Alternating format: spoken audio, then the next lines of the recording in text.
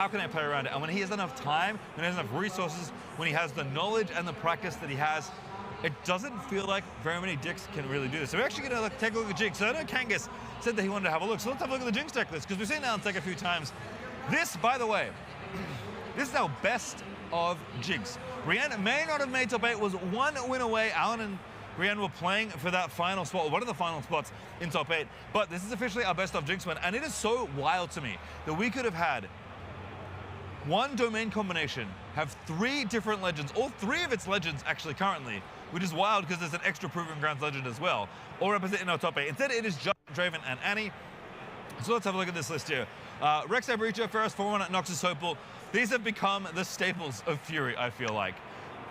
Kai'Sa Survivor, also kind of in that row.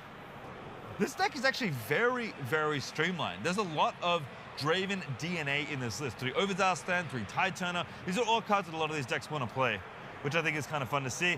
One note for me that I think definitely stands out, first of all, Minefield in the battlefield, and I did see Rian in this series, at least against Alan, actually led on Minefield, so clearly a battlefield that he pretty consistently wants to go to, which is kind of cool to see. Again, when you conquer here, you put the top 2 cards of your main deck into your trash, and you know, you have some ways to maybe move through your deck, which is kind of fun to see. Stack Deck, though, I think is kind of standing out to me. Not because this isn't a good card. Everybody knows Stack Deck is a very good card. But the thing about Stack Deck is that some decks, you know, they're playing 1, maybe 2. I think Alan might be playing 3, just because he really values your filtering and Ezreal, but I don't think a lot of the, if memory serves, I don't think a lot of the, you know, the Annie and the Dravens are necessarily playing 3 of this card, because I think they maybe value having maybe higher impact cards, maybe more expensive cards, but clearly valuing the filtering. And in general, if you just look at this list, it is 3s basically across the board. 2 Ferris Forerunner, because that's a little bit too expensive, which is a bit surprising given how much of a presence that card has had in this metagame.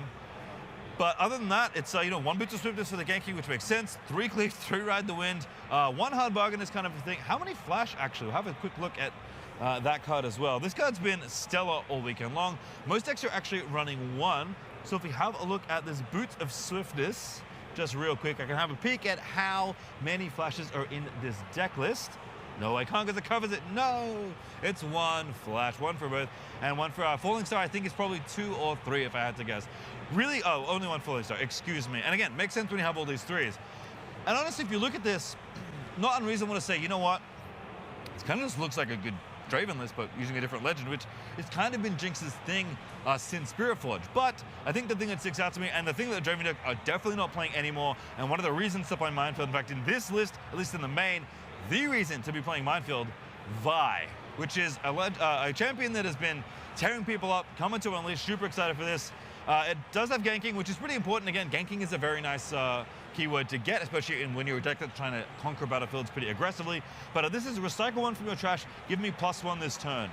And playing Minefield as one of your battlefields, having 3 of this, to me, says that this is a very valuable unit in this deck. Because it's not like the other decks where you were just running it for the recycle, maybe running 1, maybe 2, if you wanted to care about just having it as a drop you could play that could get really big in the late game. This is an early drop that you can deploy, Okay, even though hello, there are hello. plenty of other 2s. In fact, there's 9 Yeah. 2 drops, not including the Yeah, buy in this deck. So again, how do you we are say your clearly name? caring a lot about How do you- getting Ryan- in play early Ryan and getting Cole? onto battlefields and conquering them. Ryan, But Ryan especially when Jinx is Seo? discarding cards, Vi is just a card that can That name get is weird, massive. man. And when you're trying to break through things like Forerunner, But these yeah, big the battlefields, poor even Jinx. Irelias that these decks can I'm generate, so this sad. to me is one of the compelling reasons to play this. Because I'm Jinx so from your sad. champion zone, able to discard cards, a really fun The accelerate Jinx is unit, draws gone. you up as well.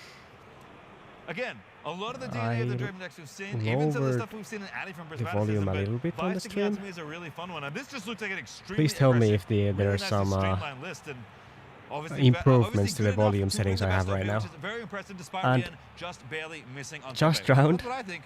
What do you all Thank think you. back there? Thank you for the subscription. Oh, I and think Trent that Lover. Kangas has Wait, a whoa, lot Trent Lover, you of should be at thoughts. I have sleep. a lot of opinions. Trent Thank you. Lover, you First should off, be Patience, for asleep, showing man. that deck list. That was fantastic. I was very curious. But thank you, and thank you. I think he actually summarized it great. That was just a Draven list. He's live crazy. And I like What? it when you What you mean lean into crazy? the strength of the legend. What do you so mean when crazy? I I've left been- Jinx, I've I'm been- trying to play with the Death Rock, and I'm trying to play like to get that low hand size. I've get been the extra crazy draws with the Jinx. consistent. What do But you this mean? was a What do much you more mean? streamlined. Like, no, we're just gonna play the good red and purple cards. I'm too and then deep the in. Vi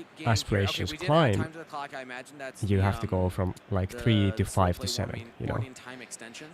Currently, Alrighty. there's to 5 really minutes on there now. accelerate the Yep. game Got a little bit. at good A pace. little bit more as we So might be starting a showdown with Ozmister this is Gem probably Jammer. looking to get some Would draw be here. interesting to send that in first as opposed to the Rex side, because that means you have to do There's once something again proactively 4 up unless you from just, Stardust. I guess, So sacrifice it. Ozmister just playing a Gem Jammer previously and Let's see what they passing. do. Ozmister's taking a He lot of didn't time, like, you really don't have a change lot of anything time. last turn. No, with And you're that, behind on points here, so Oh, Stardust, because if we go to Stardust overtime and then has there's 4 3 up turns, again, Stardust is leading and by now 3 Ozmister right is now. finally all right, forced so we're to trying to play get the some of Falling these Star. units off of the board here with this So, Falling Star from Ozmister. Maybe We're he should have done that traveling last both, turn, or we're because now targeting he's both, like really behind. traveling Stardust merchants. plays Yep. Spinning But we're gonna Axe on respond top of with that, a spinning so the axe Traveling and Merchant just lives. give up one of those traveling There's merchants here. Saving the one in no the base, but then we other can go in the next turn damage and try and spells conquer and in get a draw. Ozmister's hand, It's, so the Ozmister can merchant try is and gonna take live. some points on the board here, but Stardust is setting himself up to have a So really good yeah, you start, for and sure now should have that's had a had reaction played the flash as well. I Falling Star suppose last that's, turn, the and chain is being Stardust added to also the, flashes. Does spinning get axe, hard but there's a bargained, bargain, Hard and Stardust is which now completely gives exhausted. Ozmister a free Yep, draw. hard bargain on that Okay, flash unless okay. he wanted to pay 2. Not bad, He's not giving bad. up that tie turner. I'ma And do my Stardust was trying to do schoolwork that while so this that shit there is wasn't on. a draw from Ozmister. You're I mean, trying that's to pretty save smart. another That's unit smart. and not give the +1 to Ozmister on the, At least the smarter winning than combat. Ozmister's last turn. But yeah, Ozmister I'm just with kidding, the I'm hard just bargain, kidding. that's a decent time to use it, and you got to get on the board. I don't think that it's going to But that yeah, much easier Ozmister for did get the Ozmister. free draw Yeah, here. He's going to reinforce, so he's still gonna be behind in Reinforces the bottom points. battlefield, 3.5 gets 2 minutes up on the from clock. Targon's Peak. Yes, 3.5 minutes, but you also have those 3 turns Now in overtime to try and they're get wondering if something. Ozmister Yeah, but missed you the need trigger. to be, again, lead by 2. So Stardust currently Ooh. already leading by 2. Ooh. Oh, did they missequence their ABCDs? I think they Did awakened and or they Ozmi channeled and then I guess they awakened? did. Is that what I'm hearing there? Oh, that's so There was bad. something about channeling of runes there. Oh no. Tell. That's continue? I think we're crazy. We're just- starting the turn, yeah. This 'cause that is counter the has gone game. away. Not Might even have the been a match. warning, I'm This not is sure, the but game Judge mentioned something to Stardust. that is the difference That's gotta be between making it stressful. to The top time 8. Yeah, the time is And you missed ticking. the Targon's behind Judge Peak. is making sure. Well, No. we also have to make sure that we're doing everything that we No. are supposed to do for this game. Poor state. guy. This is one of those Poor moments guy. I just like to remind everybody. This is a very human Stardust experience. still Yes. chooses to Right go now. to the top The battlefield, stress so of the maybe moment. Top missing the 8 Targon's on the Peak line in a mirror match didn't that make is any very difference here. complex. You don't want to mess up. No, Um, and there's a timer on your forehead. still a so little it makes it goofy. that much Still more a little stressful. bit Nobody goofy. likes being rushed, Nope. of course. So Oh, we're going and to go the ahead and bring in that Draven Draven showboat. Showboat comes with the down. traveling merchant on the Aspirant's Climb.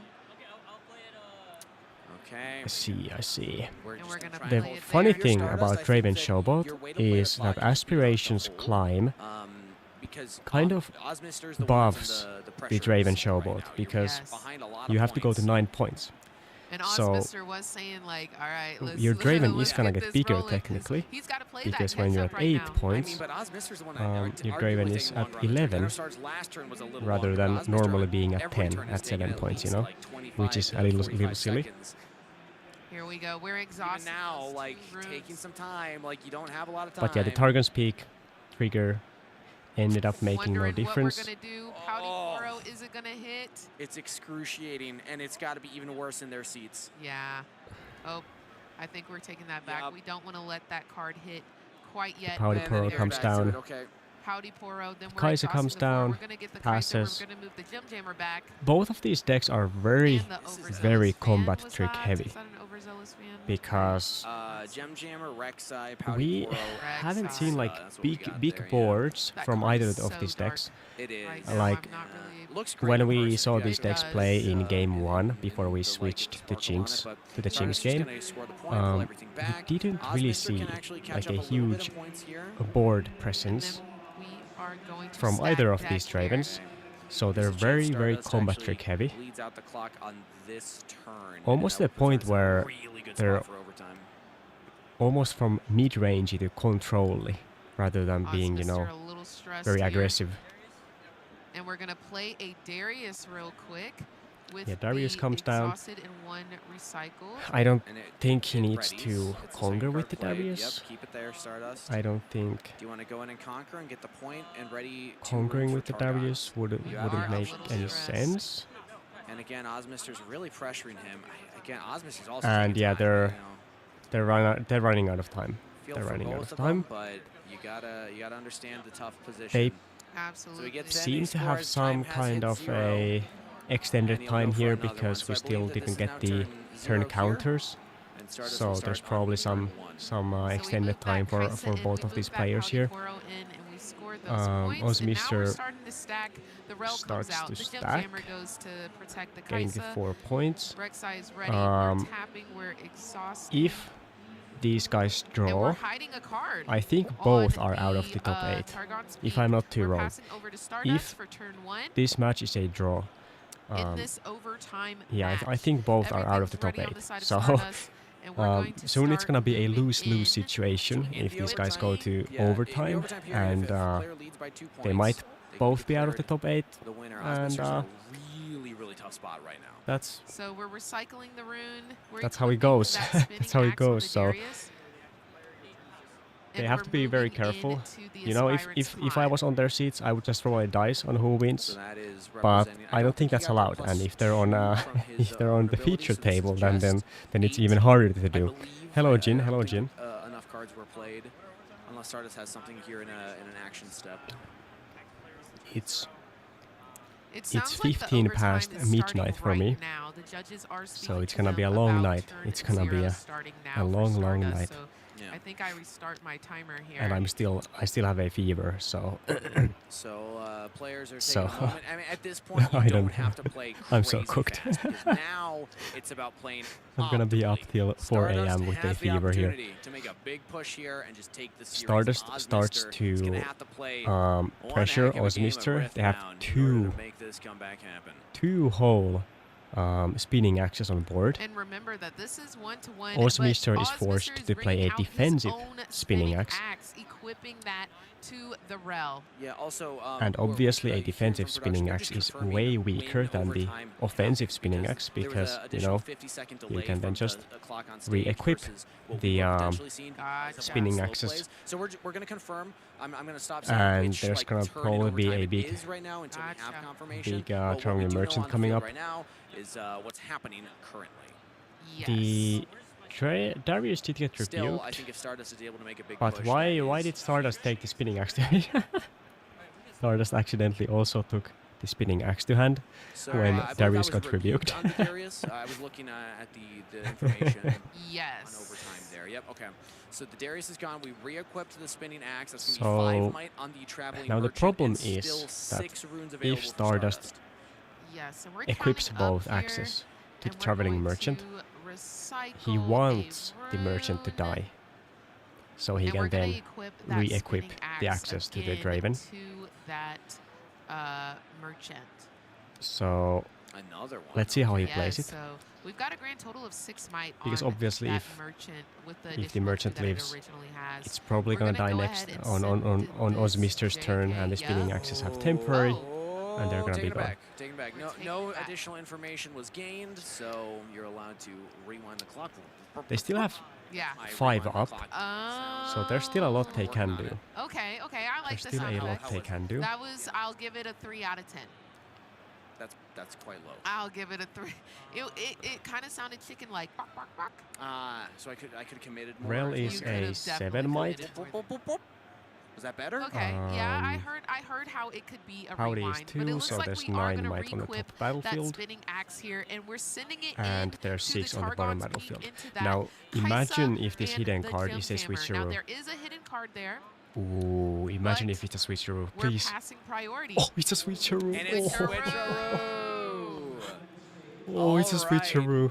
The hidden card is a Massive switcheroo. right there. So that will swap the 2 might with the Okay, 8 okay, might but and that has to be a kill the misplay. merchant. If it goes through, if Like all this happens, no hard 100%. bargain. That's a misplay. Wow. Oof, oof. That No is way. a toughie, my He actually brother. runs into the hidden card at the -6 bottom battlefield for the when mites there's a here. 2 might unit on the board.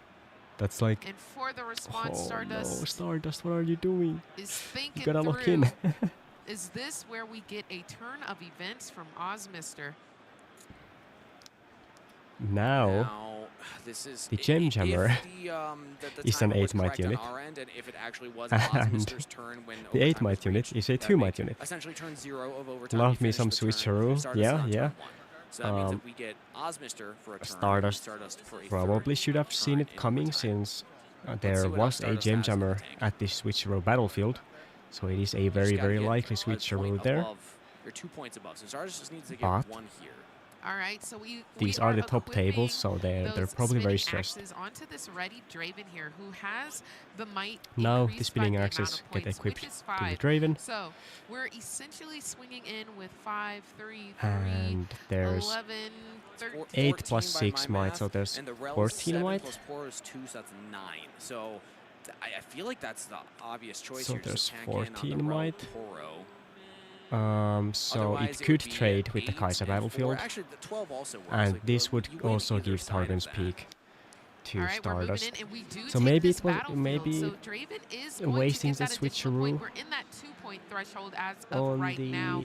the Is there on the anything that we traveling can merchant do was the plan all along from Stardust. about Maybe I was this wrong. next Maybe one? I Oh, was and wrong. we ride the wind Oh, over to yeah. the next battlefield. Trent, you said it. You said it. Draven does Huge go right up to an win top deck. additional Holy! might Big. because of the point I didn't even going see it. up, and I we didn't even see it. clear That's crazy. That battlefield as Math. well. So now we're going to get an additional conquer. That's crazy. Draven is Massive. ready. And that was the top What are we deck gonna from do? the I don't think it's combat. possible. So Ozmister gets 1 turn. That's can like score 2 the points. that's puts like you the at 6 best versus card 7 he of could have Stardust. gotten there. Move the Draven back, send it Now in he the drew another conquer. card You gotta from lead the by other 2. combat. So as long as Stardust And is able he can to take guarantee the a Draven point, back. Stardust did a really good Oh, job from the of stack just deck. putting Okay, himself okay, in from the a stack deck. like I see, excellent I see. position to win. And Target he should also ready that gets the rune, Targon but speed I don't know if trigger. Stardust has anything to use. We'll see. Okay, there we go. So They're correcting now he it, has so 4 up.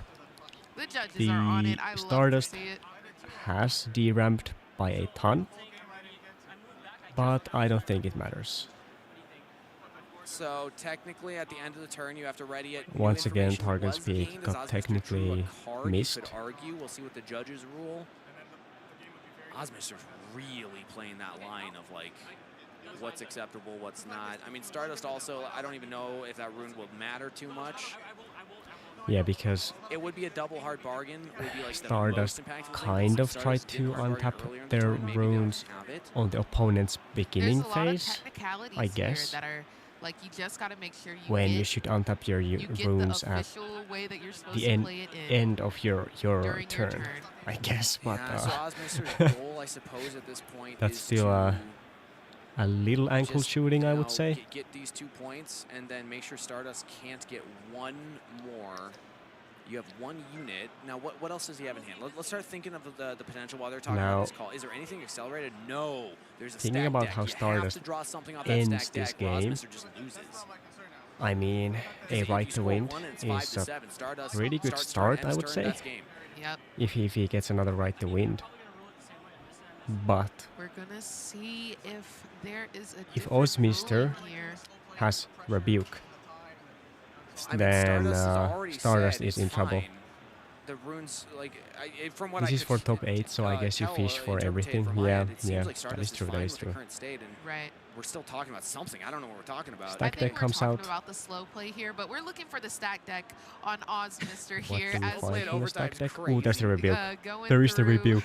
Yeah, I think It's it's, just happening. a lot of It's happening, guys. I think it's a lot of emotion. A lot of If I'm emotion. being We're honest, here at the end. We're borderline at This the is the finish most line. I'm not important gonna match. lie. It's been a long weekend. Yes. There's a lot I on the thought line. Stardust A lot of Rift I Bound had won this empathize with game everybody that's in this type of like 4 situation, turns ago. regardless of, you know, It would how be you're kind of handling crazy if pressure. It's Ozmister so much crawls pressure back to into be this in and this wins, seat, and I just gotta remind because everybody, this is I a thought the human game was over experience. like Absolutely. a It's long, long tough. time It's ago. really, really tough out there. That's crazy. 100%. Now, I don't see a way to accelerate. I don't think that Ozmister had it. I You think took- I think that's a Ozmister is running rebuke. 3 Yeah, that's a rebukes. rebuke. Yeah, there's a rebuke So, in hand. there's I still wish a I could world see the where others. the It's a Ferris rebuke, Forerunner, 1 a rebuke tight isn't enough. turner, and I don't know if there's 2 anything rebukes else. would It looks probably like Rek'Sai is being make sure that sent into Stardust can't end Targon's the game peak, in a very long time. to score an additional point. Is But 1 Stardust rebuke going is still to let still this a go lot. through? Let me tell you, I don't envy Conquers those the judges right now. Also. No, yeah. Target's big Everybody's got to battlefield be on their Q's and goes P's, through. y'all. That's a Tip-top tense- Stardust tense is table. bluffing the You better second, sit the frick up. We're or playing was Riftbound bluffing the right second now. right the wind.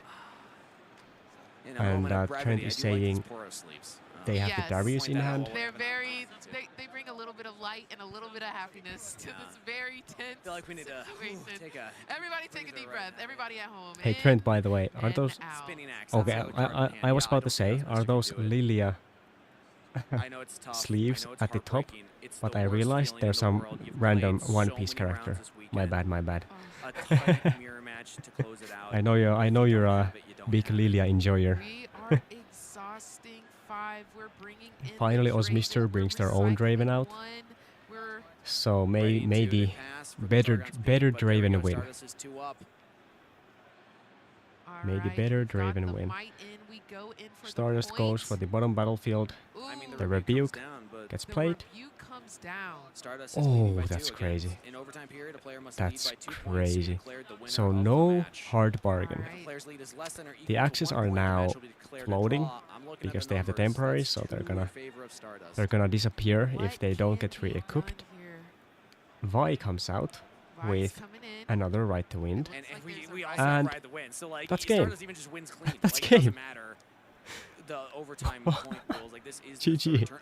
Unless So the they only had the other Vi thing is right unless to the win timer was wrong, and it was in actually hand the whole Stardust's time. turn, I suppose Or that did- would be a much Wait, bigger no. indicator The here. right to wind must So have there's a been potential 'cause again, there was top-decked multiple time extensions very and, very some play recently, warnings that because were I don't issued by think they had judges, 2 so right to there wins. is a chance like a that, couple of turns ago. Osmister's turn was not turn 0 and it was actually Stardust. Oh, that's which would crazy. Completely flip the script.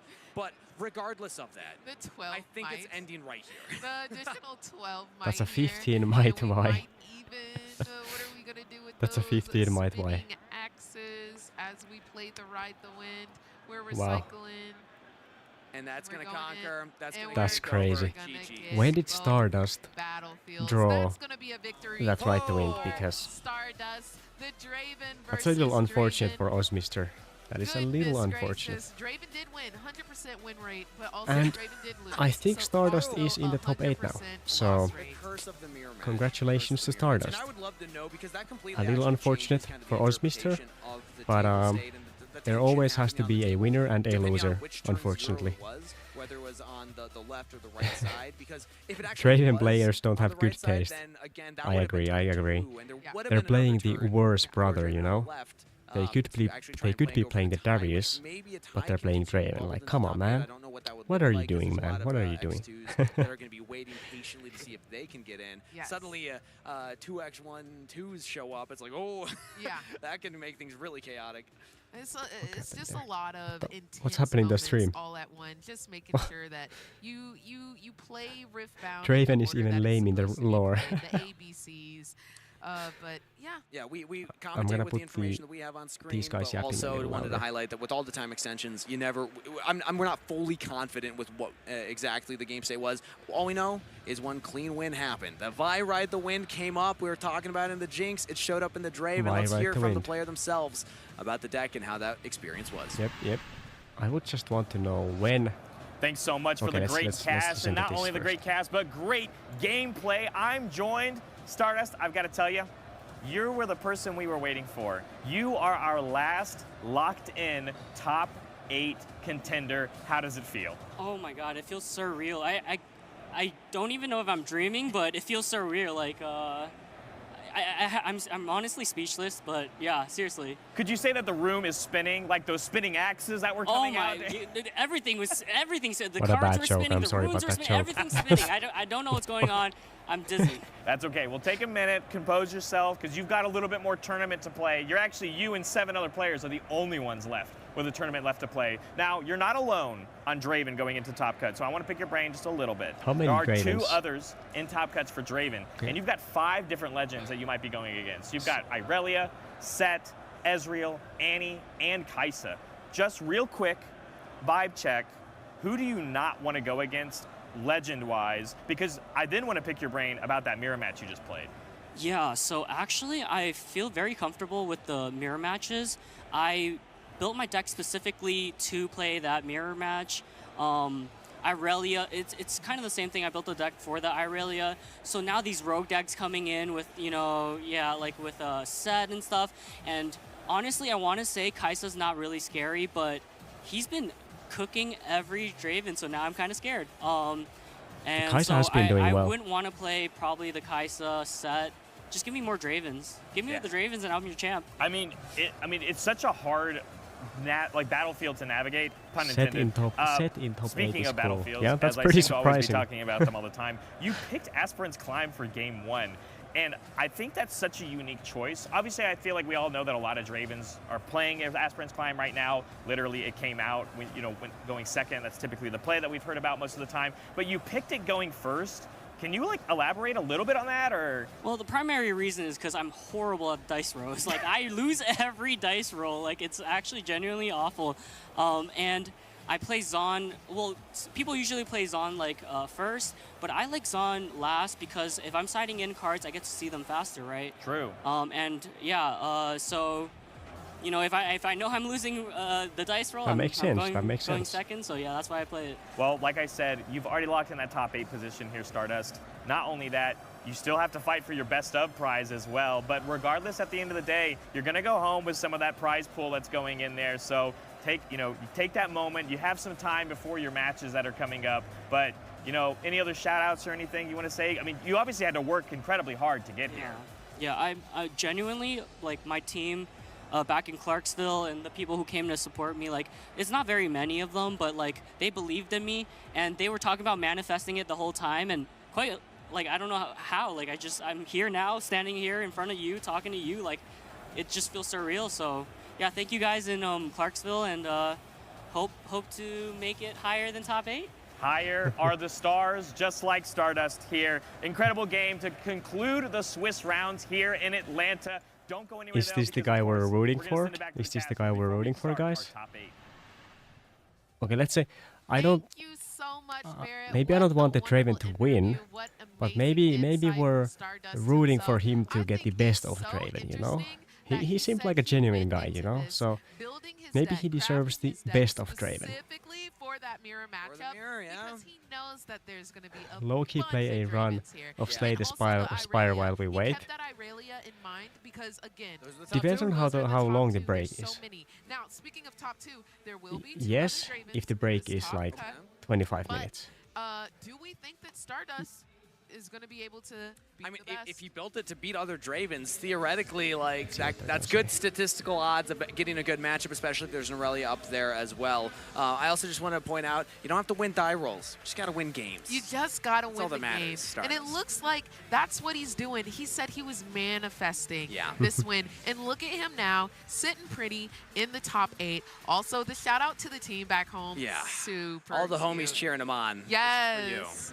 But I also want to notate, he said, I'm kind of fine going up against these other people in this top, but that Kai'Sa who Stacks said top. that she's specifically coming for the Yeah, Dravens, Kai'Sa is surprising. I don't want to The go Kai'Sa over is there. going crazy So I think right it would now. be really interesting, low key. I know he said he don't want it, but I kind of want to see the You Kai'Sa trying to Draven. curse him? You No, trying I don't. To curse No, no, no, Stardust no, right no, now? no. That's crazy. I We're just just cheering him think on. it would be fun Okay. to see Kai'Sa Draven. How about we send the Kai'Sa against the other 2 Dravens? How about that? Okay, you know Okay. what? We can compromise. Well, Frosty Stardust, can take we're gonna Imagine if manifest we have that you the Kai'Sa you get to breathe for a second. You get to breathe. versus I will manifest Draven that you in win the the next finals. dice roll, though. that. Oh, that'd be good. That Yes. would be the true All right. cinema. Want that for Well, sure. that's true it cinema. for our Swiss round, though, Reagan. All we have left is top 8. It's getting tight here in It's Atlanta. getting very close. I'm so excited. Okay, I want your prediction right now. Who do you think is gonna win? I still have Kai'Sa. I'm going to stick with that all weekend. I said Kai'Sa was the deck and Frosty the pilot. I think Okay, Kai'Sa so can this take it. caster thinks All Kai'Sa is right, gonna win. I'm gonna rock with that. I'm gonna say I do think the Kai'Sa will probably take it, but I'm rooting for Set. Oh, true. She's yeah, rooting Colin's for your boy. Set. Yep, Oh, yep. that's your boy. We All right. we stand Colin in this household. At least you're consistent. I like I that. am. That's good. You've been cheering for him the entire weekend. I I'm rooting have- for anything well, else than Irelia. I'm a big Irelia hater. Yeah, basically. After the Fiors got eliminated. After I met him, that's when I started cheering for him. So Fair, yes, whole weekend. But yeah, no, it's I'm so All of excited. us, I'm glad yeah. we're getting down to the nitty gritty because You're we're rooting really for gonna Alans? start seeing I don't know, the man. like, gameplay get Yeah. really intense here. Noah's ears also. So Lille Alan's will did not me have a dirty on repeat Lille, so champion, but there's still the I option don't for know, something man. new. We got Irelia, we got Kaisa, so we got set a lot on the table. But with that being said, that's it for the Swiss round. It's time to throw it to a break before we are back with our top 8 right after this.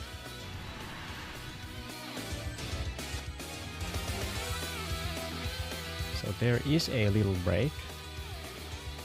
There is indeed a little break. It's because if Alan's wins, it means EU.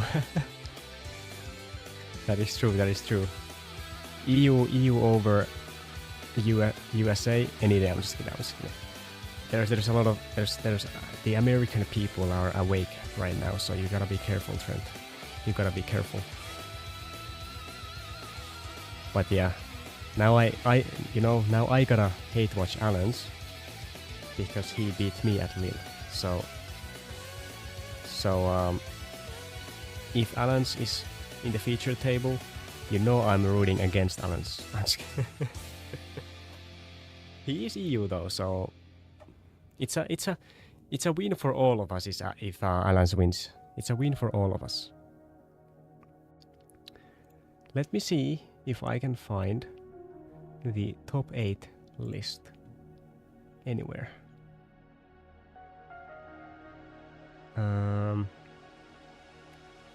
Well, here is like the... Here's like...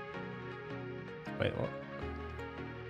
See guys, I have 2 screens, right? I have 2 screens, so you guys don't have to watch me do all of this random stuff anymore. Ain't that great? Ain't that great? Oh. What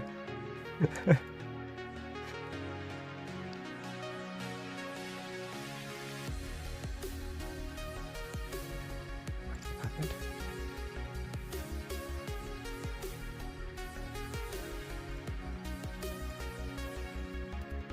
What? Wait. I will pull up the... Is this the list? Yes. And I think they do the top 8 stream like in a different stream if it makes sense. So I guess I'll have to, yeah, because it says round 9 to 13. I don't know why they do it like this in like two different separate streams. So let me just swap to the other stream. You guys can look at the beautiful top 8. So this is the beautiful top 8. Draven, Annie, Kaisa, Draven, Irelia, Ezreal, Sett, Draven. The biggest thing here is that Coco Lopez, Draven, has the highest seed. So they can always choose to go first. Higher seed in top cut can always choose to go first, which is kind of crazy. So Coco Lopez obviously has like the highest chance to win the whole tournament because even in the finals, he can choose to go first. There's nobody higher than him, so it is kind of crazy. It is kind of crazy. What the fuck happened to the picture? It is kind of crazy. Okay, here it is again. But if Coco Lopez does get dropped, then Prismatism is the highest seed. And I think if Coco Lopez gets dropped, I think Prismatism insta wins the whole tournament for sure. Because then Prismatism is the highest seed, and it's an Annie that can always choose to go first, which is crazy. Think about it, an Annie that can always go first. That's kind of crazy. Imagine how unwinnable it is when you know you're going against an Annie who gets to go first, and it's Prismatism. Hey, no way.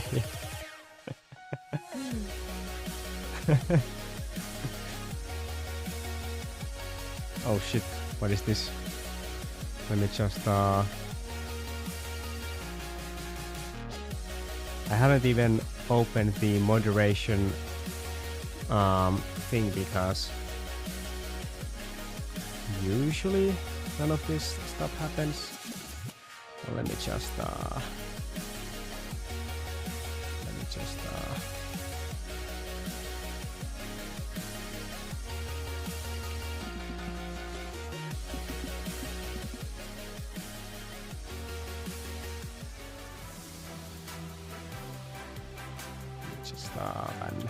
ban this.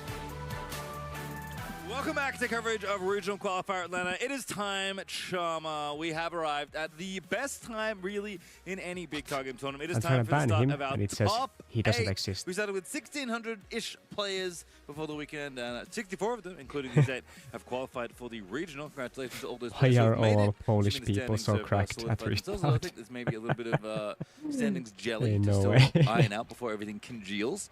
But we have 8 players left, and we have some very exciting names in this top 8. Yeah, we absolutely do. This is a very good top 8, both in terms of deck diversity, though I am relatively certain that you were wrong about the number of Dravens.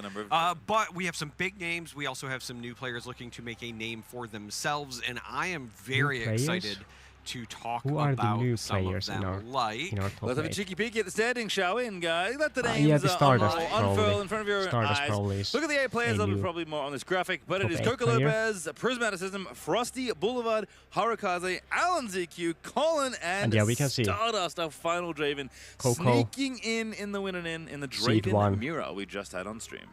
Gets to choose. This is a fantastic top 8 when you're looking at names. Gets to like choose go first again, every incredibly time. well in the past. Now on that set, representing the original legend that they fell in love with. We have Alan, of course, previous regional qualifier winner, Ezreal specialist. We have Harukaze, we've seen on the broadcast this weekend, great on Irelia. Boulevard, I'm just going to say the quote. So I was talking to Boulevard during the break, and Boulevard said, I really want to make top 8 because then all of the Legend of Runeterra players will know that I cast even though it's just live, it's not actually live. And the only way to get it live is to put it at 2x speed. But not to play against. Very, very good at card games. Good YouTuber. Designing some as well, which is pretty impressive. But definitely a player that's fun to watch and has some spice despite playing the most represented deck in Draven. I have to point out. Wait, no, it's Coco not. It can't be Lopez, 6 unique decks if there's 3 Dravens. It's very big advantage over everybody else. I believe that is 1 more than Lille as far as deck diversity goes in the top 8. Coco Lopez falls, it's at least similar. Yeah, it's similar. Then Prismat. The point is that will it's probably not clear lopsided. It's not the whole half event. Draven. No, not like that. Not half Draven. No, it's not. And it's only 3. 1 less than the last time we were in North America playing a regional qualifier. Can and of you course, see that begs deck the lists question, on UBS? Apart from Prismaticism, who I think at this point is now become our de facto player to win this event. I know you've been... No, I was going to say, that's my de facto. I actually think that there are very reasonable takes otherwise. If you had, say, argued for Alan, he's a previous winner. Makes a lot of sense. Colin is showing that he can win on nearly any legend with this run on set. Boulevard, again, a lot of success in other card games, is on Draven. In fact, if you were about to ask me if I had to pick somebody not named Prismaticism, I actually might pick Boulevard simply because while he is on Draven, he has brought a very spicy version of this list. Casters in terms of the battlefields brought, but also some of the are cards not picking included. Seed 1 there is, when we hopefully get to it on the broadcast, that has to be a misplay from the casters. That has to be a misplay. Rumble in there, he told me. I had a wonderful discussion about why those cards were Kuba included. says they don't think we can see the deck list He yet. had a very good read on the room, and it's very I also couldn't find them. Yeah, I mean, for all of the talk and for how much Draven is represented across Spirit Forge as kind of a season at the original qualifier level, only has won once. So has a chance to do it again, but it is not plus 15% the most represented deck. It is not the most dominant deck necessarily in the field. Although I guess maybe Vegas, it's just crazy that you get to choose every despite time. how exciting I if you go first. found those Draven mirrors. Again, Prismaticism, I think the player, I guess we should talk about it because we are going to talk about it at some point. The player who we all have our eyes on coming into this top 8 has done just about everything you can do in Riftbound right now, apart from win a regional qualifier. Yeah, absolutely. Multiple top 8s, great performances in the third-party tournaments as well, continues to be consistent, and I think that's the real measurement of skill. If you're new to card games, you might not understand why we're highlighting somebody like Prismaticism who doesn't have the big win, and the answer is simply it's hard to win an event. You do need things to go your way, but it is significantly harder to be in the top cut, be in contention time after time after time again. And so that is what is the standout when I think about Prismaticism. I will say, as we start to look at maybe the bracket, as that starts to coalesce, one of the other things to keep an eye out for is Frosty on that Kaisa. Oh, yeah. Because there is 3 Dravens in the top 8, and Frosty looked very good earlier in the weekend against Draven on that Kaisa. Looked very comfortable in that matchup, and if things align for Frosty, could just go on a run.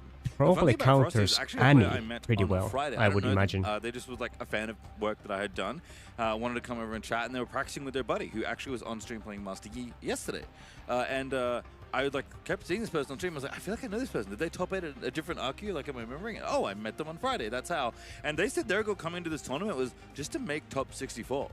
When I talked to them after they were, I think, 10-0 after getting into a feature match, they couldn't believe what was happening. I was like, I'm sorry, I'm mentally readjusting to what's happening right now. I have to think about, I'm not only probably going to win best of Kaisa, I'm going to be much better than top 64. I'm almost assuredly in top 8 on ball. The Kaisa player already has the best of Kaisa, so a player that's that a is, lot of money. That's a lot of money. New in some ways to success, at least at this level in Riftbound, looking to maybe break through and be a new player we now keep our eyes on. Yeah, and the interesting thing is, production was kind enough to let me know that I think Annie traditionally has the Kaisa advantage across with the field Rebuke. has a very bad matchup into Draven, and a lot of times I think that's on the back of Kaisa potentially struggling to deal with the Ferris Forerunners, but that's Frosty, really the caster just said the same that's too. really bad.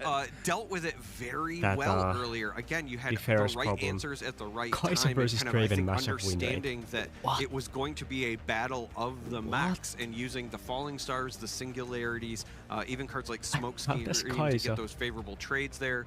I think 30% Frosty win has rate maybe against cracked how Draven. to pilot it, because I Let do me just think put the sometimes volume a with these little bit more lists, down. you look at it and you say, well, How does Kaisa every has list a is the same, or every 30% pilot is less the same, but win there rate? are games that I mean, can be made if you 30% win kind of rate adjust your against play Draven. patterns, and Frosty looked That's great. crazy. Absolutely. Let's have a look at Frosty And talking about checklist. Ferris, That's at least the main deck. Kaisa does clear Ferris fairly easy. One falling star, just insta-kills both mechs. Yes, And this they is a also card have that's been Ferris in included their a main deck number of too. the Mind Domain So lists this weekend if, because for example, it if you're playing allows against you to get Draven a lot of looks or in your Annie, deck. if Your you both mechs have vision, Ferrises, and then that Kaisa triggers deals on with the forecast opponent's ability Ferris because it's a mech way that looks like easier than the corners, and opponent then also when deals your with the forerunners Kaisa's are Ferris, cracked, if when that the makes sense. tokens enter play, you get So those I don't triggers think as well. Kaisa So this is a way where struggles you can against ensure Ferris you have that right card at the right time compared to how to much the answer other your opponent's. other So, decks again, also like any guy struggle might against change Ferris. on paper, Yeah, they but do it's have paid Rebuke, dividends for Frosty but throughout the event. Yeah, been looking good. And this is falling kind of, starring, for example, both mechs, just clearing the Ferris and falling starring both mechs is still better than rebuking the Ferris, in a sense, because Rebuke just delays the Ferris, while Kaisa can just deal with the Ferris fully. I don't know. I'm not a Kaisa player, so actually I'm not gonna don't take me for granted. I'm not a Kaisa player. Everybody, I think everyone's cheering for Set. Colin is a player that is easy to cheer for, very genuine, very lovely guy, very good card game player. And Set's just a fun deck. It's fun, man. Who doesn't want Set to win? I want Set to win. I Who don't doesn't like want Set Set to win? much. It's gonna be crazy I'm if Set excited to wins. see it in action once again. Again, we saw it earlier in the weekend, but it is a deck that I think sometimes is struggled when piloting by certain players because the resource management is critical. It is a deck that's very power hungry. You have to essentially know your energy. You have to know your power to pay for the heavy body costs. You also have to know how to manage your buffs, which I think is an under thought about thing with that list. Earlier we were seeing Darius lists that were using Rally the Troops, for example, to get those buffs for the Darius monastery mentioned. payoffs. GG. Colin was running GG. the Arena Bar, for example, to make sure that he always had that fresh flow of the buffs. Again, understanding that's a third Darius resource getting I have to mentioned is manage, so like- let's make sure I have a supply of it. Your own country getting mentioned in some news or something. Okay, so I have two stats that I've just received that is kind of fun. So apparently, Set's win rate, I assume this is in Atlanta, against Draven. You know, the deck you expect to Set's play win against rate. the most represented deck. 20%. 34% in Lil, a cool 20% here in Atlanta. 20%. Now, I don't think that's very representative of Colin's doing great against Draven, given how good his record has been. But against Annie, would you believe, Set looking pretty good. Do you want to give any guesses about what Set's winner versus Annie might be? Across the field, I would say Set's probably 58% against Annie. I was told, and I don't know if the stat is maybe skewed or there's something being misinformed, but that's it. That's the win rate versus Annie. 100%. It's literally unlosable. Well, that tells me a couple of things. That That's tells crazy. me Prismaticism did not play against a Set yet. That also tells me that some of the Annies in the field just might not have been prepared for units that are both large and the two near Annies that unkillable. went the against thing that Set separates lost. Set from some of the other just kind of spam might decks is that Set Legend ability where you can spend the buff to get your unit back to safety and then just get it right back into the fray, right? Reaver's Row, as we know, was banned, and that had a very similar mechanic where when opponents came in, you could kind of save your unit, but Set's got that baked in, and I do think that there's a situation where Annie-lists might have struggled against it, but I still think 100% is wild. I can't imagine the sample size is particularly large for that one, so there may be something going on in the back end that we'll take a little peek at some point. But thinking through the rest of the top 8, Irelia, I mean, could get there. Yeah. I feel like we never have faith in Irelia, but maybe that's her time to shine. I had said, you know, again, a couple of times on the broadcast Oh, that I man, think I hate Irelia. Aurelia was kind of Please. due because Anything we keep seeing else. it get to the top 8 and not get the job done. I will be rooting Harukaze for anything did look else. great on the broadcast earlier in the weekend. Certainly a capable player. All if my they go on homies to hate win it, I Irelia. would not be surprised. It is going to, I think, be a very tough hill to climb, just given the nature of this top 8. However, because you're going to have to be going up against specialists, right? Colin on this set probably has a lot more games into Cool Irelia transition. than Harukaze does into set. Yeah, oh, absolutely. And even if Harukaze has practiced against Ezreal, it's not the same as playing against Alan on Ezreal, and so that's the real hill. And I think that's the last thing to maybe talk about, because that is the last deck in our top 8. Azir, by the way, didn't make it. Last Yi, by the way, didn't make it. Not two things I expected, actually. I thought Yi was almost guaranteed to make it, at least one of them, given that their deck, I think, had pretty good representation and converted quite well. We'll have a look at Harukaze's deck list, though, because Irelia is a champion that you can build in quite a few different ways. In fact, if you cast your mind back to Vegas, there was also only one Irelia in the top 8. It had Heart of Dark Ice. It was a much slower, almost more controlling build. This one, a little bit of top end, but what's sticking out to you here, Charmer? Because, again, there are very many ways to let Irelia dance across the battlefield. Yeah, the things that jump out to I me think the Mind are Splitter the makes top sense. end. We see that Mind Splitter there. Yes, it's just a one-of, but that's saying that Irelia wants to either have some hand only disruption two or just have Guardian a Angels. naturally large might unit on the back end. There is also that one-of Vex that I'm a big fan of, because when you need to go in for I a feel like two in Guardian combat, Angels being is able to tax your very, opponent at the right very time also makes a whole lot of vulnerable sense. The other to thing that jumps out is earlier on anything the that broadcast, we've kills seen, gear a different version of Irelia that or was brought by a weapons. team that did perform very well. Unfortunately, none of those members made Very top 8, interesting, but, very they interesting. were And on one a of his, sneaky which is pretty deckhand, cool. lower to the ground version, and this one is very clearly instead looking to play that long game and then kind of come in when things coalesce in the proper fashion. Yeah, got GA Zone, these things you can play early, 2 Titaners, and of course those 3 Deserts Core, kind of filling out your early drop, 2 drop No slot, as it Targon's were. Peak, by the Fizz way. actually one that also jumps out to me. You don't see this that No often Targon's Peak, in Irelia, but I Irelia. do think That's even though it crazy. doesn't really work with things like Not So Fast, Hard Bargain, or Defy, cards that these decks are pretty notable for, it does work with a lot of other things, Rebuke being kind of an obvious one, Charm being a real winner there, I feel like, as well, but Fizz can get a decent amount of That's mileage. I crazy. kind of like that one here, and it's something I'd thought about in Irelia, but I'd never done it, and it's now wild to see someone in top 8 with Fizz in their main deck. Yeah, there's a number of cards when I was looking at that list where you might have wanted to run another copy, but it's hard to fit so many cards into a 40-card list. So having that one Fizz kind of fills the role depending on the situation. Need another Ride the Wind? It's there, right? If you need another Defiant Dance for like an want to offensive sleep. setup, it's there. So I like You the can one go of to Fizz. bed. I wonder how many Boots of Swiftness there were. I actually And realized 2. Okay, that would make sense. fall That's the number asleep that's usually listening to my pretty beautiful typical. voice. We do have some interviews, though, because Baron has been chatting with a few members of our top 8, so let's go down and hear what they had to say. You'll see the best dreams of your life. Trust me, bro. I'm joined here with one of your top 8 contenders, Colin Kaiser. I feel like I've talked to you a lot this weekend already because you have been absolutely tearing it up here in this tournament. How do you feel right now locking in this top 8? Honestly, it's incredible. This is going to be my second top 8 that I've had now between Vegas and now, and to be able to do it on my old Passion deck is honestly, it feels incredible. It's not even just the Passion deck. I mean, congratulations. You're obviously already the best of set, so you've got 1 trophy to put in the case now, but how badly do you want to win it all? I would love it, honestly. Just having the ability to say that I'm the GOAT, unquestioned, unparalleled. I already believe I'm the best, but to be able to prove it to everybody, playing a deck that everybody wrote off would be amazing. Well, you're one of my favorites to win it. I love Set the Boss myself, so I hope you bust some heads in top 8. And who, out of the other people that are already locked as well, who do you maybe want to avoid in the bracket? At least until the finals, I'm in with my teammate Coco.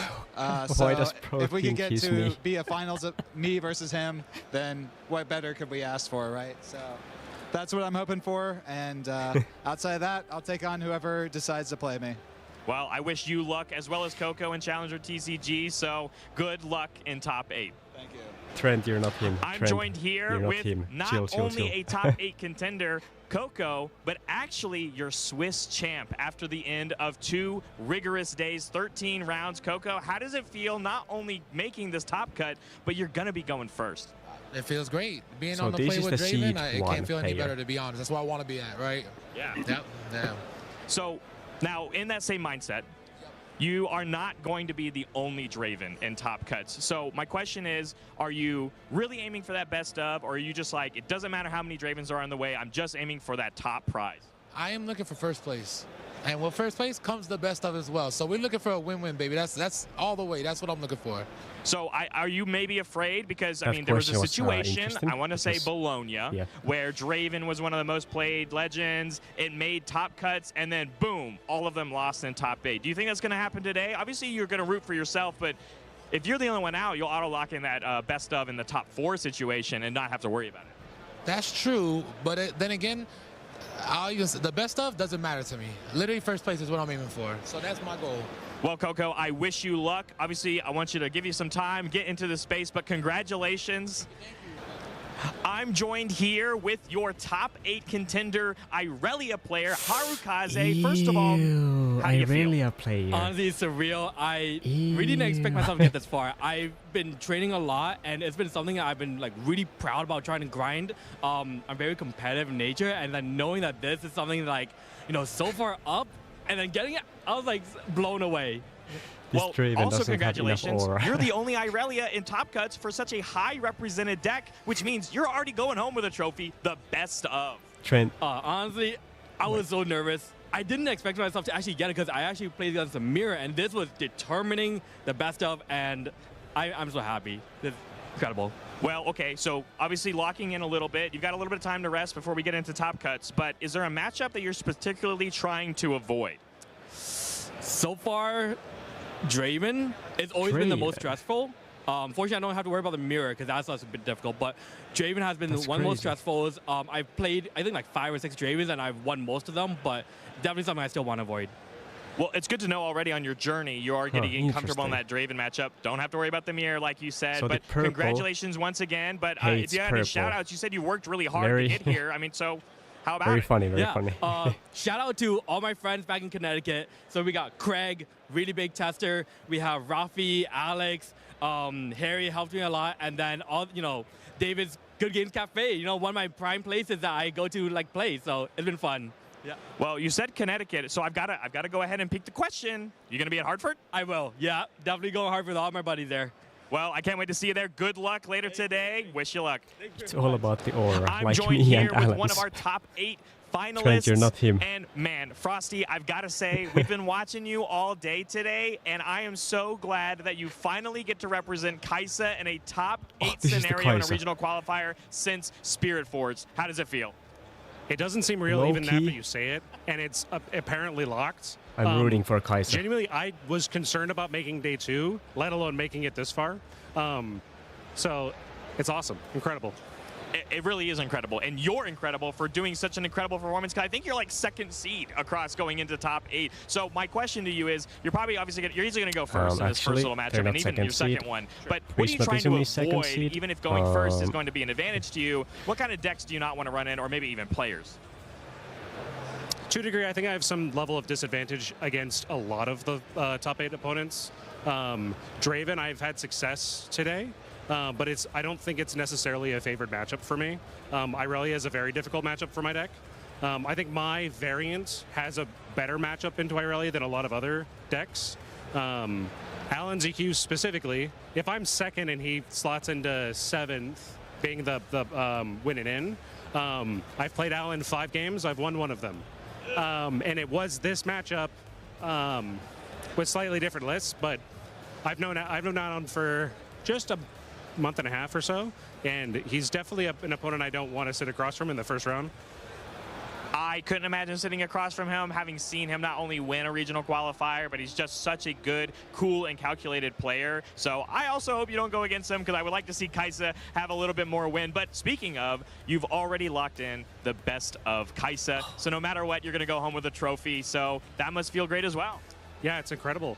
I'm playing with a signed one, and it's an incredible upgrade. So it's hard to, like, that isn't real to my brain yet. I wonder how much walking home with that is incredible. The Kaisa costs. I was super hoping to get top 64. Like, that was the dream. I heard I could have an opportunity to go to Hartford, so I'm there. Definitely gonna be there for it. Yeah, I'm gonna take a semester off of school, play more, and then hopefully do well there. So we'll see if we can run it back. I sure hope so, and I'm going to see you there. Frosty, congratulations on your top 8. I wish you luck. For the Kaisa best of. But well, Frosty crazy. Doing a little bit better than top 64, and you know what? It's 1 top 8, that's enough. Kinda crazy how I went from being an insane Kaisa hater in set 2 to actually rooting for Kaisa in set 1 to actually rooting for Kaisa in set 2. Set 1, insane Kaisa hater, into rooting for Kaisa set 2. Oh, that's crazy. Yeah, the purple effect. And I would like to keep it that way, because I can tell you for a fact, I will not do any winning against Alan CQ. You are somebody who can say you've never lost to Alan. Yes. You got that going for you. I certainly have, and I think very few I players won 1 game against Alan. Maybe claim that, or maybe there's so a couple. I'm already better than these casters, right? Today, I've also never played Alan, so have the same distinction perhaps. And that is actually the player we didn't talk about. But you know what, let's have a look at the bracket, because where these matchups fall is going to be so much fun to see. So where are we? We know the seeds. Who's playing who? Oh, baby. It's a Draven Mirror up top as Coco Lopez plays Stardust. Boulevard is playing the Irelia player, Harukaze, there in our second match. Frosty is playing Alan. No!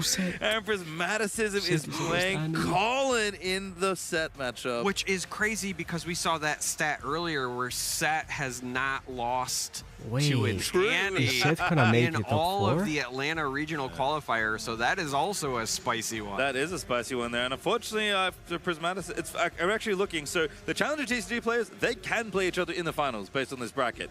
The friends, Prismatis and Alan, their teammates, they can only meet in the semis. Yeah, they could only meet in the semis, but all of these players are, again, great. I've seen the bracket now. I'm still having a hard time picking who I think would win it all, because... So, Coco Lopez, seed 1. Stardust is very cooked. Very, very high possibility that Stardust gets dropped. Coco Lopez goes here. Now, I think if Boulevard is the higher seed than Irelia, then I think there's going to be another Draven Mirror here.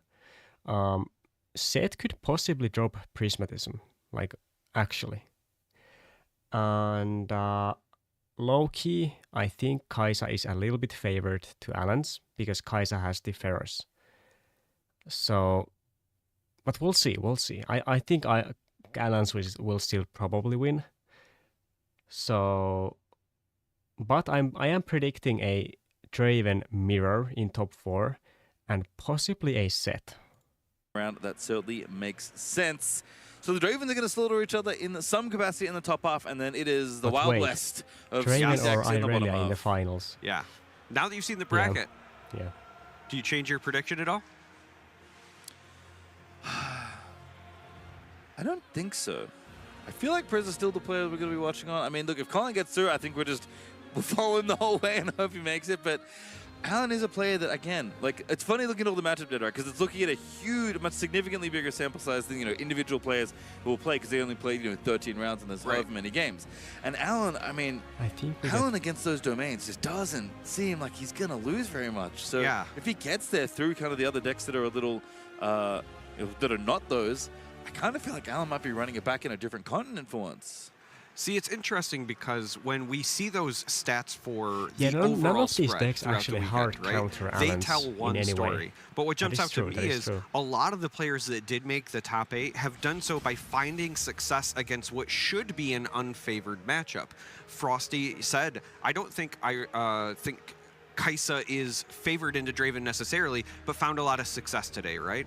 And then again, we've seen probably small sample size, but silly stat about Set being undefeated against Annie, and we've got just silly Ezreal stats. That was the other one that I was trying to come back to. A lot of the Ezreal stats were saying that they were sub 50-50, some of them really unfavored, but obviously Alan's just built different. It does not matter what he's up against. His win rate is going to be drastically different than the spread. So I think one of the things that you have to look at is the player once you get to the top 8, because every one of them has their own unique path, and that includes beating their bad matchups. And speaking of their own unique path. All right, so this is Colin's run. Again, this player was EXO for quite a while. 1, 2, 3, 4, 5, 6, 7 rounds undefeated before finally picking up a loss. Actually to a Draven player, so beat Annie, beat Ezreal, Aurelia, Darius, Draven, Riftbound Plus took the L. Sam D. Sherman, actually, that was the last round of day 1 that we commentated yesterday. When I played in Lille, I 2-0'd at the enemy set in 15 minutes, so what is this Darius doing? He hasn't watched Batsu. I see. He hasn't watched Batsu enough. Top 8 that I think we may have thought was going to crack through potentially, but a pretty fun run here. And now, thankfully for Colin, I guess, his run is fairly diverse, and this top 8 also relatively diverse as well. Yeah, looking at this run, another thing that jumps out to me is if the 2 wins against Batsu, Victor. Then he would be in top 8. So obviously being able to play into the control decks very comfortably, not worry about the removal, likely just understanding how do I generate pressure safely without overcommitting.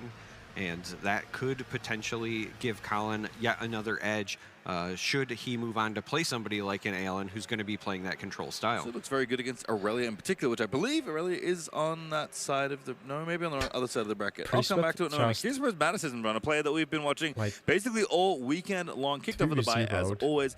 Aurelia, Zia, Rek'Sai, Siva, Victor, Draven. That is a very interesting spread for those first 8 rounds to be 8-0, up to 10-0 after taking out Azir and Draven, and then basically just continuing to run it, losing only to Frosty. So actually did pick up the L against Kaisa, but did not have to play set yet, drawing in with Coco Lopez in the last round after taking out Duali in our on-stream match. Yeah, I think that this run makes an awful lot of sense to me when I'm looking at it, simply because the one loss is to Kaisa.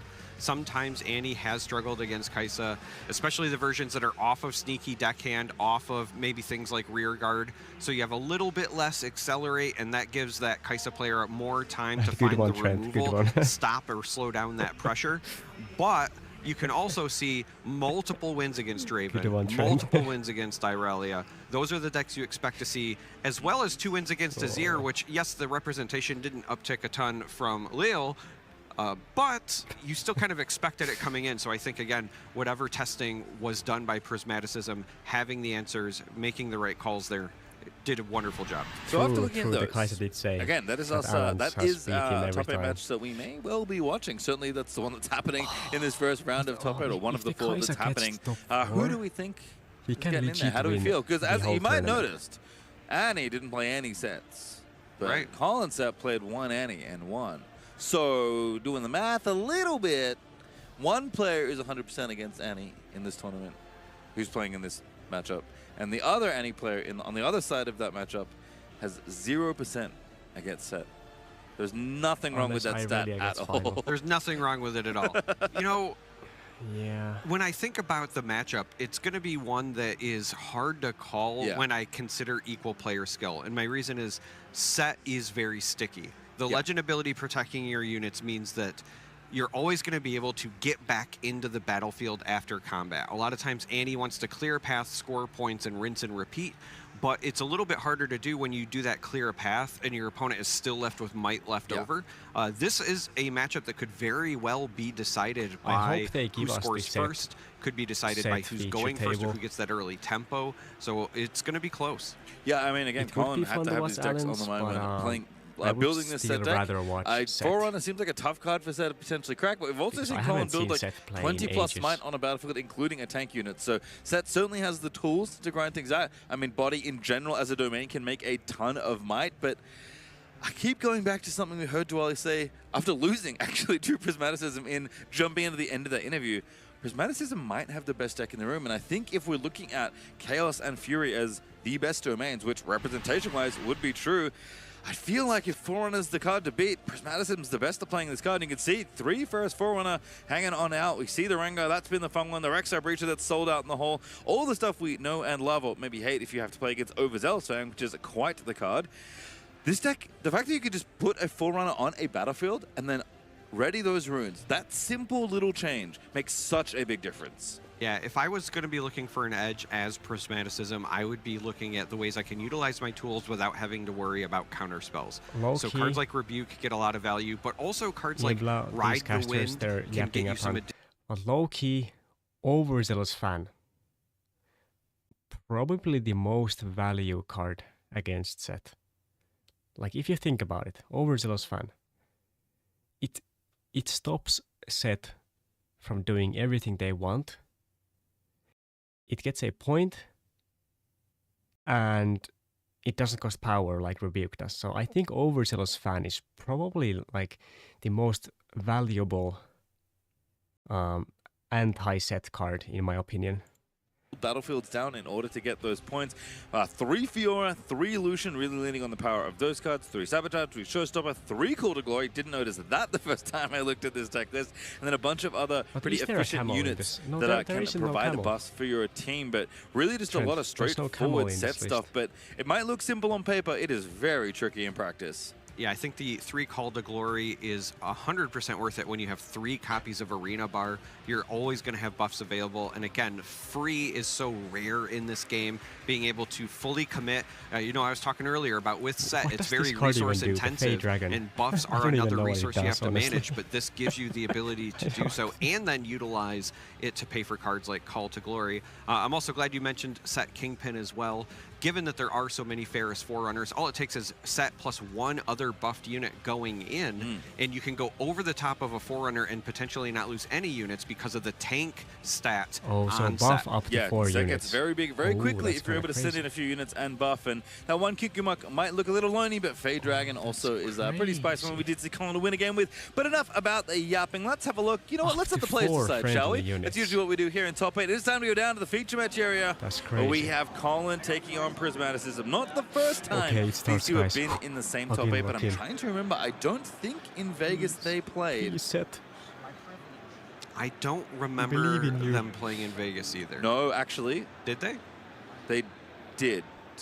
Because... Wait, no. Hang on. So I know that... So it's 2 Miracle and 2 Midrange. Yes. And they were definitely both on Miracle in that tournament. I try to remember if the Miracle players played each other. I think they... Also, it's not my fault the stream is very bad quality. No, if they did, they would have made Top 8. So no, they must not have played each other. No, they both lost to mid-range. I was going to say, I thought it was Miracle mid-range and mid took both. Yes, that was the way that I remember. That's what happened. And Sam D. Sherman, our Lucian player from earlier today, did not crack another Top 8, but you know what? Still very impressive showings. You are going to get ready for game number 1. Untimed rounds, open deck list. Both these players know what's up. They're very, very talented at Rift Bound. This should be one hell of a series. All right, and we're finally getting ready to kick things off. Both players opting to mulligan 2 cards, just wanting to make sure that their hands are as good as they can be before things get started. which is a little scary. Prismaticism going first is a pretty high seed and in the top yeah, eight, because so Prismat gets to go first. Wants to be going first whenever he even can. has. It's always funny to see some runes awaken. Yes. It looks like something went wrong, but no, that's just how Annie's legend ability works. It really does sometimes catch me off guard, specifically when going second and you just see one rune tapped, but like a red Rek'Sai, for example, because I'm always just like, wait, that doesn't cost one. Yeah, what are they You're doing? Cheating, Judge. And the judge gets called. Reminds you, points I taps think the Prismat taps will the best of Annie from Luna, not and use any power. So this looks interesting. I don't on know if their I see a unit in hand of Colin. They just want other to than, save I was going to say, other than 6 that runes for first first. mate. And that's like my obviously you want to prediction. get some sort of presence on the board, but ideally that's something that you want to take advantage Seth of. The probably when has to play the played. first mate, A unfortunately. little bit clunky, might explain why we saw both players mulligan too. But it's better than nothing. It is better than arena nothing. Here. No, it does have to be first mate. It doesn't feel great, but you do need something on the board, and Colin at least is going to commit a unit on his first turn, which I think against Annie especially, you do have to do. Like, Annie is the deck that is trying to get ahead early and stay ahead for the rest of the game with a bunch of little tricks she can use to keep her units healthy and on battlefields. Ooh. Wow, that's a lot of 2-drops. Deploy the base, we're ready again, and oh no. fan joins the Tide oh Turner no, Seth is in took trouble. the point away from Monastery of Harano. Overzealous Fan is another one of those cards that gets some additional value in this matchup simply because there's not a lot of targeted removal in this list. You could do something like a Hidden Blade, but that's going to feel really bad. You could have something like a challenge, but that's also Prismat touches his hair power. so much. So the energy plus power spent his hair. is in favor of the Overzealous Fan player a lot of the times. Colin, I think, rightfully recognizes I'm just going to go to the other location, keep up on the point tempo, and then, unless I missed it, I think this is just going to be an arena bar, because I don't think it was another unit that was picked up. Yep, that is bar. And kind of like Leona that we were talking about at some point earlier today, Set is a deck that definitely gets most of its removal slow done start in for combat. Set, So and when a very, you're on the very battlefield, fast pesky and start push for you Annie, away can be tough unfortunately. for Set to crack through. He's going to buff the first mate to 4, which feels good with that bar. Again, Set does want buffs to spend. Very valuable kind of extra resource that Set, and really only Set, has to manage with in this specific way. But Prismaticism still ahead on points, going to get a second one for holding, and Tide Turner, and do you play the first can down rumble if you're over Prismat? to the top, but I'm pretty sure I see a unit that Priz has paid on Yep. every single time he's been on stream. Yep. Ferris Forerunner is The Ferris back. Forerunner is out. I was just about to say, I have a feeling we're going to see the Forerunner. I think the question is just whether or not you reinforce or you play this to base to set up a future turn. But the goal of I think this you just Annie play to list, the every battlefield, time we have right? seen it, has been Or maybe I'm wrong. play units on curve every turn, but that third turn needs to be Forerunner because it is a massive amount of might. It's hard for your opponents to deal with. And it's also, again, still going to leave you with the runes up for some of your combat tricks if necessary do you because think of the Annie Legend ability. Prismat So I think has that's what gives Chinese Annie an cards edge on in these purpose? matchups.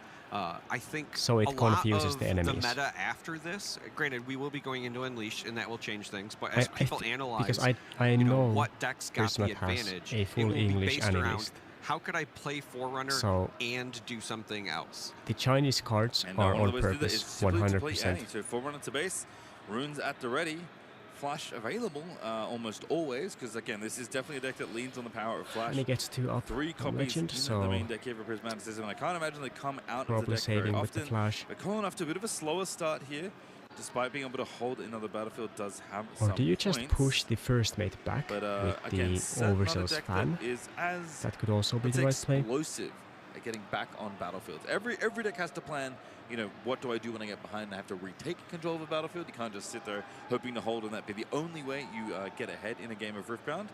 But there's certainly some trickery here. Cards like Showstopper can help with the mobility. Lots of different things that can do. Lots of lines to take. And usually Colin doesn't have this many runes that aren't recycled. So lots of resources for Colin to play with as well. Yeah, I was just about to say there was a Fiora that was picked up. So I think the decision now is that the play with Arena Bar just to get that online? Is this where you maybe develop your chosen champion? Both would be solid. And yeah, it does look like Kingpin is going to be the play, reinforcing over to that seat of power. Seems like for now, Colin's like, you know what, that Overzealous Fan and that little Tide Turner, As the set wants to stop Annie from drawing from the seat of power. I think taking control given the opportunity to take control of a battlefield first, has decided to take away it's looking Monastery very bad for Set right now. that we're going to be split in this early game and saying, I do not want you to go here. I cannot benefit from this at all, and it is incredible in your deck. So you can have the Seed of Power, because if you can't take the other one, you're never drawing a card off of it anyway. Yeah, I was just about to say this is actually a double denial, because not only are you stopping the draw from using Monastery, but also you cannot activate Seed of Power without presence at the other spot. So you're putting yourself in a position where you might get a benefit from one of the battlefields, but Colin cannot get any benefit until they at least come get you off of the Monastery. All right, well, Awaken once more. First Forerunner now ready to rumble. As Set, as you can see, has 1 extra might for the buff, and then +2 for each friendly buffed unit that's at Set's location. So it counts himself. That's why there's a +2 for the die. So 5, 6, 8 for that Set. +4 is 12 on the top battlefield. There's a buffed Sea Monkey that got played as well in the base. Big problem for Annie is that if he wants Arena to did the Kingpin, the Sea Monkey can actually get a buff. conquer the 1 extra energy for Seed it. of One of the Power, nice things about the flexibility of that as an early drop. And then still then only Set 4 Legend will mites just down in save bottom the battlefield, but underselling champion. Overzealous fan a little bit there. Yeah, underselling that. There is also a whopping 7 runes available to Prismaticism, who just passed on that last turn. But again, I think Prismaticism has the time to be patient here, was able to score first. As I mentioned before, that could just end up being the difference maker throughout this series, because that's going to force Colin to have to do something to unseat Prismaticism. And ultimately, it looks like we're going to see a Kaisa and a Rek'Sai come down. So just reinforcing the base a bit after moving that Ferris Forerunner over to the Monastery. So we talked about something quite a bit over the course of this weekend that I want to highlight here. We've talked about, taking turns where you're trying to maybe take action, 1 point ahead in any ways, so take out units, take they points, don't really need to accelerate the game for right position, maneuver yourself. And we've talked about development turns, right? Things where you just say, you know what, I can't really do much this turn. I need to build up more resources. Maybe need to put some units into my base so they can ready on my following turn. And I think the thing about Annie that kind of breaks that parity is that you don't have to really take off turns. You can have development turns and also turns where you still have interaction up. So you kind of get the best of both worlds in some way. I mean, this Forerunner is now holding down the fort with an Overzealous fan, and Prismaticism has 2 runes up and still played 2 units that turn. And not just 2 units, 2 incredible units as well. So spent a lot of energy, but did develop for a future state, as well as still holding up some interaction. Stops right the the thing wind. that I really like here is like by the getting only that way I can Rek'Sai think out of is and by moving Hidden the Blade. Forerunner over, 2 things were accomplished. First, you reinforce the Monastery, knowing that you're about to spend a lot of your energy. So yes, isn't you'll this still very Annie have favorite, at least actually? 1 reaction in play, but if there's any tricks that is maybe unforeseen from Colin, you have the extra might there. There's also this kind of future play where if Prismaticism has something like a Ride the Wind, for example, you could ride the wind over from your other spot, maybe unexpectedly, trade with some of the might on the Seed of Power with your Forerunner, but then accelerate because of the Rek'Sai that you just developed, and then resend in some mechs. So there's a lot of options available to Prismaticism just by taking a turn to kind of do this setup. And now we're gonna have a bit of a reaction check here as Colin moves in. Challenge comes in. Yep, checking out the battlefield. There's a lot of might here, so the Sea Monkey's not going to get that much work done, but we have passed on Fan, given that we're now playing in action, which challenge is. So going to challenge the first Forerunner, going to get 2 mechs, going to get the option of Rek'Sai, but I don't think we're going to take it in this instance, although it is quite funny. And let the Sea Monkey do battle with the other 2 units that are there. And the Sea Monkey's only going to be able to be one of them. After imagine the Overzealous fan isn't going to make it, but Prismaticism saying, yeah, I really want to save my unit. I'm happy with it here as Call to Glory gets played, takes the buff off the other battlefield, something you do get to do with this card, and buffs up the Sea Monkey to try and win this combat. Still has 2 up, that's right. The alternative cost for Call to Glory is simply spend a buff, not spend a buff on the targeted unit. On those 2 units. Prismaticism is going to use that 2 energy that was left up for this flash, save the might. That's again now. Likely why the pass occurred on the fan, knowing that the backup flash was there. Kind of crazy. We might see another interaction here as well with Prismat Monastery of only one Verona. That also says spend a buff to draw a card. Does not have to be the buff on the unit that is doing the conquering. I still expect that to be the case because there's not really a reason to pull it off the Kingpin on the other side, but worth noting that, like I was saying before, your buffs are essentially a third resource when you're piloting set. Yeah, is and my right to win in hand, buff, and I coming into that think combat was they nice, have game one. If units did end up getting traded, you could have potentially used Set's legend ability to save Why the did Sea Set Monkey at not the use cost a of the buff to draw? Instead, Colin's doing a bunch of might math, because it might have looked That's like a good something's happened question. there. First Forerunner did go down and 2 units went back to base, but unfortunately, the might that was at that bottom battlefield so he was has still not thinking changed. about Just it, I broke guess. into some little baby mechs.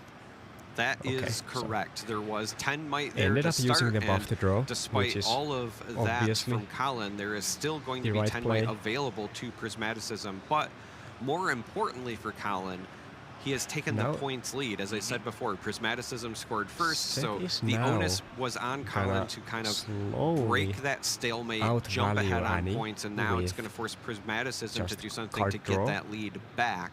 And Prismaticism obviously has a lot of units available, so options will be aplenty. Does spend the Sea Monkey buff to draw a card.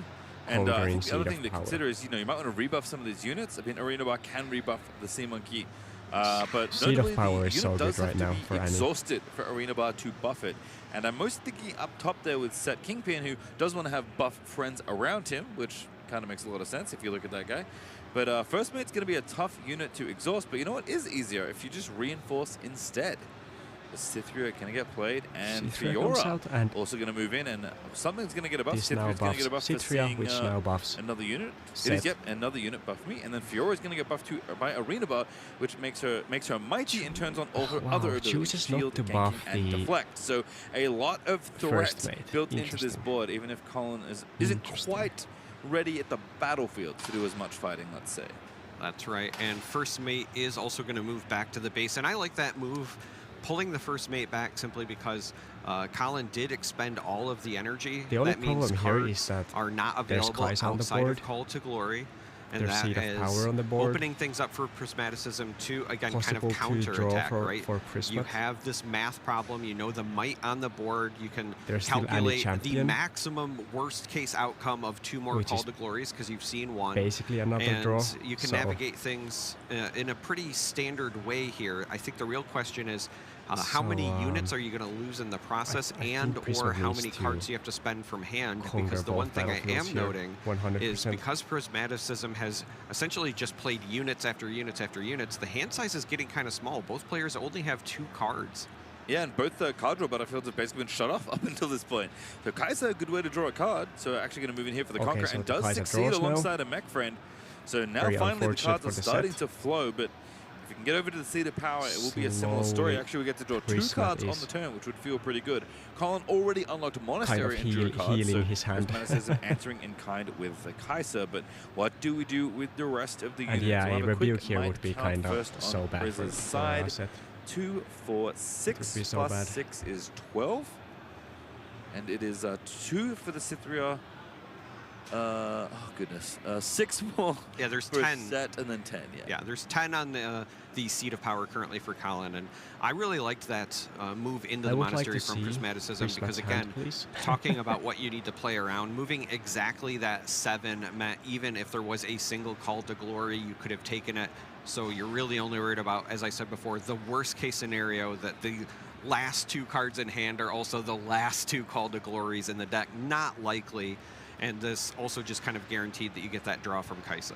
Yeah, now it's a matter of how much we want to push here. And the thing that I like here from Colin, despite kind of having those backline units at the ready as well, is that leaving these units on here, yeah, your chosen champion might die, and Set Kingpin's pretty bulky, can maybe sometimes feel bad, but you can always save something with Set if there's a buff on the unit, and you have to. I assume if you're there's no getting combat rebuke with in Set, hand you must take him out first because of that tank. So it is very costly, even if you do manage to take out the Set, because Colin just spends the buff, recalls him back to base, and basically threatens to do it all over again. Instant attack. If that is... It's like the meat grinder. Yeah, I was going to say that is where the Set deck has the potential to pull ahead of Prismaticism just by maintaining the might. They're both trying to do the same thing, but in different ways. I think Prismaticism is trying to accomplish that with Flash. Flash has been like the marquee card in these Annie matchups, whereas Colin gets to do it for a buff and a power because of the legend ability. I think right now, if those exchanges kind of continue down that path, Colin becomes a little bit favored just because the number of cards available to Prismaticism has been dwindling. Got a little bit better after that Kai'Sa Conquer, but you can't just count on always having it. The other thing about Kai'Sa Conquer is unless you flash her back to way base, more fun you can't actually reconquer for the draw. So she's kind of an extra card draw every other turn for the most part, unless you have, I don't know, ganking or something, some other way to move her around. And I guess Ride the Wind does exist, so it is possible, but for how powerful Kai'Sa Conquer is, it's only, it's not the best 4-energy card draw engine, I would say, present in this topic. I think that title probably belongs to Stellarcorn Herder when it's online, but still getting kind of thin resources for both players here, and there's a lot of decisions to consider. It was so nice to see their opponents. Might be saying, you know what? Set Kingpin is too scary. I don't want to go there. I'm going to reinforce at least with one mech down the bottom side. And there's Annie coming in, get the flash back. That's another way to kind of draw a card, as it were, from your chosen champion zone. Respect set here. And we go again with 5 more. Time for Traveling Merchant and time for Rek'Sai Breacher. So again, just developing my... I think that Prismaticism decided I don't have the interaction that I want to go into the Seat of Power yet. Yes, I had the might where I could have just pushed in and forced some trades. That's kind of unlucky. Could also still opt to do so. Just decides to develop first. Wow. Yeah, not a lot of threat other than Call to Glory on Colin's side. Maybe Seth has plot armor. So Maybe Seth has plot armor here. Everything just being considered here. Wow. If Seth conquers bottom battlefield, they already go to 6 extra. Right, so earlier I think the reason that Prismaticism was taking the time to decide, do I want to develop, was there was a play pattern. If you really disliked your hand, you could have sent your units in that 10 might on 10 might to just get a full clear without conquering, and then you could have Ride the Winded the Kai'Sa over, which would have allowed for another draw. It would be very nice but to see I think Prismaticism just felt more comfortable developing the might, again, planning for the future, just staying within striking distance of Colin to close things out. I think that what Prismaticism is trying to do here is mitigate the impact of Set's legend ability. It's the sort of thing where, yes, it goes in Colin's favor if you can play the attrition game, but you can deny that by just avoiding combat so there are no units to save. You're kind of invalidating the text on the Set legend. Yeah, I think that makes a lot of sense. I think it's just a matter of how do you find an extra point at some point in the game? Because as you mentioned, Colin did find a way back in front as far as the points race goes. And different Fiora is now going to be exhausted on the Seat of Power, given a buff, and Colin is really committed. Really committed to just holding down the fort in the Seat of Power. A pretty aptly named battlefield, but this is kind of one of the things this set deck gets to do. Maybe secretly one of the better holds.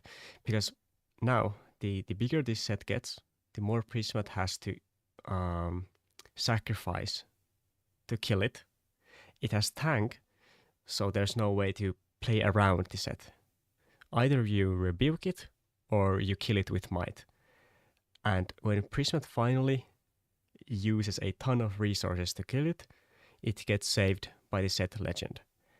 So what the set is doing right now is the more time Prismat gives them to reinforce this battlefield, the more value he's going to slowly get from the set champion and the set legend. Now the problem here is that they are kind of vulnerable to rebuke, and we did see a rebuke in Prismat's hand. Unfortunately, there's no other combat spells. There is flash though, so Prismat could rebuke the set, flash 2 units here, kill a couple units with the couple units just trade, then conquer with the Kai'Sa, and they would get a draw from Kai'Sa and the Seat of Power. So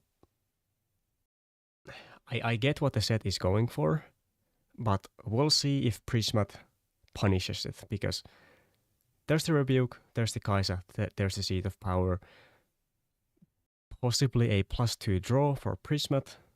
Set goes back to hand, and eventually Set doesn't even get a ton of value from the Set legend.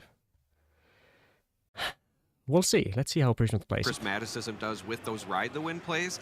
So you can't just feel comfortable the caster is on talking your about Ride side. the Wind. You kind of have to worry about what your opponent is doing from the other end as well. And I don't think Ride the Wind is going to the you know, big card here for be now. a situation where if you let this go to 7, for example, then Colin could just surprise you on your side from the seat of power. Again, that first mate is what stands out to me talking about the showstopper plays, because it's just hanging out in base. It could have been somewhere else. So the fact that it's there tells me that Colin wants to have both something in reserve, but something unbuffed in base to potentially abuse showstopper when the time comes. All right, well, we're going in because that rebuke I mentioned has bounced. Now, set Kingpin does back to Colin's Prismat hand. flash here? And this flash is going to bring units back to base because they're going somewhere else. This is the offensive use of flash we do get to see every now and then. Much like in League of Legends, you can flash both defensively and offensively. And again, which is interesting. Priz has countered it. I'm not counting it yet, but I have to imagine for the everyone is getting in the pool. Yeah, absolutely. I mean, if you're just looking at how much might he was thinking about picking up there, that was 16. Right. There are 4 3-might units and then 2 2-might units. Kangas tells me that that is 16. Traveling merchant. I went to his math school so that I could learn how to count. And I really like this. You know, you said it was an offensive use of flash, and I think that's aptly named because this is kind of offending me. It is very offensive with how beautifully navigated Prismaticism has shifted over. And like I said, I think that there might have been some fear of these buffed Fioras with their ganking setting up their own move over, and I think Prismaticism is just trying to get a jump on Colin's game plan. Yeah, Traveling Merchant stays at home, but that is 18 after the assault from the wreck side. 15 might so 5 for each Fiora means 10, and because the Fioras have a shield 1. 12. Punch Burst is going to be +5. But 12 plus 5 is only 17. So now Seth is still winning this combat, which is kind of crazy, actually. is not enough in this spot. Wow. And this punch first is protected from hard bargain because there is still 4 energy available. So Colin at least has that gonna win this? We could also still see something like a Call to Glory or some other option here. This is going to do a lot of damage. Don't forget. Prismat uses who's coming over? It's got to be Kaisa hoping to get that draw. Oh, or it could be Annie. If you want to save the Kaisa. Kaisa's so definitely now get chosen as one of of the units that does not get to live if you Seth. move Kaisa over. So instead wants to win the combat here by moving 3 extra might over, and Annie, not usually an offensive unit in this deck, does get the job done with Ride the Wind. So Tide Turner gets to live. Everything else goes away except the unit that Colin saves with his set legibility, and that is going to be one now of his 2 Prismat gets to draw from and still a very solid unit to save because the arena bar is there. You will kind of have to finagle getting it on there, though, because as you had pointed out, Arena Bar only buffs exhausted units. And gets to draw from the Traveling Merchant now, too. During the Awaken phase of the next turn. Oh, no. And actually another Overzealous fan is found to reinforce alongside that Tide Turner. Imagine 6 if the points Pete's now rookie, for Prismat. Another fan alongside that Kaiser on the bottom side. This is kind of a position we saw Priz navigate to in a previous match we had on stream where if this 2 fans on each battlefield threatening to hold for the win, and Traveling Merchant even just straight up draws a card because Priz ran out of them to do all of that. Yeah, incredibly efficient. Used every card in hand to go ahead in the points lead and then saved that Traveling Merchant to send safely to a location. Eventually we got to that card draw that I thought Kaisa might be trying to get, but you are correct. Kaisa would have died. This one pitch rookie was the difference between instead. I wonder it stayed home. Very, 2 draw. Very efficient, very seed of power draw of all of the might available. And the Traveling Merchant draw. Anyway, wants to hold on to a pretty valuable unit, readies 2 runes, and passes it back on over. Colin now in the spot where he is behind on points once more, and worse than that, if he can't figure this out somehow, Prismaticism is just going to win at game number 1. Now, thankfully, there's enough might already to at least do something about the Overzealous fan. But these Overzealous fans are so bad. Another point doesn't feel great either, especially when I don't think he has any way to deal with the fans and still win. It is about scoring though. Sometimes you hold them both, but sometimes you just hold one and then score the other. And there's already units back home to try and do that with. As Overzealous fans going to kick out the first mate that rumbled on in, and Fiora also going to come through as well because Colin also wants to get to 6 on the other side. Oh man! Going to be hard to win, or at least threaten to win. First mate was you don't get the points, but exposing your Fiora to the battlefield doesn't feel great either. Yeah, you have to expose the Fiora to the battlefield. I liked the use of the fan there. It was going to die in combat anyway, so unless you're saving it, you might as well send the first mate back, and then that forces Colin to commit yet another action, yet another resource, just to retake the monastery. It also means that, as you pointed out, Fiora is stranded there. We have a Kaisa in the base, and with another card draw attempt, we could see Prismaticism with something like a Rebuke and then just a simple walk-in. I mean, whatever Colin plays from this point is, unless Showstopper gets involved, is not going to be on a battlefield. It's going to be in base, and that is not all that helpful. I guess, sorry, reinforcements could happen as well, and that is exactly what's going to happen. Yeah. My brain corrects itself. It is a long day, folks, but it's been a fun one so far, and we're only early in the round of 8 as Set Kingpin comes back down from the hand after being unceremoniously rebuked. And going to hang out with Fiora, but no buffs on these units means that extra little bit of text on Set is not nearly as good. Fiora actually doesn't even have her abilities right now, and a Monastery of Piranha didn't get utilized to draw a card, so it's all going wrong for Set, because the buff guy's got no buffs. Finally getting one there thanks to Arena Bow. And after that big round of combat, all of the units on Khaled's side lost their buffs. They have to go back to the gym, hit leg day once again. Fiora is back online after the Arena Bar does place the buff on her. That's going to give Set Kingpin that +1 passive. So there's still a healthy amount of might there that Prismaticism would have to go through. I think that this is a safe bet from Colin simply because he knows Prismaticism had one card left, and that was just off the draw from the Merchant, so it's not something that was maybe tactically saved. Could get lucky off the top deck, but that plus another top deck is all Prismaticism is going to have to work with. I think the real question is Prismaticism, once he goes to 7, is he going to want to try to just hold seat for the 8th point, or is he going to draw enough where he thinks that taking the Monastery is possible? Set doesn't have enough double moves this is the one copy deal with the Oversoul Spam and main deck, and there's no gear double to steal. Move, no other gear to steal. No equipment out there. There are a couple longswords in Priz's deck, but none on the field for Akshan to thieve. So instead, just deciding where is Akshan going. You have to feel like you're kind of committed to this battlefield here. So he's looking to reinforce. No way you play Akshan in the bottom battlefield. Yeah, this is an interesting decision. Simply because by playing the Akshan, you are also signaling that you have one card left in hand, and the only thing it can be that would be playable would be a Call to Glory by spending Fiora's buff, because all of the energy is going to be spent.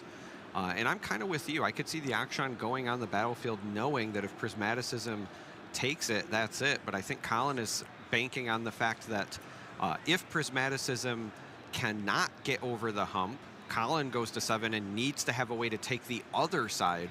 So this is one of those situations where there is playing to not lose, and then there's playing to win. And I think Colin has assessed this and saying there's no way that I can win.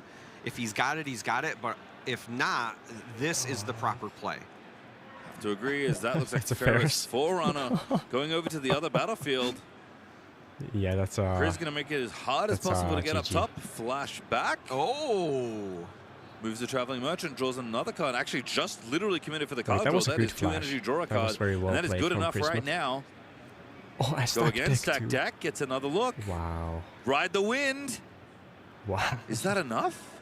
Oh, that was a good play. Kaisa moves over. Well, Kaisa's going to move over the...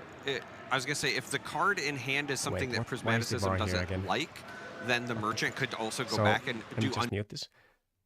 They played Flash on the Traveling Merchant, so their hand is empty, and they draw for free from the Traveling Merchant. And they drew stack deck. From the stack deck, they found the Ride the Wind. But that was a good flash. That was a good flash. John on the first mate in base. The hand is, it looked like a challenge.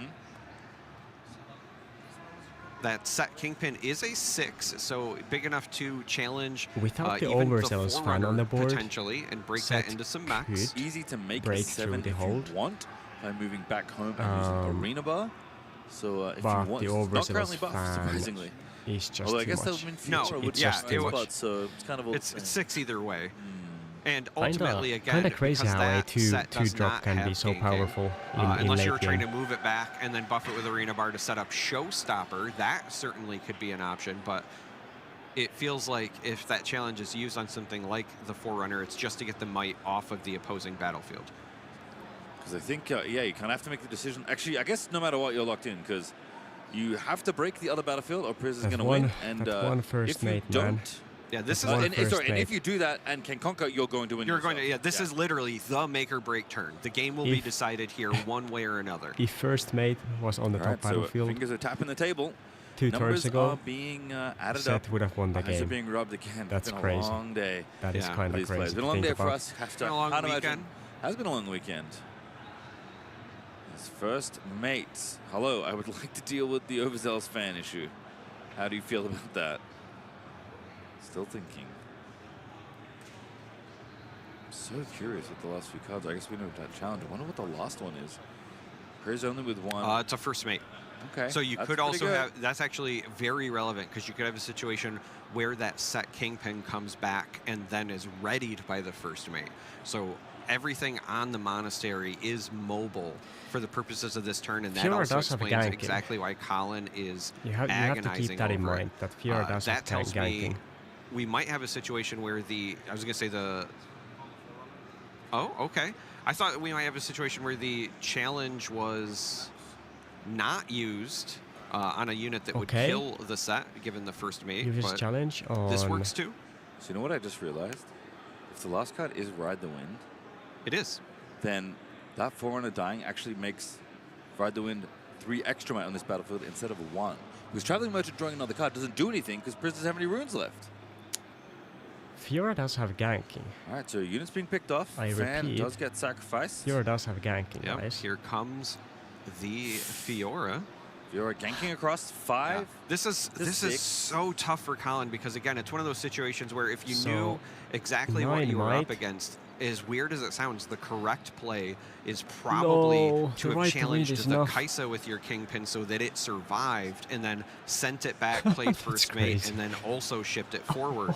But you wanted to get rid of the most might on the battlefield. Trade? Yeah, it's game trend. Oh, it's Rebuke. It's not Ride the Wind. What? It's Rebuke. So much better. Well, that explains even more. Oh. Yeah. So have to pay the deflect if we're targeting I thought it was Ride the Wind. Fine.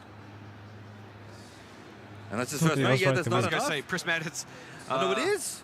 Hang on a second. What happened there? Colin wins game 1, and my brain is a little bit busted. Trying to figure it out. I guess Rebuke just wasn't enough. Did Prismat not have enough again. purple First runes? mate moved back in. I think that might have been good because Arena Ball was still available. Or what? Prismat won, right? Okay. A very complicated game number 1 between 2 incredible players, and Colin is going to take game number 1 on Set, the boss. Yeah, because it was Rebuke and not Ride the Wind. That does mean that you get to replay and then do the first mate. So that's actually why he was okay with giving the kingpin up, knowing that it's likely to be a Rebuke. You have the first mate to replay whatever goes back. I do think that there's still a world where perhaps the kingpin surviving, just killing off the Kaisa and then going in gets it done. But either way, Colin expertly navigated around the things that could potentially harm him, gets game 1. And you got to feel pretty good because that was also a game where Prismaticism was going first. That's crazy. You get to go first in the last game now. As you do kick off game number 2, Traveling Merchant is going to be the 2-drop of choice. Arena's Greatest gives both players a point. No one's missed it this time. Well done, folks. Top 8. They are sharp about these things. But you may notice the players are a little bit tired. Again, it's been a long day. I've seen Colin yawn in his player cam.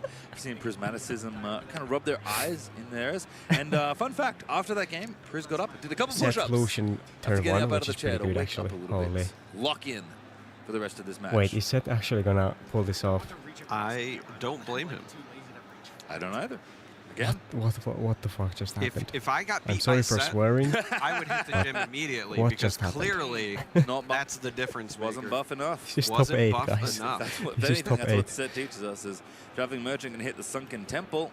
To 2 points we go. It's a bit of a shorter game this go around. Deck. By a single point. Prismat has Lucian, the first play there for Colin on the draw. Yeah, I will say I really like this inclusion of Lucian in Colin's list, even if you're not very equipment heavy, because of the first time it conquers readies allows you to still get in and get out It's something that gives you a little bit of additional mobility. Even without equipment, you can still throw a buff on Lucian, which makes him big enough to trade with those all-important 4 might units. Didn't see which card he took, also doesn't cost power. Yeah, plenty of pumps as well. We've seen plenty of punch first, category, etc. in this list. Prismat also kind of ways for Lucian to be, in some ways, a removal spell in a roundabout way. If I saw it right. On the line. So there is also a situation where again, with Akshan, if you're playing against unit opponents heavy hand. that have equipment, Akshan could steal it, attach to Akshan's self with Weapon Master, and then you could play Lucian to move it over. But no Ferris this time. Also have Weapon Master? Yes. Yeah, so you could steal and then play Set Lucian actually won well. That's what I just against said. double Ferris from Prismat. Well, no, because Akshan has to steal that's first. That's kind of good. That's kind of good. All right. You know what? You got me. That's kind of crazy. I listen mostly, we can say. There's a shuffling away, and Pit Rookie is the next play here. Going to buff up that Lucian, you have to imagine. Lucian does and Lucian buffed, is going to travel somewhere. It is 6 might right now at the Sunken Temple. A little bit spooky, so instead we're going to go to the top, off Lucian to the arena the to pick up a point. Already got one from the start of the game. Wants to get a second and does do so. Because Lucian readies when you points conquer. are now even up. And the even thresholds Buff are is also still on the important. Gus. No True. aspirants climb. Yes, we started with Arena's Greatest, That is which true, gave that is everyone true, a actually. free point, but that standard stay on even path.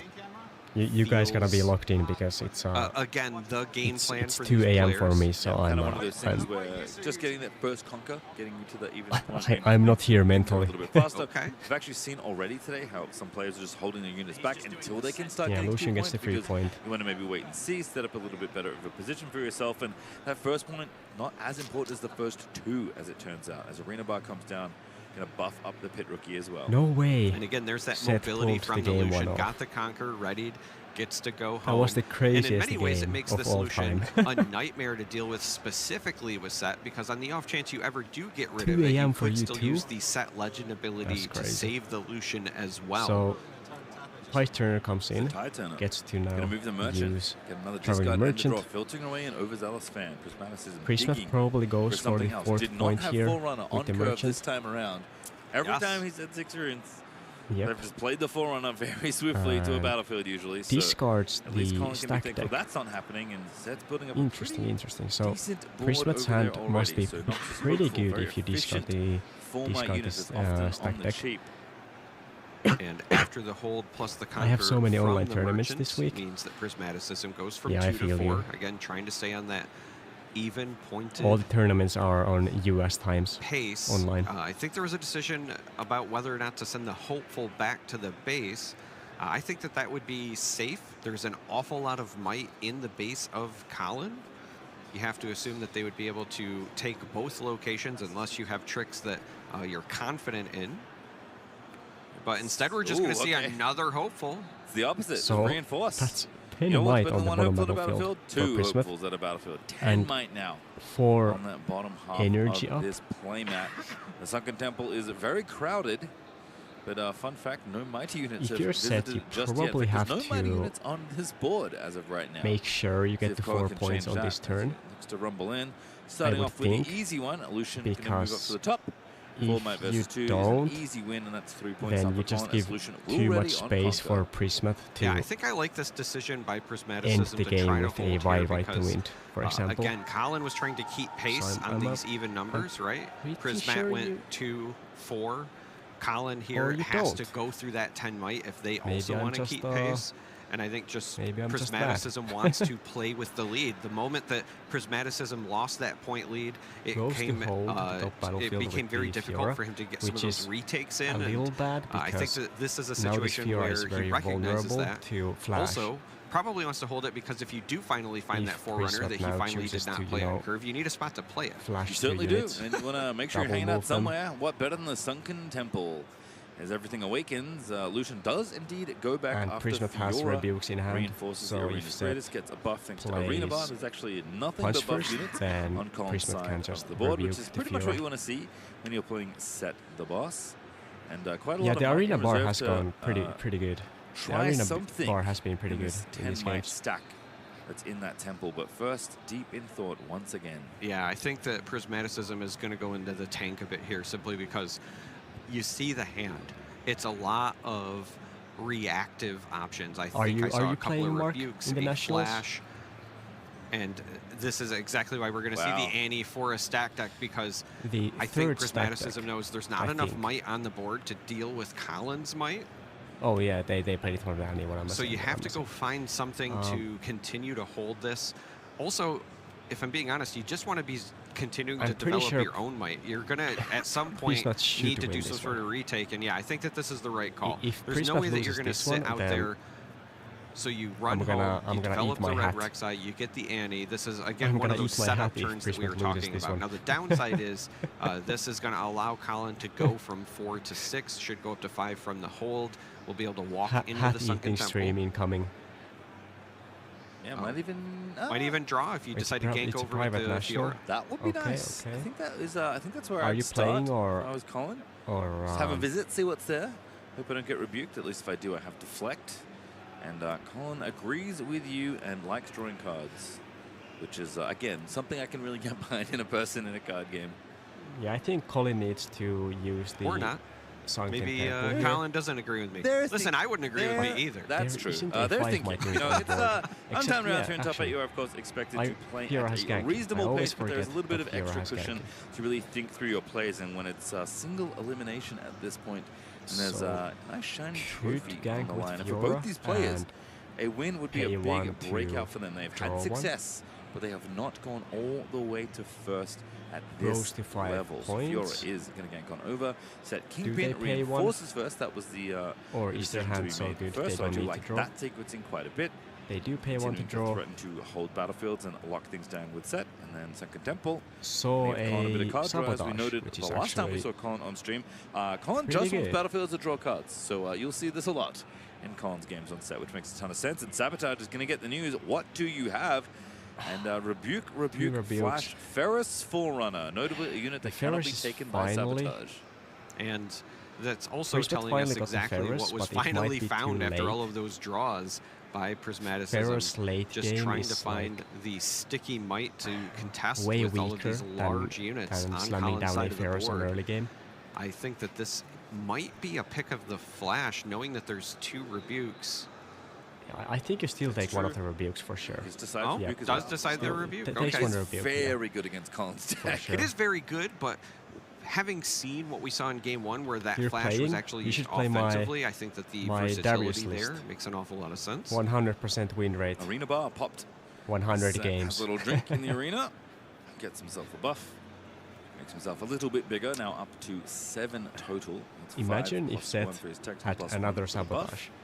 And still if Set had double Sabotage here against double Rebuke, Set's legend ability means that Set could win the game. Can be saved at a moment's notice, so long as you want to spend that buff, which the one of Rebuke might be too much. And a bit of power. Sithria, though, going to go ahead and reinforce, makes Set Kingpin even bigger, and once again, the Kingpin surrounding himself with a few extra cronies. As Colin is deciding where to put these units, it looks like he's going to move might to these battlefields again. Can't really move some of them away, so might as well reinforce them and try and make the job even harder for Prismat. Well, and having gained the information from Sabotage, this also lets Colin know what kind of threshold Prismaticism is capable of getting over, minus whatever he top decks. That's the, they're not overcommitting on the Sabotage. Yes, you get rid of the card, but you also know exactly what you need to play anyways, around. You know? And so I think Colin feels confident that he can go and sit on some of these battlefields and force Prismaticism into unfavorable trades, because again, Prismaticism is going to be the one who has to break through this wall that Colin has created, because the point tempo has unfortunately went in Colin's favor once again. And very impressive that Colin has managed to find a way, despite losing the lead early in both these games, despite again going first in this game as well. Impressive to find a way back in and then just have a ton of might. I think that's the thing about this set deck that's been impressive. On their Once home it base. finds its way kind of back to parity and with just a little bit of a margin ahead, I can see how this list works so well. And then Yellow set is kind of nutty. Impossible. Right. Yeah, the yellow set is surprisingly on the top good. We have 10 might, on the bottom we have 8 might, but we also have 3 cards in Colin's hand with orange 3 set runes believer, available. But the yellow and while set 3 might not seem like a lot, crazy. it turns out there's a lot of things you can do in a set list with 3 runes. So Punch First is obviously a very powerful attacking. card. You could also worry about cards like Challenge, etc. Instead, Colin just doesn't decides play to anything. utilize Just the takes a set trade legend ability, and spend the saves buff, the and save Fiora that with the legend. All right, so Fiora going to get saved. That does mean Kingpin is a little vulnerable. Ferris Perhaps comes as Ferris down. Forerunner joins the party at the Sunken Temple. Unfortunately, is not conquering, despite being a mighty unit in that mech suit. So no card draw here for Prismat, who's kind of been And the biggest problem here is that Prismat can now save their Rebuke first, let's say 1.5 games we've seen so far, but 6 points to 5. the turn when they're looking to end. Back in the lead for now, but so didn't need to use the Rebuke now, which is pretty brutal for Colin, I would think, because you know the Rebuke is coming next turn. You know the Rebuke is coming. So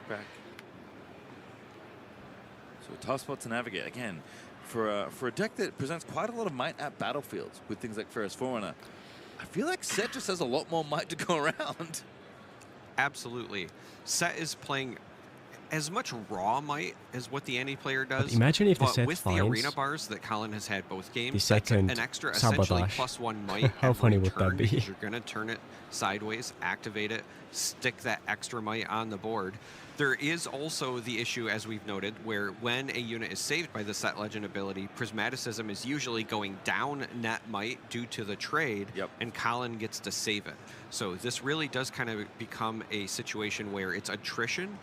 That's also probably why Colin opted with that sabotage to get rid of the Rebuke, because that's where Prismaticism can spike back up at a key moment and make up that gap of might lost through the trades. Yeah, Mark. What to do here, though, knowing again that summoning 2 is pretty broken. One of the more powerful things that these similar effects do give, even though sabotage does take a card away.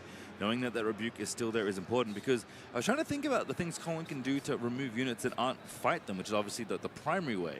And when you're forcing your opponent into your battlefield, well, that's really good. You can just hold up a bunch of different pumps, like Punch First. But if you're trying to be a bit more proactive about it, well, Challenge is really Colin's best way to do that.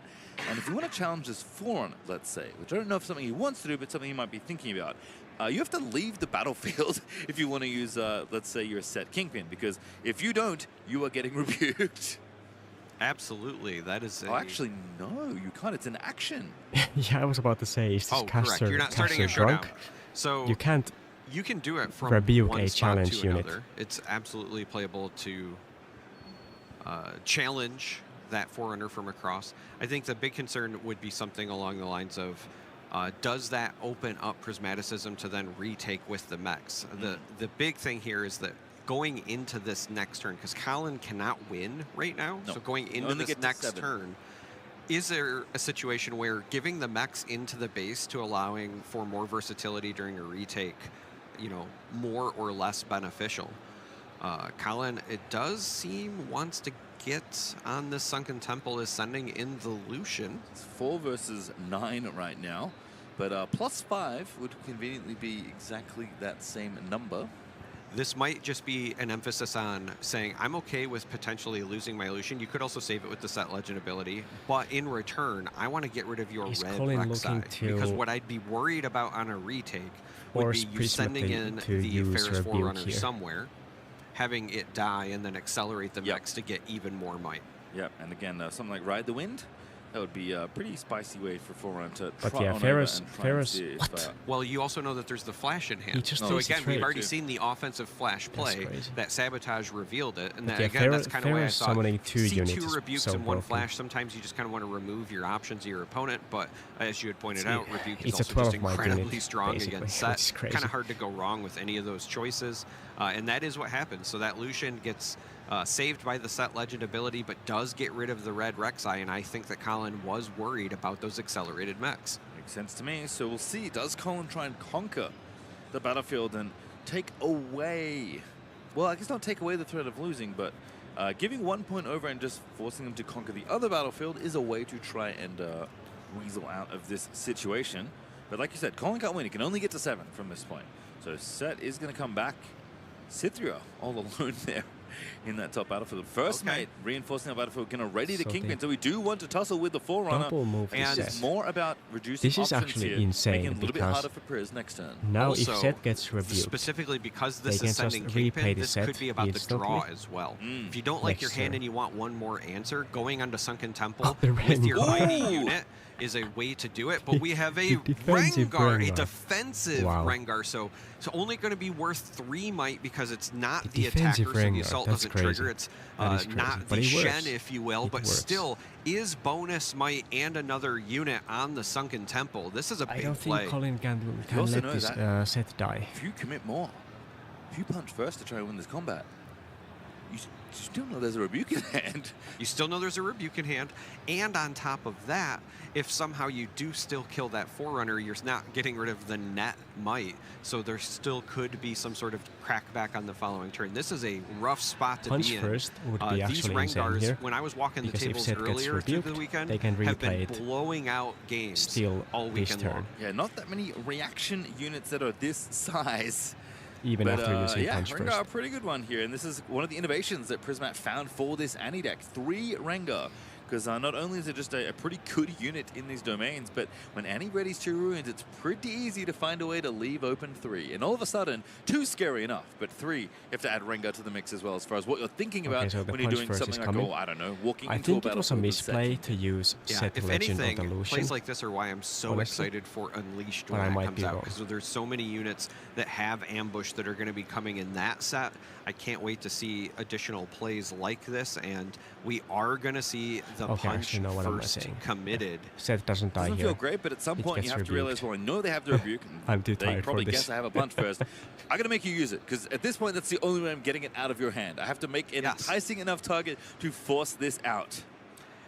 So the situation that you're in now, if you're Prismaticism, is, am I forgetting anything? Is there any way I'm punished by rebuking? Is this him just baiting it out? Because we both know I have it, and he still chose to play this punch first. Does he know something I don't? Is he thinking of something that I have forgotten?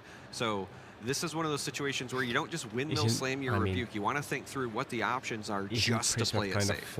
Unyielding Spirit, which is kind of a spell that is a defensive body spell, doesn't work in that situation because it's not dealing any damage.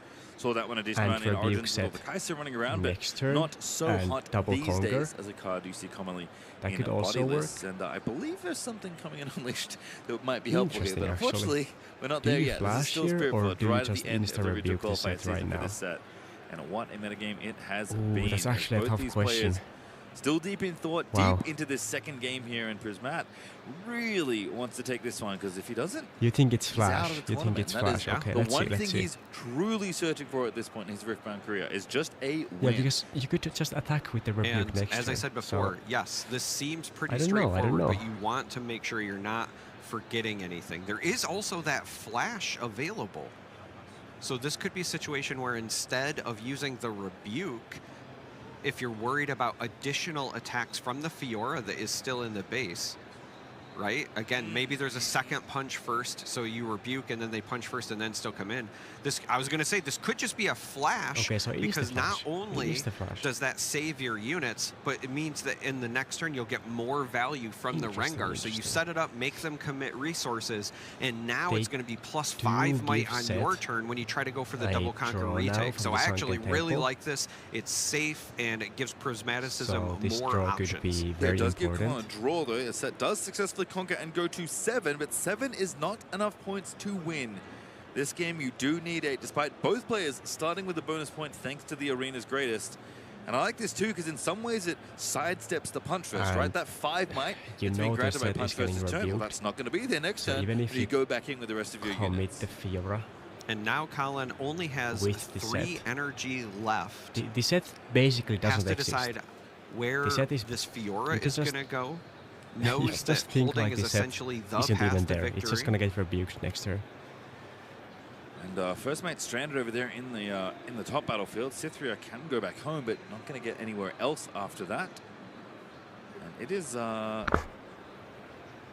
17, 6, 10, 15. Yes, 17 might in base right now, accounting for Rengar's Assault 2. So that unit does have Assault 2, so there's quite a lot of offensive power, as you noted.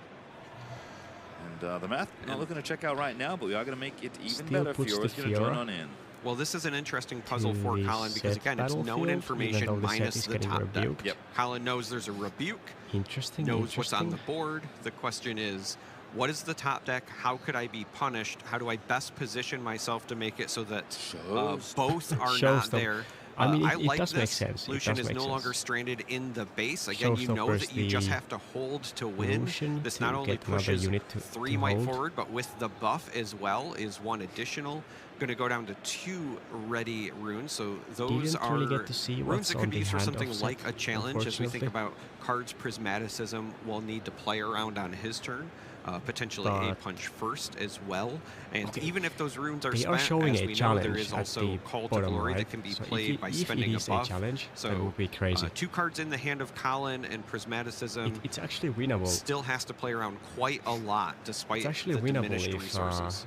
All right, so counting out the might, I can see on the top, because that's where we're going to start, right? If Perez can double conquer this turn, going to win this game. If not, Colin's probably going to find the hold and find a win. So do want to likely break Mark, both I don't here. think it matters. I don't think you can commit to simply going to the bottom But battlefield and you're just right, dealing with it. I don't think it matters. You probably want to try and conquer and score 2 points for the win. Well, Colin's at 7, so you have to deal with both. You certainly, yes. Well, oh, that's true. If you hold at a minimum, if you conquer one and then just trade, then that is also an out. But either way, you have to deal with what's on the battlefield for both. And this is what I think. This is what I thought was going to happen, because it was 5 might, so you want to bring at least 1 more over. So Ferris Forerunner going to move through, and I have a feeling the Ferris Forerunner may be seen again on another battlefield. So that is 7 points now for Prismat. Yeah, perhaps it's a ride the wind that could be. I think that's what I spotted. Rebuke comes out. Well, I was going to say, we know about this Rebuke. All right, goodbye, Set Kingpin. Call to Glory my Fiora. Take my buff off my Lucian. Oh. No, take it off my Set. That I was going to say, yeah. Okay. He was just targeting. It's an Lucian's getting bigger. Kaiser. So now the might is pretty evenly distributed, but everyone's moving on in. And that should Do you have enough? GG? Those cards do not help. Nothing that helps Colin. Is that enough on its own? 4, 8, 9, 10, plus 3, 13. Yeah, it's GG. 5. Yeah, so the other card was an accelerated Kaisa for the +4 might, and we are going to game 3 in this Battle of the Titans, our first game of the top 8, and it is everything we hoped it would be. An hour already. We still have 1 game left to play. 2 great players, but unfortunately there can only be 1 left here, moving on Seth to could have our actually top 4. won. That is crazy. And last battlefield. That was actually so close. I know it was cards from Colin's side. I know I've seen them both, but it's been a long day, so we'll wait until the graphic fills in. We'll see where we will be dueling for our final showdown between these 2 players.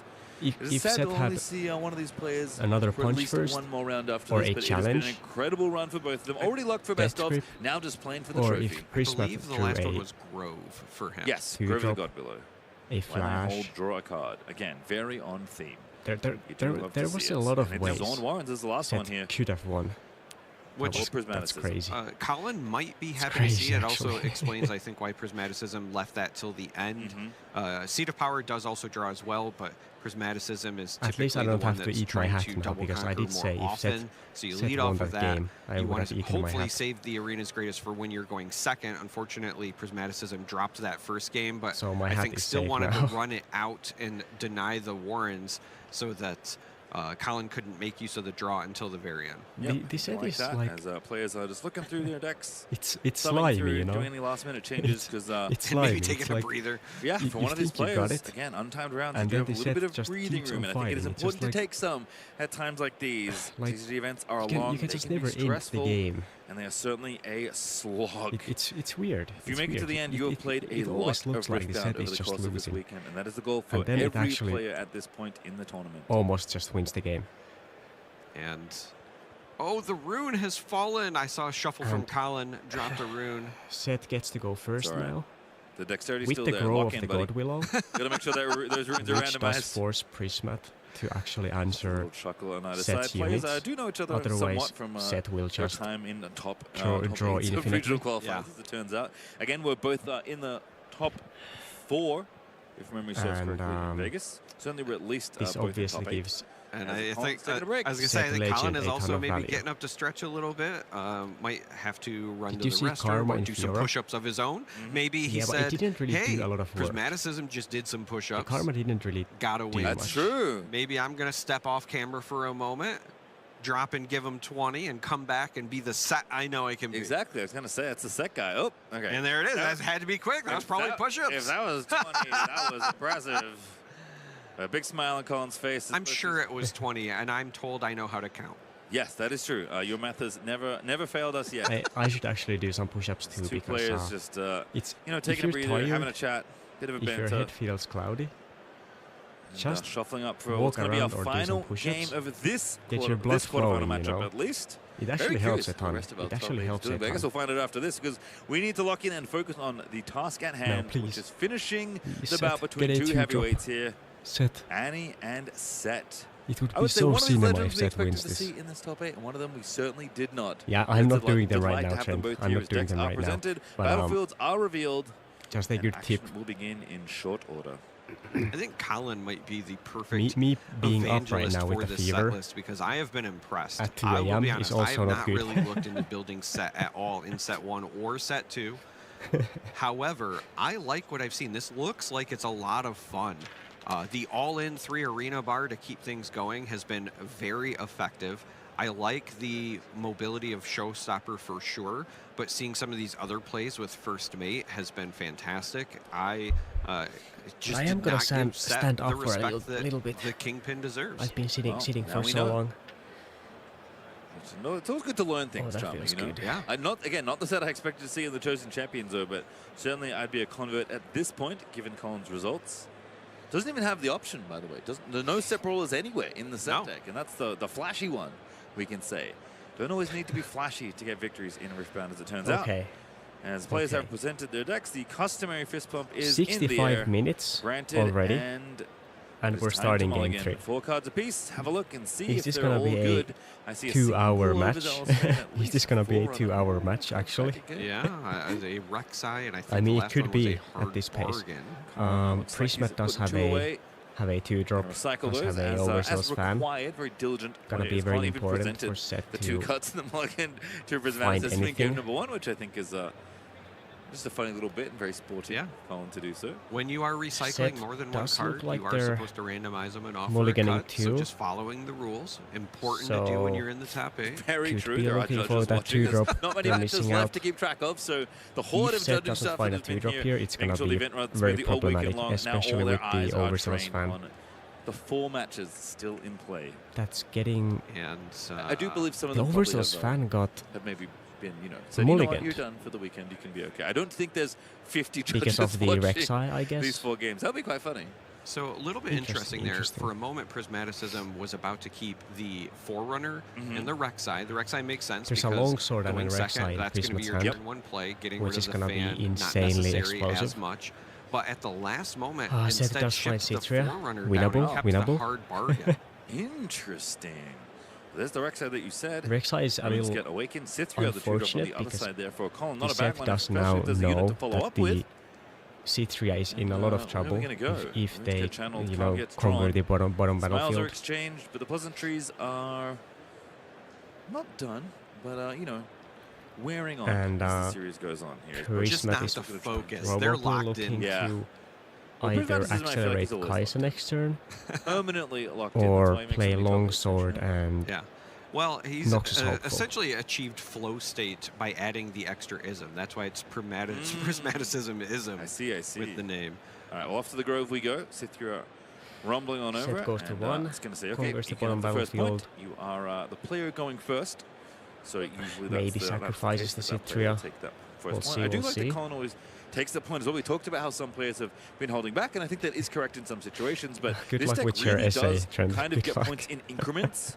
So given that you're holding it, Set often I feel like when champion you're comes holding, out you only instantly. hold for a single Oh, that's point. so risky. I do like that Colin just tries There to take is the a points hidden as they card. come as a hidden Okay, card okay. I goes like it, I under like that it. battlefield. And if I recall correctly, That at least is- from what I know of the main deck, that could only be I one would of 2 things. imagine That could be Hidden Blade or a that's a Face hidden Breaker. blade. Yes, unless something came in from So the Set side. is we don't Those, kind of are the saying options, that but I'm this is why gonna that try to first hold point with was everything. taken because we Show see me what you got. Oh, I was Rengar gonna is say, so bad. You see a huge Set Kingpin go down, and Colin is recycled down to 2 9 runes to might. make this happen, but Rengar on the Rengar attack. is Hard getting bargain. hidden bladed. The hard bargain that was There's- kept is going to be There's so hard good bargain. here. Hard bargain, the Hidden Blade. bargain. And that is a complete blowout on this battlefield. It is 4 for the That is a Rek'Sai, hard 5 for the bargain. Rengar, 9 might total, And- crashing into 5, 6, 7, 8. Oh man. Absolute beautiful play from No. Prismaticism. that gut check to say, I don't need the Forerunner, I just need the aggression and protection. Do you even save this paying here? off. Because love to see this Rengar on offense. Obviously helped Prismaticism win the previous game that hold by was so forcing risky. resources out of Colin's hand and then being the extra might for the retake. Now shining here in early game not 3. Going to the bottom battlefield as set. And this is a big blowout because the Kingpin did not have a buff on it. Only the Cythria did, so he cannot be saved with the set legend. Now considering, do you want to recycle? I was just about to say, if you want to keep even just the Cythria, you have to go down another rune, and this is a big setback. It's a 1 might unit. Granted, when you play any other unit, it goes to 2, it gets a Set buff. is homeless. That is so little might for such a high cost. And if you're Prismaticism, that might signal a bit about what's in Colin's hand, because if you want to save even this 1 might unit, that means you might be light on units you can play anytime soon. Maybe it's a bit top heavy, or it's just all of the reactive options in Colin's hand. And Colin so happy to take the draw here off his own warrant. Oh no, the Kai'Sa is gonna come out. The Cythria is gonna die. Oh no. Ref, do something. Yeah, just straight up forgot. Because Kingpin's in there. There would be another unit. Kai'Sa would still die to Call the Glory. Went to the warrant and just forgot.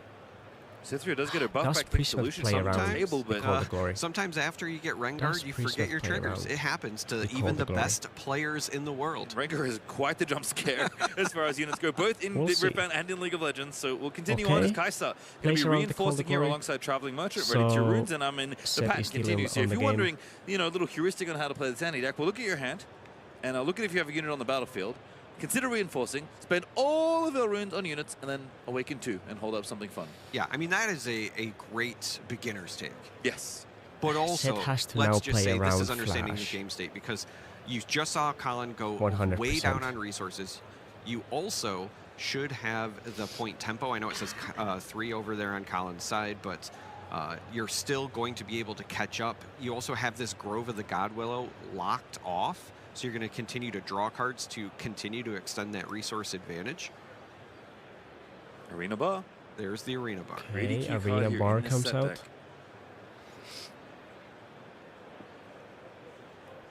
Lucian going to join Cythria, perhaps? Yeah. It's kind of awkward because you actually can't easily exhaust this unit to buff it. Right, you kind of have to move it there to be able to buff it. Yeah. And then you can move the Cythria back if you want to save her. And then if Prismaticism does come in to deal with the Lucian, worst case scenario, you can use your set legend to still save it. So it's not as risky as it seems, but it is the only way to get that buff. Oh man, the hold was so greedy from the set and it got punished. With Cythria already occupying it, no unfortunate. Lucian to take anything. There's nothing really to take.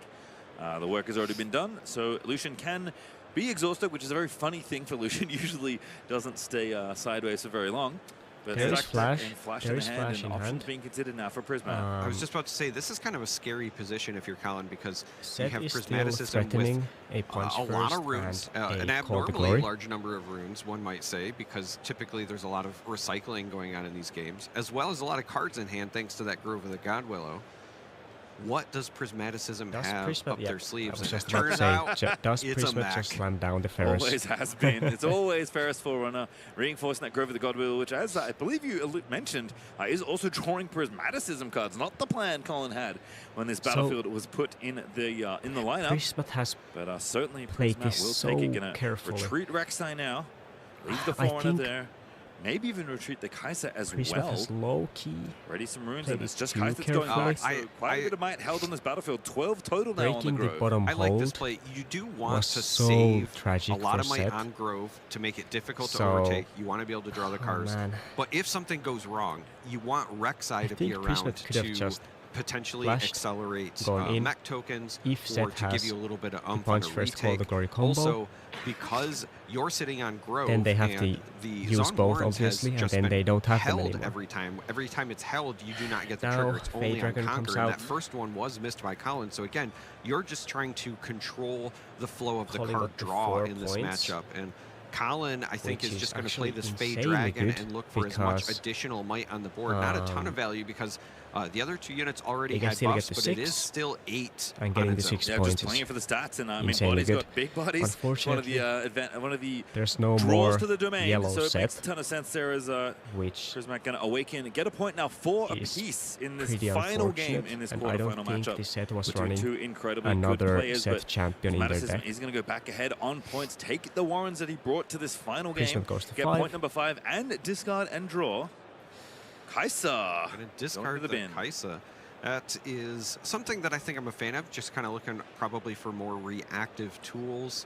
We're also going to use this stack deck to see if there's any more sauce that can be found. But given that you have a healthy number of units, you've now just established the official point lead. We kind of knew at some point Colin was going to need to leave the Zon Warrens open. You just have to put yourself in a position to be the person who scores last. If you're Annie, you have to assume that Flash is on the table, so Rek'Sai isn't exactly in danger over there. There's also, I believe, a fan in his hand, which could be reinforced over there. Actually, it's going to go to the Grove. So again, just all in on this Grove, saying, I am going to take away your best tool to win this game. It is hard to say no to a battlefield that draws you a card every time you hold it.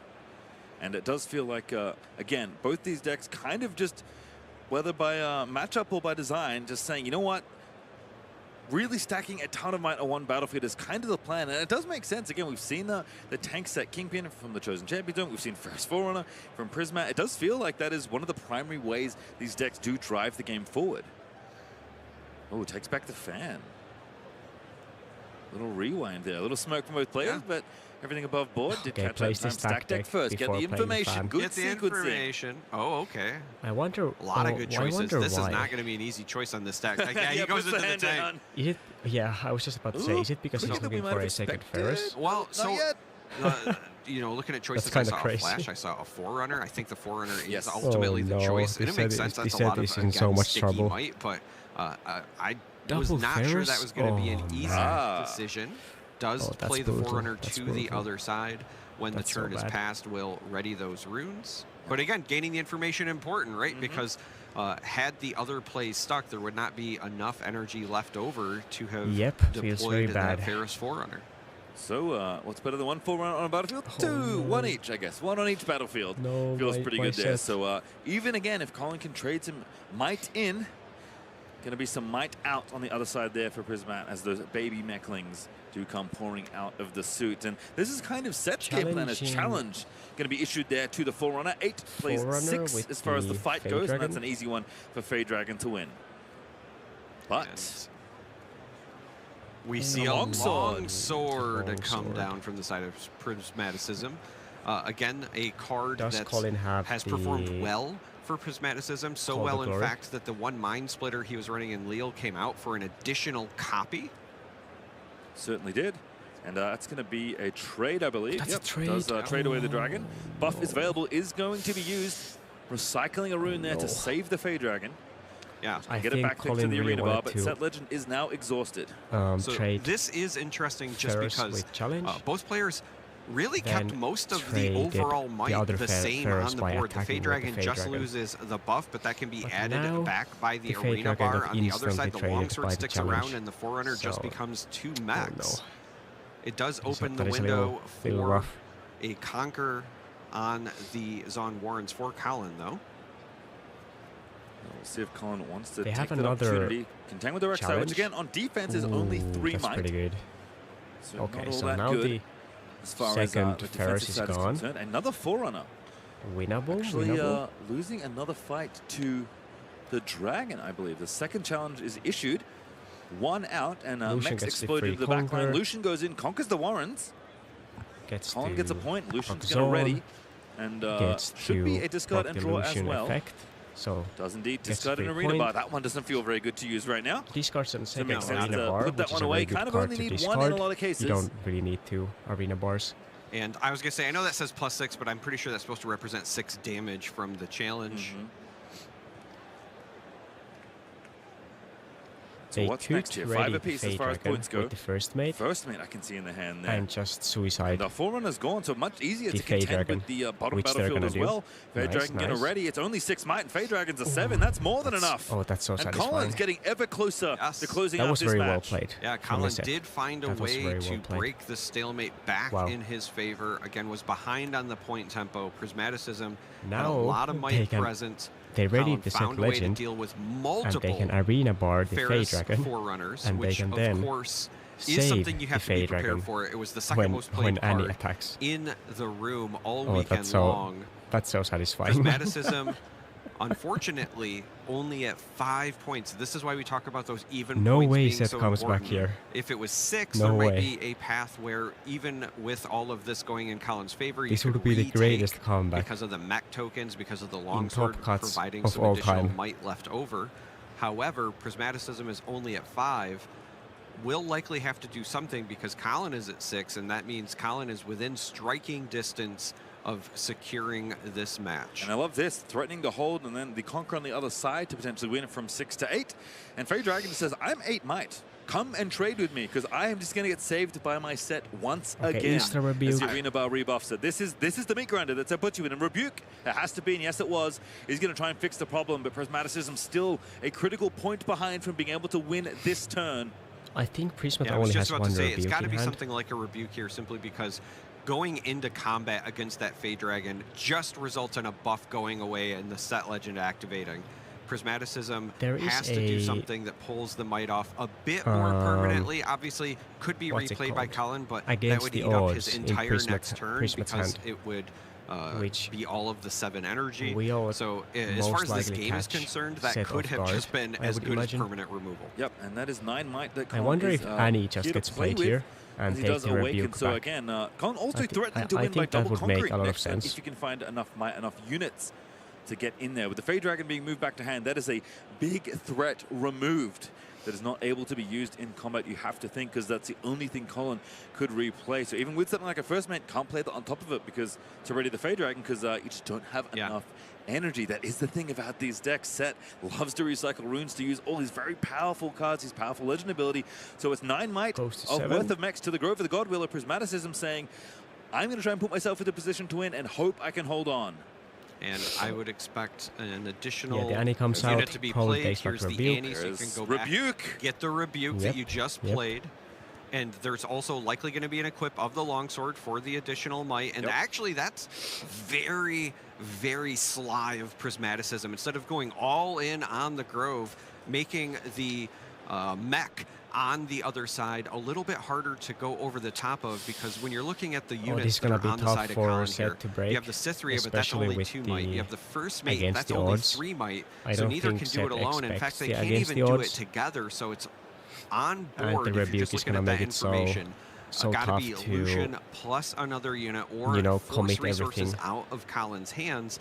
And if you overcommit, Colin is also knowingly playing around the Rebuke that was just returned to the hand of Prismaticism by that Annie legend. And it was a Rebuke so powerful that it sent Pastry to the Shadow Realm, and I'm now joined on the broadcast by Miss Chim. That's so bad. Yes, hello. Thank you for welcoming me in. I've been watching from the sidelines here. It feels like we're stacking these big mighty boys all on these battlefields here and seeing who can hold the longest. Yeah, this is really coming to a head. We are in game 3 of our first set of the top 8. Both of these players are probably within striking distance. Colin has 6 points, could win with a double conquer. And we are, of course, looking at Prismaticism trying to hold just one of these locations. The game essentially comes down to this. There is a weird scenario where Colin could just remove the units from both battlefields and prevent the hold win, but the Rebuke is going to be enough to push Colin off, and that is a victory going to the side of Prismaticism. Wow, what a game. And honestly, I didn't know that it was gonna turn out this way, but he was able to get that mech just to be so big to make sure he could hold for both. That's all it took to lose your spot in the semifinals, unfortunately. What does that make him? He's second right now, yeah? He was the second seed in the top 8. Took the risk, and so with this it victory, didn't pay off this time. to the top it didn't pay off. of the tournament. Very oh sad. my gosh, we're going to see him in freaking semifinals. We are. I was rooting for the set. That is the hump that he I needs wonder to how the get Kaisa's over doing. because that is where he finished in Lille, but still has to feel good about getting that victory over the set and representing the Annies throughout the event, because set was undefeated against Annie as a whole up until the moment it mattered most. Prismaticism sticking it in for the win at the very end. And I want to highlight for the win at the very end. And I want to highlight the fact that we had the text that Prismaticism has really brought to the Annie list, showing how powerful they are there. Rengar and Longsword, both showing exactly why Prismaticism is included. 3 copies of Rengar and upped the copies of Longsword after Lille. Did beautiful work. Makes a lot of sense. And if you're but if you put it on 2 acts,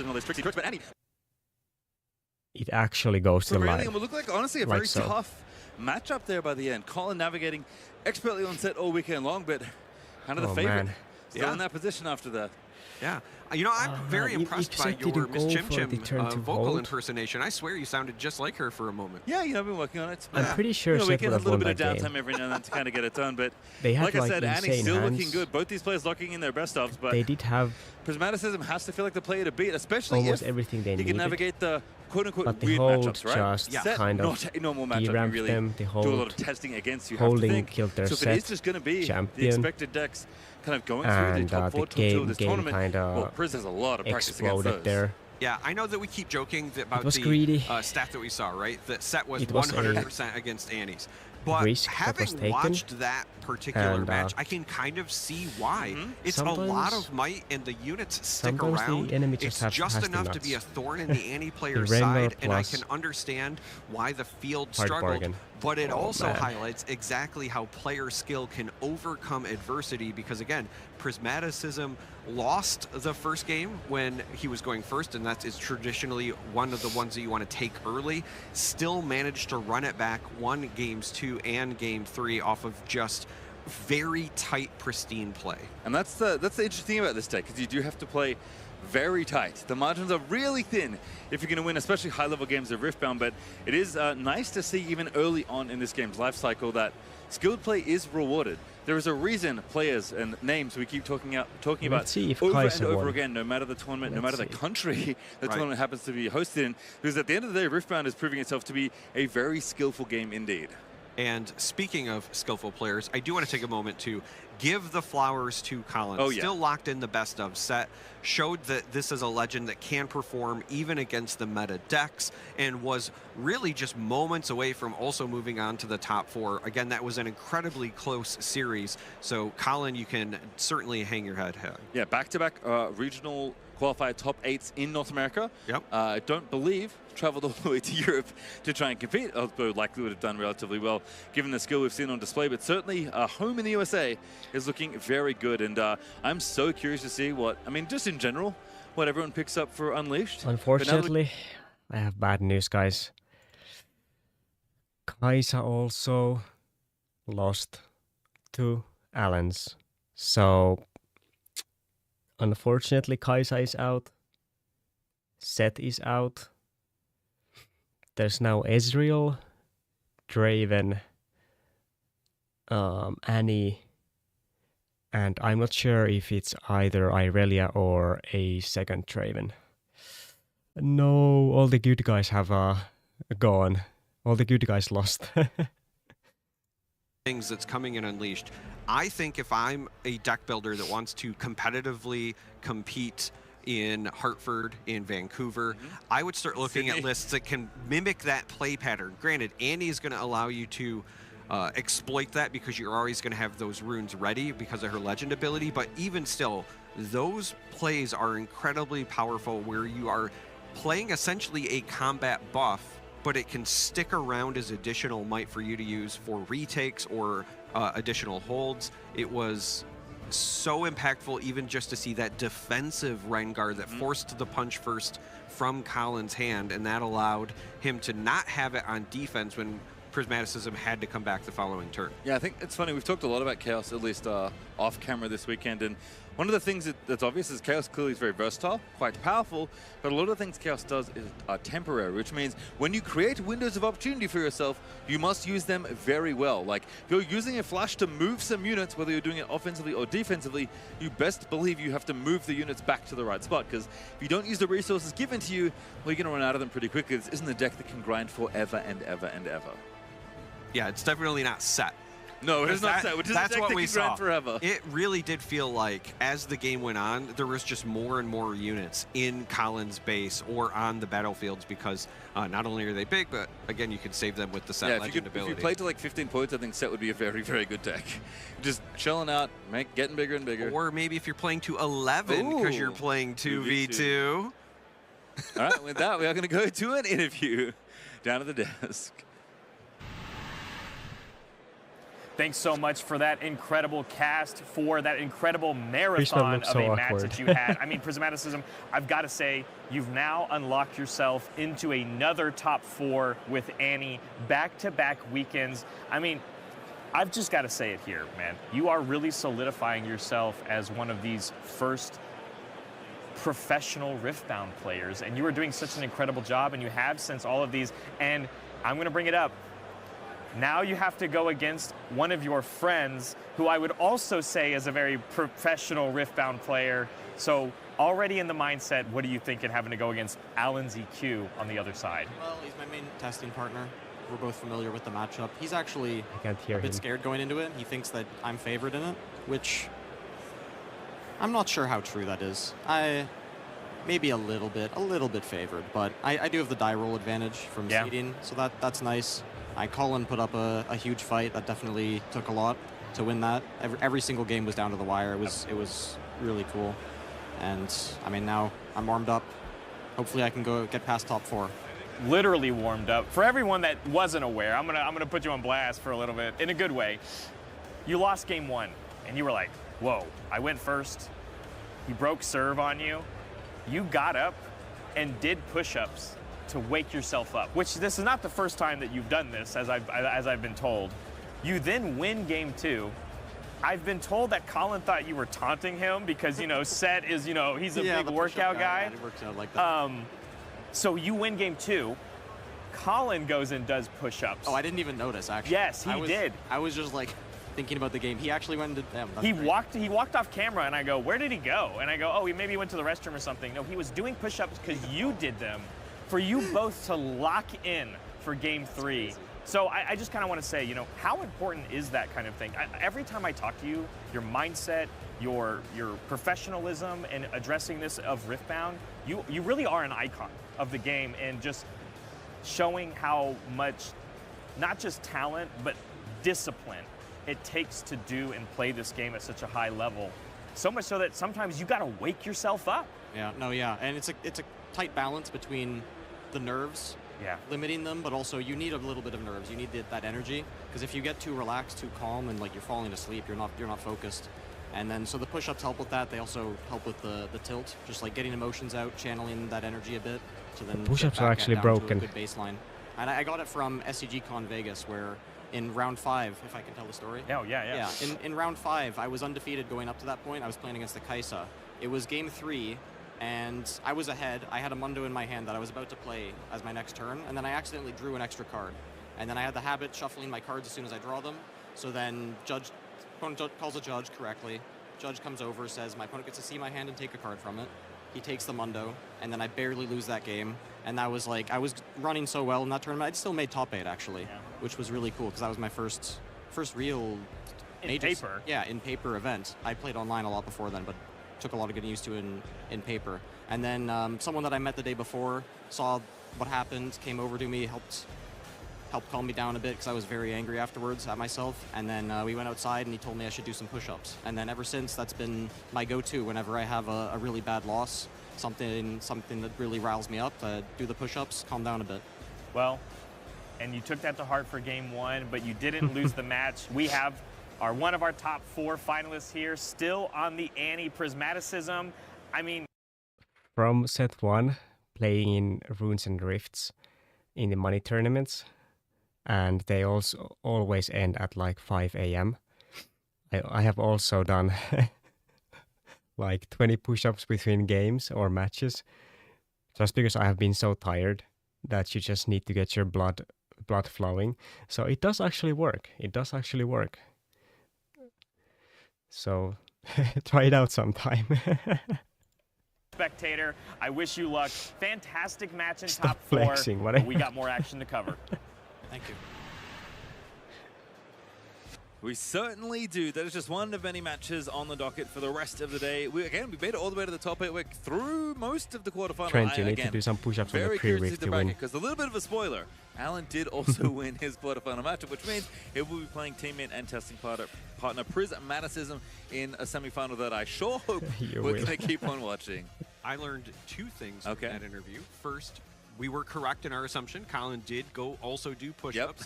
Happy to see it. But the second thing is, Prismaticism said that Alan said he thought he was favored. I don't think I've ever heard Alan say anyone else was favored in anything. So apparently you can strike fear into the heart of Alan with enough practice. Doesn't look like it with how stoic he is at the table, but I guess it is possible if you beat him enough times with Annie in your testing games, because I can't imagine how many times they have played that matchup they're going to, and it's fun. It's funny that they're going to play, you know, probably 3 games of it in the semifinal, because they've maybe played hundreds, if not thousands, of that matchup alone at this point. Yeah. They're going to play it at least one more time. They are going to play it at least. And I'm really looking forward to it. I'm also looking forward to seeing what happened on that top end of the bracket. We know 2 Dravens were playing against each other, so one of them is moving on. But that other matchup was, I believe, Frosty on the Kaisa versus Irelia. Oh, yes, it was Kaisa Irelia. And that one's very interesting because Frosty has been playing outstanding all day long, but Irelia is usually a matchup that the Kaisa players are not happy to see. I picked very bad candy. I'm excited to see how that Frosty played Alan. So Frosty lost to Alan. Let's have a look at the bracket. Yeah, actually, you know what? Let's look at the bracket. Let's just have a look at it ourselves. Let the professionals handle it and let the graphic fly on over, because we clearly can't remember what happened 90 minutes ago. So Alan's EQ is through, Prismaticism is through. They're going to be playing each other in the semifinal. Harukaze did one beat Draven, Boulevard. one Irelia, one Ezreal, one Annie. Our hero, friend of the show, Boulevard, does perish on Draven. So there will only be one other Draven in top 4, because of course there has to be. They're playing Amira, and by the looks of things based on this bracket, yeah, Trent, we're gonna be watching Irelia. The really cool thing is 4 unique legends in the top 4. That's awesome. So no matter what, all of the best ofs will be decided. These players are only from here on out playing to win the event, for all of the glory to be the regional qualifier champion here in Atlanta. I just want to point out, what domain do they all have in common? Hey, you know what? Don't worry about it. As we come back here, there's a lot of exciting Riftbound to watch, as the Dravens will mostly be felt. I did say before top 8 I thought they would eat each other, and there'll be a couple that made it in. Clearly a few made it in, but the prediction did still stand, as Dravens did move on in. As we are going to chat more about the upcoming semi-final, Alan versus Prisna. I think just at a high level, Annie versus Ezreal. I'm surprised that Alan thinks he isn't favored. Because, okay, I guess my read with Ezreal is that Ezreal is the kind of deck that feels like 45% against the entire field. And Alan's skill is just so high that he manages to wiggle enough percent over that line to get it done. But I guess because Annie is so good at establishing early, that Ezreal can maybe just fall a little bit too far behind, despite having answers to just about anything. I think that the real difference maker is the legend techs of Annie herself. I think the reason that he's able to kind of skill the rest of the field is Alan knows how to punish the opponent when they either take a turn to develop or they take a turn to push. And so having those answers, right, with your Ezreal list, because we know that his list has a lot of answers, he's just very good at playing the right ones at the right time, is a whole lot easier when your opponent has to make those sacrifices because they're only going to have so much By the way, available. the Draven mirror still hasn't ended. And this Annie list, because you get It's to ready going. those 2 runes, are essentially always +2 runes net across every turn. That makes the math harder for Alan to make up that gap in the plays. We've talked about fun stats. There's another fun one for you. Annie has a 60% win rate here in Atlanta, and Lila was 100%. What is happening with the Annie stats? Yeah. Apparently Annie is all or nothing usually across the field in at least one matchup. But yeah, 60% against Ezreal. And again, that's across the field. These are 2 great players. The skill can absolutely make the difference. I think this is probably as close to a coin flip as we could get. If Prismaticism and Alan say that Prismaticism is favored, I believe them, but I'm going to say it's 52-48. Yeah, I mean, these are two incredibly skilled players. It's going to be such a fun match of Rift. I'm just trying to think a little bit more about the matchup specifics. I did definitely get the idea of, like, Annie's just so good because she can present both sides at the same time, right? I can present pressure and leave up interaction. Ezreal is basically all about leaving up the interaction, and pretty much until you're forced to do otherwise. Not really a lot of threats in the deck so much. I mean, Ravenbloom Student's pretty good, but Alan's not like playing a 2-drop and getting on a battlefield. I think that man barely scores points in the first 4 turns of the game, just in general with how his Ezreal list works out. So yeah, he is capable of coming hot out of the gate with... There's one big problem. All of the 4 semifinals legends are purple. Riot. Thank you very much, Pastry. We're here to break down one of those games. I got Reagan to help me out. And did you get taller since the last time I saw you? I've always been 6'3". Always been 6'3"? Yes. All right, well, that confirms I'm also 6'3" then. I'll take that. We're going to take a look at the end of game number 2 between Prismaticism and Colin. Colin's up 1-0 at this point. Prismaticism needs to win 2 in order to take this, and the game's looking pretty tough. Reagan, I want you to count for me. How many units are on the board right now? Because this is something I've noticed this week, and especially as we get to the higher tables, we get to high unit counts on the field. Yeah, let's count this up.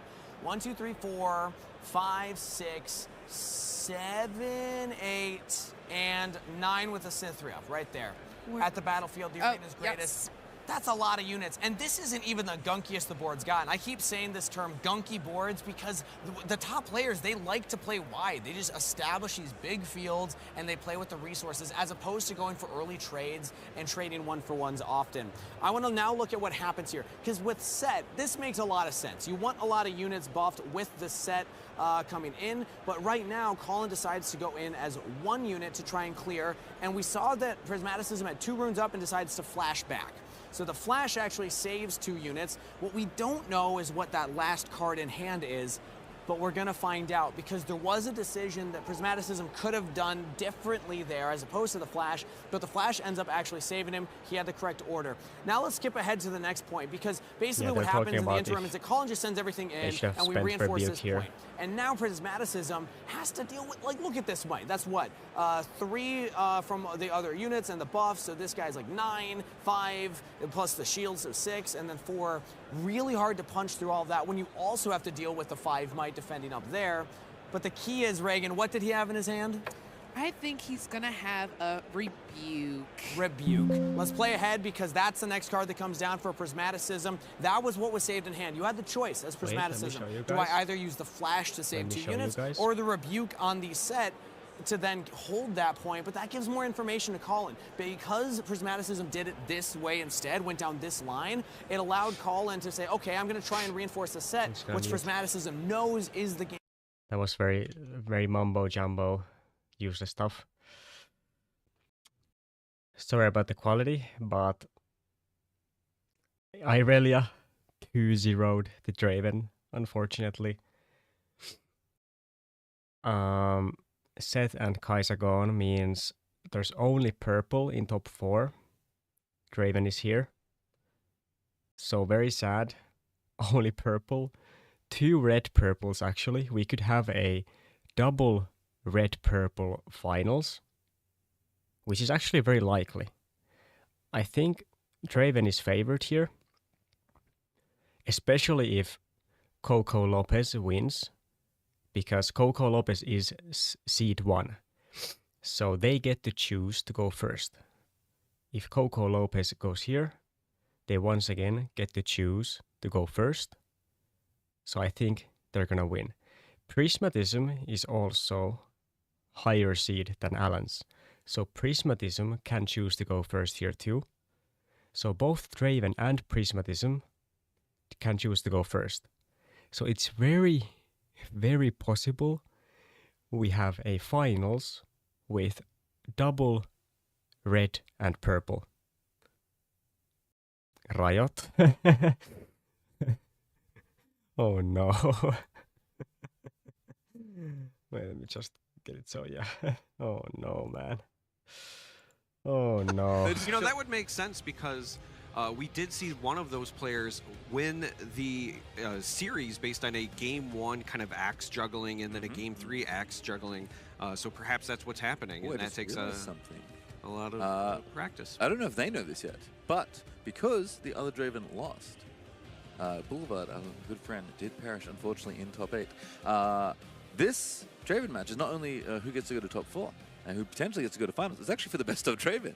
Yeah. Can you imagine if they got dropped on you in the middle of your very intense quarterfinal match? It was like, by the way, the other Draven's out. I mean, you're looking around the room, they're probably playing somewhat near you. Like, you know, there's only so many people left in the venue at this point. Side events are winding down / done. People are mostly just watching. There's only 4 matches to keep track of. And they're both basically in the same area. So you look over, you know, the Draven players, you see them losing. It's a lot of pressure. It puts a bit of extra pressure on you. You know what they should do? A couple push-ups. They should do some push-ups. That's right. The thing about push-ups is it makes you strong enough to hold those axes for the juggling. Push-ups are too broken. I have some fun ideas. Do you like the best of stuff here at the regional qualifier? I love the best of stuff. Yes. I adore it. Well, we've talked about best of winners already because we know there's a few. Let's have a look at some others that have won. Rian, as we know, did win. Jinx, Loose Cannon, almost, that's what I'm trying to say, almost made top 8. Mum Sky, very funny name. Yasuo Unforgiven at 9 and 4. Not best too of shabby of a record, making only day 2 9 and 4. And battling That's it out crazy. to get on top there. Snowfalls, our Leona winner, 5-2-1. Barely missing day 2. A draw at the end.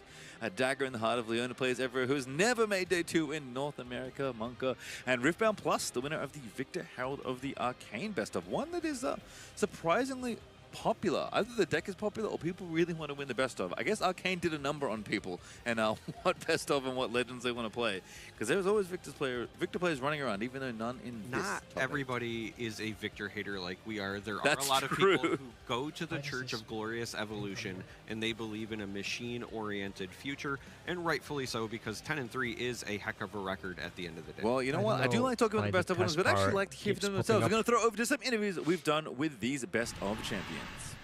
Well, they didn't show us the Darius best of. Come on. Of Jinx player, and it's so exciting to have you here, Rian, because we got to see you on stream. And yes, of course, the result was not in your favor, but Alan ZQ is one of the best players so far in Riftbound. Yeah. But you're taking home the best of Jinx, and how does that feel? It feels amazing. I'm really happy. This took a lot of preparation. I was back and forth iterating on this constantly for a while now, and so, you know, getting to prove myself and getting to prove my specific deck list really meant a lot to me. Yeah. That's such a big message too, because I think there's a ton of people out there that really enjoy a legend like Link, like Jinx. She even has like a champion deck that you can get started on in the game with, and you showed up, and not only did you show up, but you showed up basically going almost undefeated on her, obviously losing out towards the end there, but we got to put you on stream. We got to see you play out of your mind. And so my question is, are you going to stick with Jinx in the future? Now that people see you playing it, you're going to inspire some others, or are you maybe going to try out something new and Unleashed? I'm absolutely a brewer at heart, so I feel like I've done a lot of work with Jinx. I'm really looking forward to getting to do something new. I have a friend who really loves playing League of Legends. He keeps me in the game, and he is a one-trick Lilia. So I might just be playing Lilia in the future. I mean, it'd be really cool if you took him a best of Lilia to share also with your best friend. That's such an amazing idea. I'm so happy for you. Great job once again, and I hope to see you at a later regional. I'm joined here with the best of Yasuo winner, Mom Sky. He's got it right here in his pocket. First of all, I think a lot of people were excited to see Yasuo in this tournament, thinking he was going to be the Irelia killer, but you're the one taking home that prize for the Yasuo. How does it feel? Oh, it's pretty good. My last round, I had to knock someone out for their best of chance, so it's weird because, like, it's really nice for me, but you have to be, like, you gotta be chill. Yeah. Give them a fist bump, so. Hey, but you're going to take home that incredible prize here. And I got to ask you, are you maybe continuing going to play Yasuo going forward, or Unleashed on the horizon? Is there maybe a new legend you want to maybe bring that trophy home for? This card's really pretty, so maybe I go for the repeat, but they're all really pretty, so it's tough. I have to figure that one out. All right, well, TBD, but I'm hopefully still going to see Mom Sky at a future regional qualifier, and I can't wait to see what you cook up. Congratulations. Appreciate it.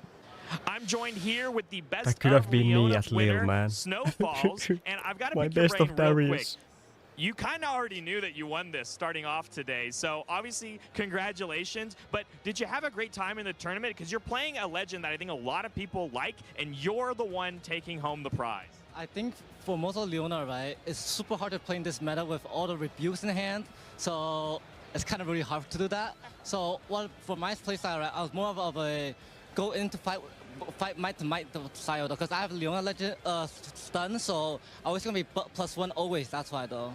No, it makes sense, and it's a smart way to go about it, because a lot more people are going into combat now, and I gotta say, like, the stun mechanic can be pretty good against the Dravens of the meta. So I'm glad you had success. I have to ask you one more question.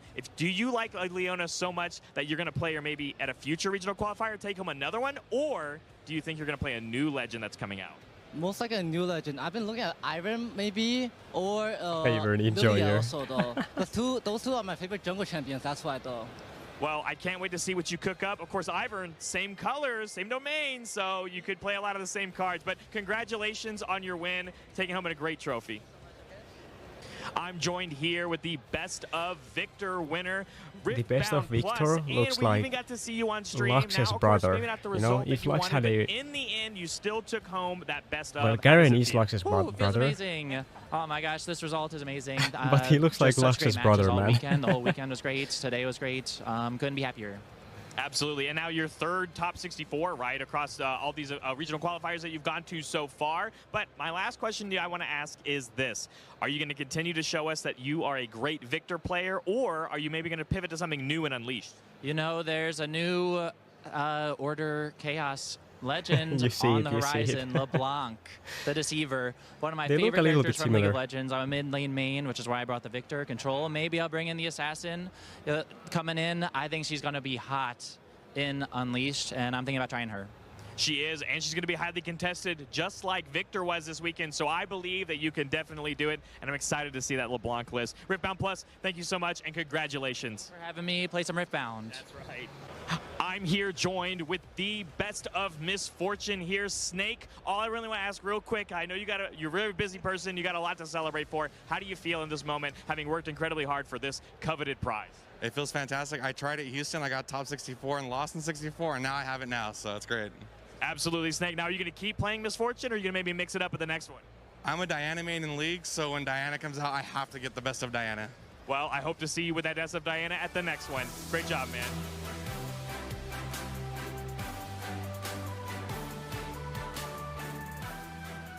Kangas, we have made it to semi-finals. It is now time to cast the top 4.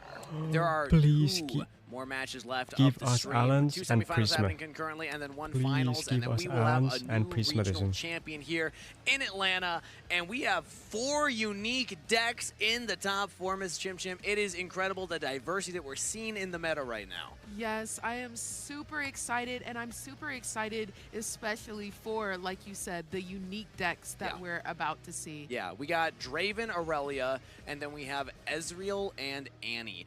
I hate to say, Kai'Sa did not make it. I was watching it on the secondary feature match, the Kai'Sa versus Ezreal matchup. That was Alan ZQ versus Frosty. It was close. 4 unique decks. I'm telling you, one you missed out us not being able to get that on the broadcast. But if you know any of them, check out their socials. They're probably going to be talking about it. Really, really tight match between the two of them. Alan ZQ, he's just so good. He's just the Ezreal. good. It's crazy.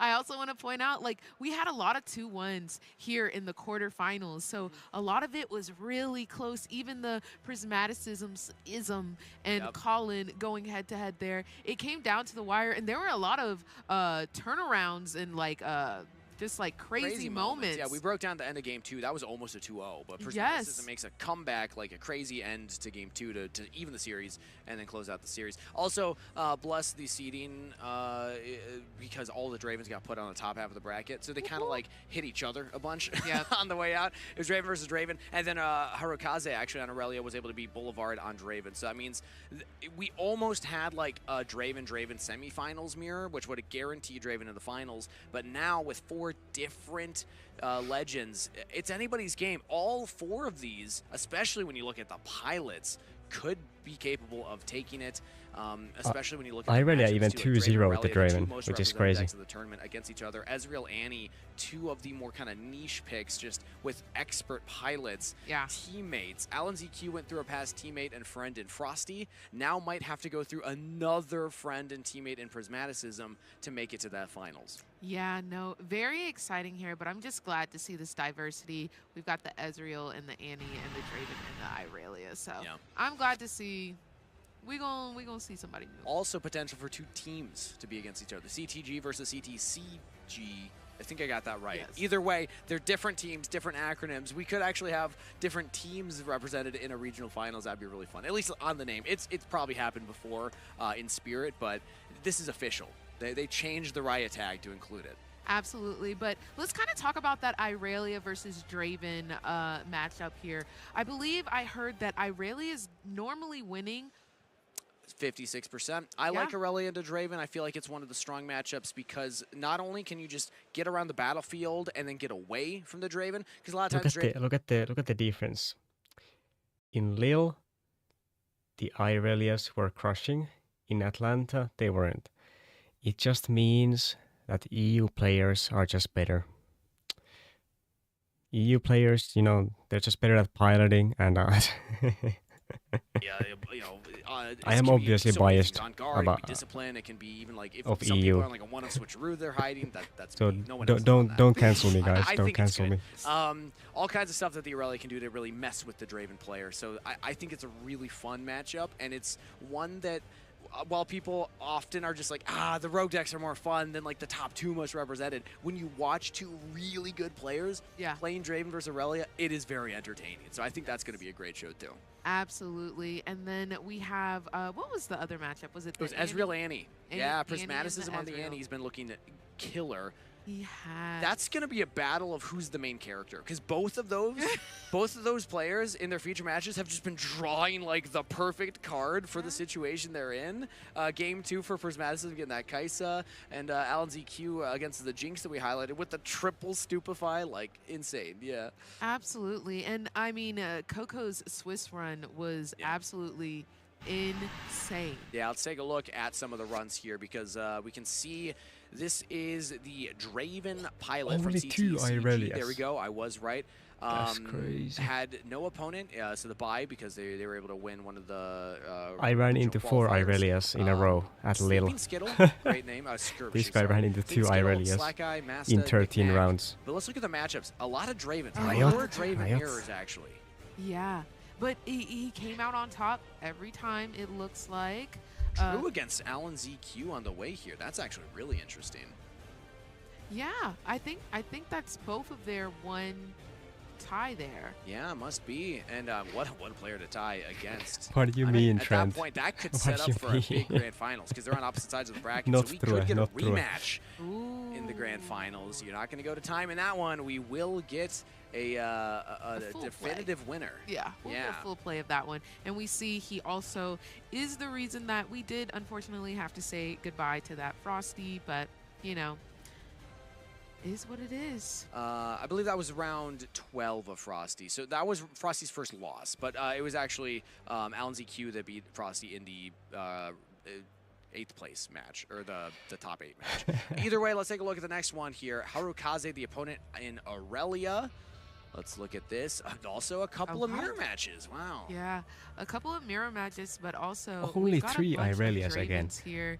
What? I also see the 2 How Kaisas, did these guys so had to not go run through into a any little bit Irelias? as well. Love They're to hacking. see the Rek'Sai, and they're actually hacking, we man. also see the set there towards the bottom. And there's a few. I'm sorry. Got the win against Fiora. His depression, my depression. After seeing that. Yeah, and a Rek'Sai. Actually, a Rek'Sai pretty late in the event, too. So maybe the best performing Rek'Sai. Not many were making day 2 to begin with. So that's the path that they both took to get here. I would argue that the Draven path was a little harder. A lot of mirror matchups and also a lot of really notable names. Not that, you know, the Irelia pilot wasn't playing against good players, but just when you look at the name value of the opponents that you're up against, I think Draven had a tough road to get here. Absolutely, and I mean, I'm pretty sure the mirror matchups can't be easy at all because you know your deck lists are going to be kind of similar, and you just get the luck of the draw, whatever is in hand. I mean, we did hear from previous Draven players on stream, like, oh, I teched my deck to win the counter matchup, or the mirror match, just because you know that that's going to be one of the most popular decks, and it was, in fact, the most popular deck here in Atlanta. So maybe some of these Dravens have those type of answers, but then if there's no more Dravens that are in the rest of the top 4, and you teched out your Draven deck to be Dravens, you know, that's not going to be the field anymore. It's not going to be like it was back in Vegas. So, yeah, we'll see what happens going forward. Who do you think is favored from this point on with just these 4 decks? Because I have an opinion, but I'm curious who you're rooting for, whether a duelist or a deck. Who I'm rooting for and who I'm rooting for the Draven. Different answers, unfortunately. All right, let's hear it. I do feel like Ezreal Allen might take the win from what I've seen today. Okay. He's been really dominant so good in a lot of his, and he's very confident. And he's also shown like he will take that safest route to get the victory, like really just making sure all of his ducks are in a row before taking any action. Okay, so I'll say that.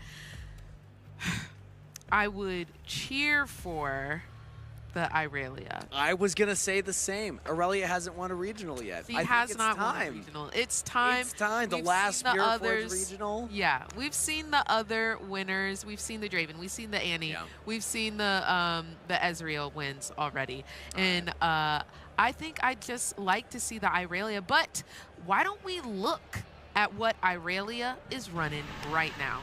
Let's do it. Up first, a deck list here.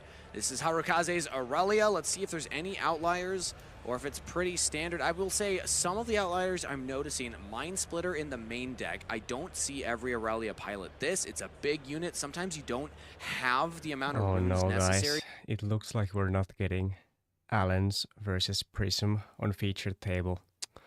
No. Come on, man.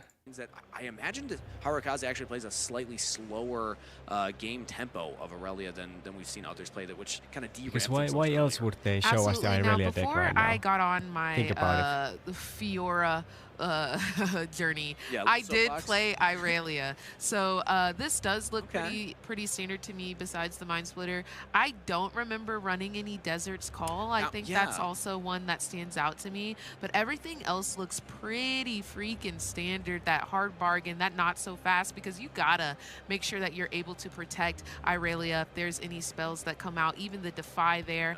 But you can even get a little aggressive if your Irelia is at a battlefield and use those charms to bring someone in while your Irelia is high and mighty, and go ahead and take down some of those opponent units. But you can also use the charm, never forget, to move a unit away from the battlefield, so you can move them back to base. It's a very versatile spell. Sometimes late game you just need to take the point. You don't have the might, you can just do that. But let's take a look at the opponent here, because I want to see what the Draven list is running. And again, looking for outliers if there are any, and immediately I'm seeing some fun ones. The Beast Below. This is a tech that been kind of a more recent adaptation I've seen within like the last 2 weeks, maybe month of play.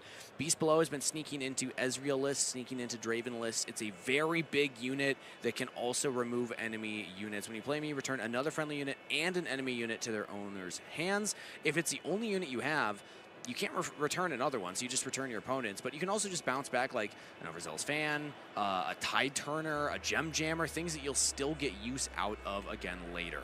Also, one Blood Rush, important to note, we're on the 1 Blood Rush, 1 Cleave. A lot of folks are just on 2 Cleaves, but Blood Rush is a little more versatile, and like sometimes you need that extra 1 Might, and you have the runes for it. So getting Assault 4 can make the math a little easier in some circumstances.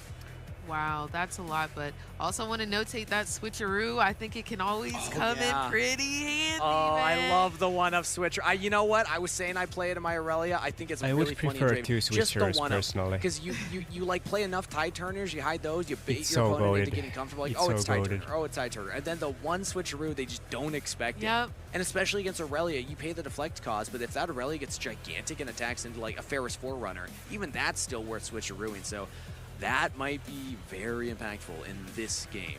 I truly expect it to be hidden somewhere and then reacted with later at some point.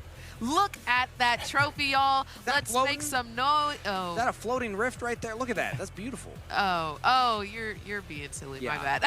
I was like, is it? Is it floating? I had to lean in a little bit. No, let's get ready for our first semifinals game. Let's go. Hype it up. We're getting into game here.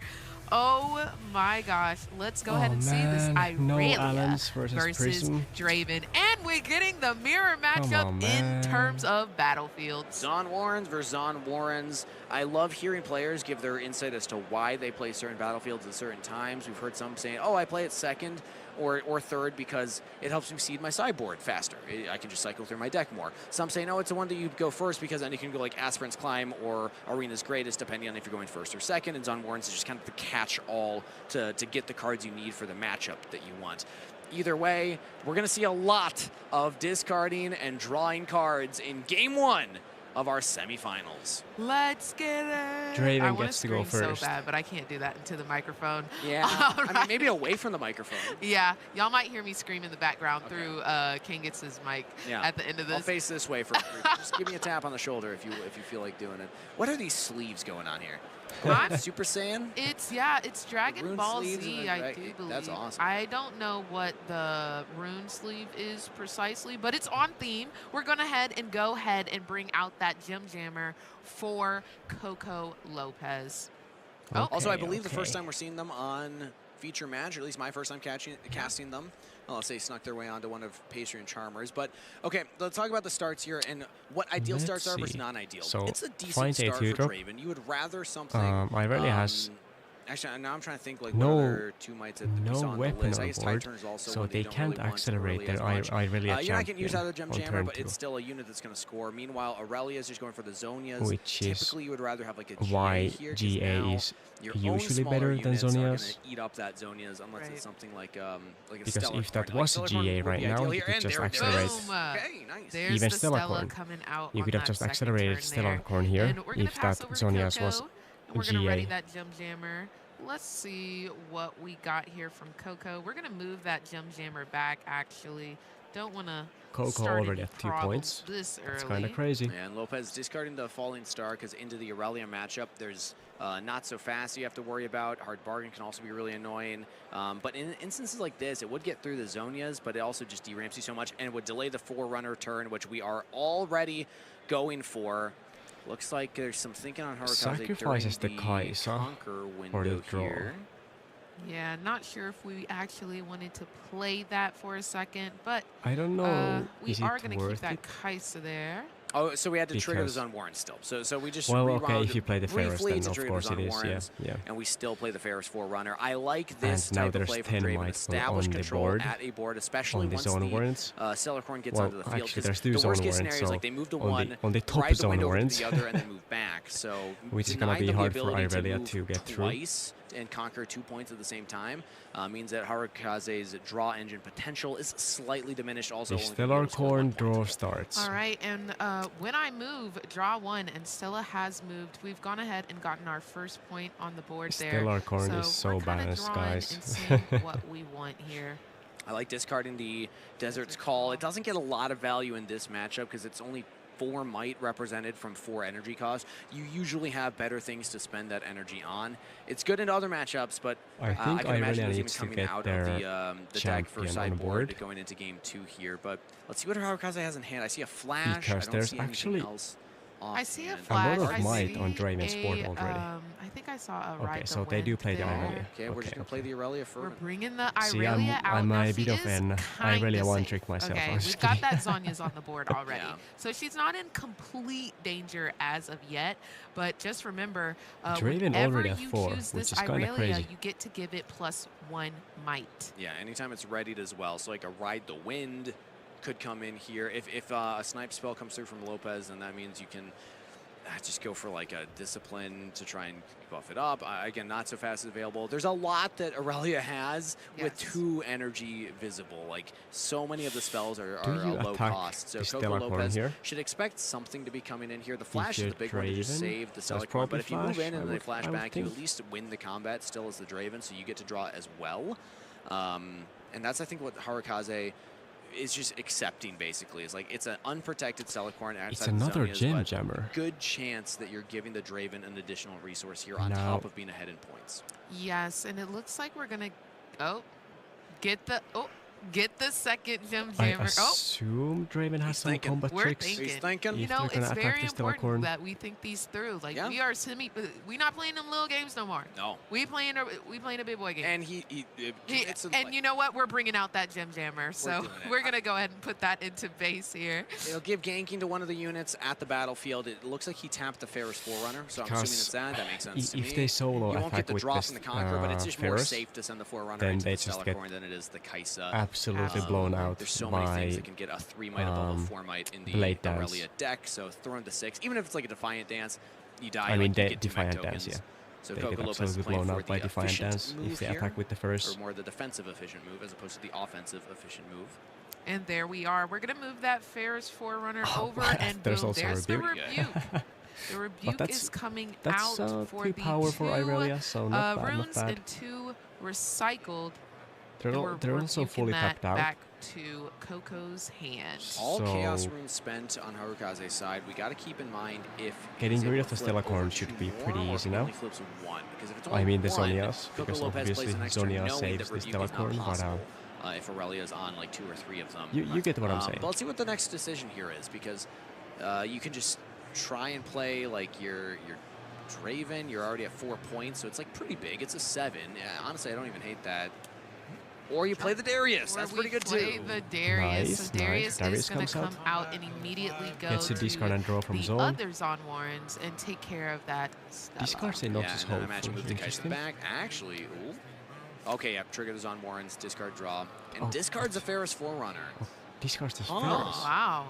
That's a big boy to let go of, no? Yeah, I mean, maybe it signals that there's more in Coco. Something better?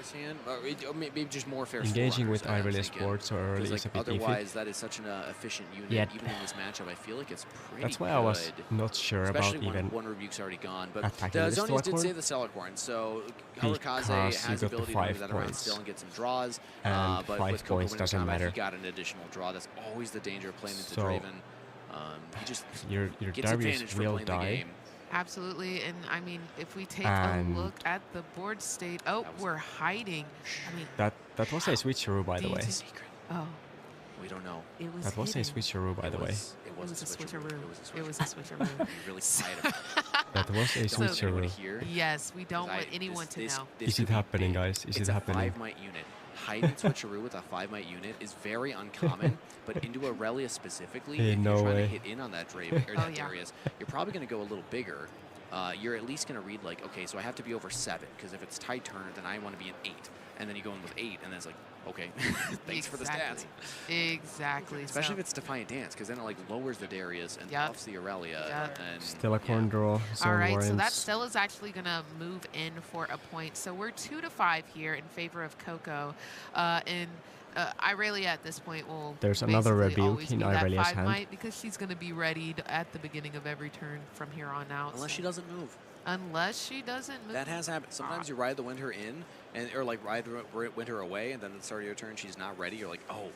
Oopsie. Whoops. Not like I'm speaking from experience. GA is out. Well, the Zonias did go away, but the GA is coming to play. Going to choose her, move her in. That is counted up. And 6 she's plus protected. 1 is 7. Irelia is now at 7. 5, multiple runes showing. Hello, Razor. Switcheroo would have to pay a deflect cost, but it will at least force something else out of Harukaze. You were judging? That's so cool. That's so cool. To react with that, we are. So we're gonna switcheroo comes out real quick, and that 7 might is going over to Dariana. I almost wonder if like Coco could have also sent the Get some rest. He's resting because he's listening to my beautiful voice. You know. Hard bargain will just stop that play in its tracks. Very efficient. There were no additional energy up for Coco. Unfortunate, just no runes to hard be able bargain. to pay that hard bargain.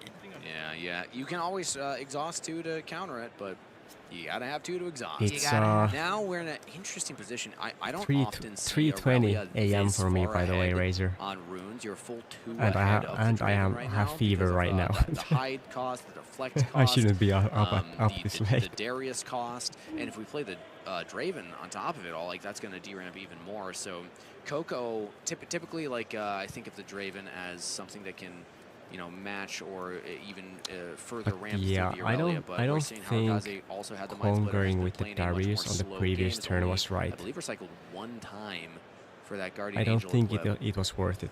And that allows you to play a longer game with things like Mind Splitter. So Harukaze was just giving up early points, accepting, yep, you're going to be ahead early. Yeah, Pirate, I know. 2 units out there with 3 runes up. Again, kind of scary proposition. It's so weird they didn't show us the Prism because versus Alan's match. 3 runes up, so you're not sure what can be responded with.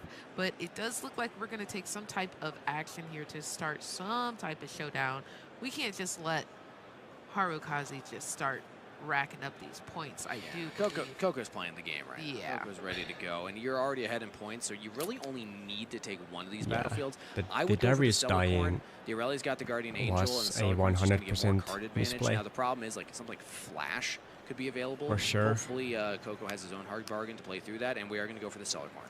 All right, so we're moving in both the Kaisa and the Gem Jammer over to this zone where Stella is occupying. And we're that's true, Silent. That is true. Haru. So what's in it? We saw the Flash already. That's, I think, the best thing that Harukaze could play. You're giving up points. You're going to give them a draw, but you get a draw. There's Flash. And you protect the Stellar Corn to get you more advantage later. Like, if you have Stellar Corn, it doesn't really matter if you're giving the Draven draws on combat because you're going to get more off the Stellar Corn the yourself. Rebuke. I guess Kaisa will also get one, so that's basically 2 draws you're giving. Yeah, well, I don't. I think I see 2 Ride the Winds. Am I tripping? And I do see the Flash. Ride the Wind would be very interesting. If you send that Irelia over there to try and clear the Kaisa and the Gem Jammer. The problem with Ride the Wind is that if Draven now has Rebuke, here's the 2 and the 1 recycle Irelia is tapped out under. Let's go ahead. Not so fast. But now do we move the Irelia or the Stellar Corn? Because we could just save the Stellar Corn. Right. Irelia is now tapped under not so fast. Oh. We're going to move her back to base and draw off of the move. Draven now gets 2 draw. 1 from Kaisa, 1 from Zone. Actually 3 because of the Draven Legend. Recycle the power, Ooh, and that's Flash crazy. would have accomplished the exact same thing. And if they had a hard True bargain, Silent. Flash would have done the same. Then you didn't, recycle. That makes no decision. sense. I feel like Ride the Wind's a little more versatile, especially in the middle well, actually, you up. can Flash Rebuke, but you can't Ride the Wind If Rebuke. you use a Flash instead, then you're not, so maybe he's playing cost. But again, Harukaze, around Rebuke. I would take a guess as a better Irelia player. in the future, you know. So I usually still defer to the expertise of the players on stage. I even wonder, like, maybe we're just saving that Flash in case we have 2 units that are in trouble, maybe, because you can use it for 2 rather than just the 1. The thing about Irelia is once you have the draw engine and you get enough draws from Stellar Corn and you have the Irelia, you kind of just play with the Irelia. Like, you don't really need to have 2 units for the rest of the game. Like, even if Stellar Corn dies at that point, you kind of have what you need to play with Irelia and 5 cards in hand. All of these units the Draven's just going to keep establishing a board and Tide Turner to save the Kaisa. And not even play the Overzealous Fan at the battlefield. Tells you that Draven is sitting on spinning axis. Any attempts to hold at that others on because they want to set up their board understands that they so are they can just points, and even if Harukaze holds and then conquers this other one, Coco Lopez is still in a position to win equip the spinning axis multiple times and attack with the spinning axis. That Noxus, helpful this should be a pretty good tell. So we've kind of got a lot of might over here on the side for Coco. But we're about to see how do we want to tackle the situation at hand. Storm. Draven could ready, actually just the additional might. develop even more. They don't even need to. Runes ready. They don't even need to actually attack next turn if they don't want to. I can't tell. Well, we know that there's the Flash. That's what looks to be at the front of the hand there. Yeah, I really haven't gotten many good looks at Harukaze's hand. There isn't on guard. I think there's a Discipline. I do see the Discipline as well. I think another Ride there aren't many buffs on Irelia's hand. So I guess maybe that's another reason there's why like one Harukaze would use that Rebuke, as opposed to the Flash, just because then you have on options guard, in the future. one You Discipline. can choose between the 2, but now we have 1 less rune to work with this turn. Let's see what they do. There's 7 available. And Stellacorn's going to move into the safe battlefield just to get a draw. So they're just using this basically as a draw right to wind, Irelia probably. And important to note, no rebuke. Actually, no. On right to wind Stellacorn because there's only one available chaos rune. Stellacorn just drew that's 3 a lot cards. of drawing that we just did off of that Stella, and then we're going to immediately that's so balanced. on guard to make sure we clear that Zon Warrens. Okay, nice. 3 draw, by the way. Should be readied right now. Or did they move him back to base? No, they moved it back to base and then went into the Zon. Interesting that they did that as opposed to Stella could have been banned. That is true. Now I guess it's holding. Stella it's gonna force Stella is kind of crazy. There, yep. And with like an on guard and discipline in hand, maybe you're trying to. One game in Lille, opponent Stellacorn drew 11 cards against me. Coco can win this turn and has so much gas as the Draven's probably gonna look to end the game here. Yes, Irelia doesn't have 2 like purples. There are a couple of runes up on the side of Haru, so doesn't have rebuke. It's always scary attacking into an Irelia. Like there's so which is pretty huge. Ridiculous how many things Irelia can have access purples to. is one that you're not going to expect is like a ride the crazy wind defensively for Irelia to jump over. You've already seen 2 of those. I also, played Darius. I was if that happens. So 4-1. You're reading on guards. You're reading disciplines. You're reading. My only loss was against Alan's. Because that's gonna. We went to game 3. I lost by 1 point. So you really are basically assuming like. Again, in a situation like this, if you're going for the win, you almost always have to assume worst case scenario. Because of a UVS software error. If they have 3 defiant dances in an on-guard, can I beat that? If the answer is they yes, thought then I had brought absolutely a different 100% deck. do the line. Because like that's worst but case it was scenario. actually a UVS error. There's not enough chaos runes. And after 2 hours, they refunded my badge and said they were sorry. Like dial it back, like, okay, 80% worst case. Can I beat that? Is that math worth it to go for a push, or do I play patient because I was on the road to get the Darius best of, which was very unfortunate. These are the types of decision trees that I love seeing the top players go through. Draven now goes all in on the top battlefield. A single Defiant Dance would not be enough. You'd have to commit multiple tools here to keep the Stellacorn alive. And I'm not going to lie to you, I don't think I see a single I also went against 4 Irelias in a row at Lille. I was still 4-1 though, so I was doing pretty well. Because not only do you get the +2, but you get the minus. Irelia is probably pretty happy I was about to say it might letting the Stellacorn die because just save the Stellacorn, get another draw. But I guess we're saving the flash for the Irelia because we have no way to currently get back over there for so hard. Kaze. But Coco is going for the option B that I presented, which is just go and conquer 1 battlefield. Is and he try gonna and, like, play the Draven champion down? That discard another Forerunner. So maybe it's not the reinforce. That's like one of the best cards to reinforce a battlefield. Unless you just have enough spells in hand. Maybe a Darius if you want to push into the Irelia. I saw we so just why didn't sectioned Draven go into 4 and try to end the game this and now turn? we've got the 2 and the... Okay, like we keep pressing them to the side. I'm not sure if those runes mean anything. If I was Draven, I would have done everything I could to end the game here. To hold points is either because this is the only turn where Irelia is going to be tapped under rebuke. So we already have 1 in base. You can just move that up. Maybe another Overzealous fan. You know what I just remembered? Oh, no, we already saw the switcheroo, right? Yeah, both of my friends that got the day 2 ran into 0 Irelias and 1 Irelia. And while I ran into 4 in a row, without playing anything else there, like all of these runes are scary because they have rebukes, they have spinning axes. And I got dropped by the UVS error. They have a lot of things that can, you know, try and reinforce this. Some are even on rank. I got railed in Lille. Coco Lopez was, so I'm imagining at least something coming down here. It was brutal. And it looks like we're going to go ahead and exhaust 3 and play a Rek'Sai. They play Rek'Sai? Play our Draven Showboat from the Chosen Champion zone. Yeah, I'm probably playing the Draven. Accelerate it right now. And but yes, it's still going to be just an 11 might unit, or sorry, 10 might unit. But this is so risky though. Oh, we've decided to go another route. Instead, we're going to exhaust and bring in another. Why the overcommitment? Maybe Nox is hopeful. To the top battlefield.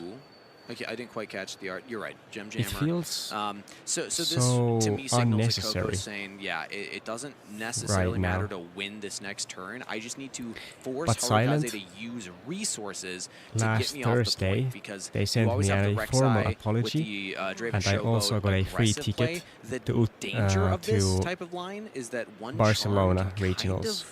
Kind of, you know, so my game plan. Lille ticket got refunded.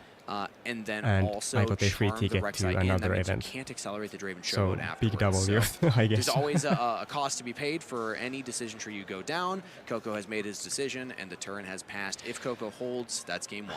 But this, and honestly, I can this try and deduce this. I'm not sure if this is totally true, but we did see Coco fidget so with unnecessary. both the Draven Legend, the Jammer, Irelia was under and the finally rebuke, the Tide so Turner, and then hit a card maybe the at Draven that just battlefield, which didn't makes me see assume that it's that Tide Irelia had Turner. only Which one I believe purple. we know it is because the only hitting cards were Switcheroo and 3 Tide Turners in the deck. If I remember the deck list correctly, maybe it's something that surprises us, but I'm reading that that's going to be Tide Turners, so it'll be 2 extra might, which would make this a total of 12 defending. Overzealous fan has the option now to move back the Irelia. So we flashed, we saved that, we didn't save the Stellar Corn, instead we're going to flash back the Irelia, send her in. She did not ready for turn, so it's only 1 might from the targeting of Flash. Whose contact info I have about what happened, all the mess. And it looks like And then 4 days after, I got sent a formal apology, and then the compensation. So even just play another one, equip it, they tried to Blade Dancer Legend, not and then give me re-ready the anything Irelia at going first. again. So it's just kind of like a way to hit multiple times. You're going to give the Draven some draws, but it's a way to chew through that that hold.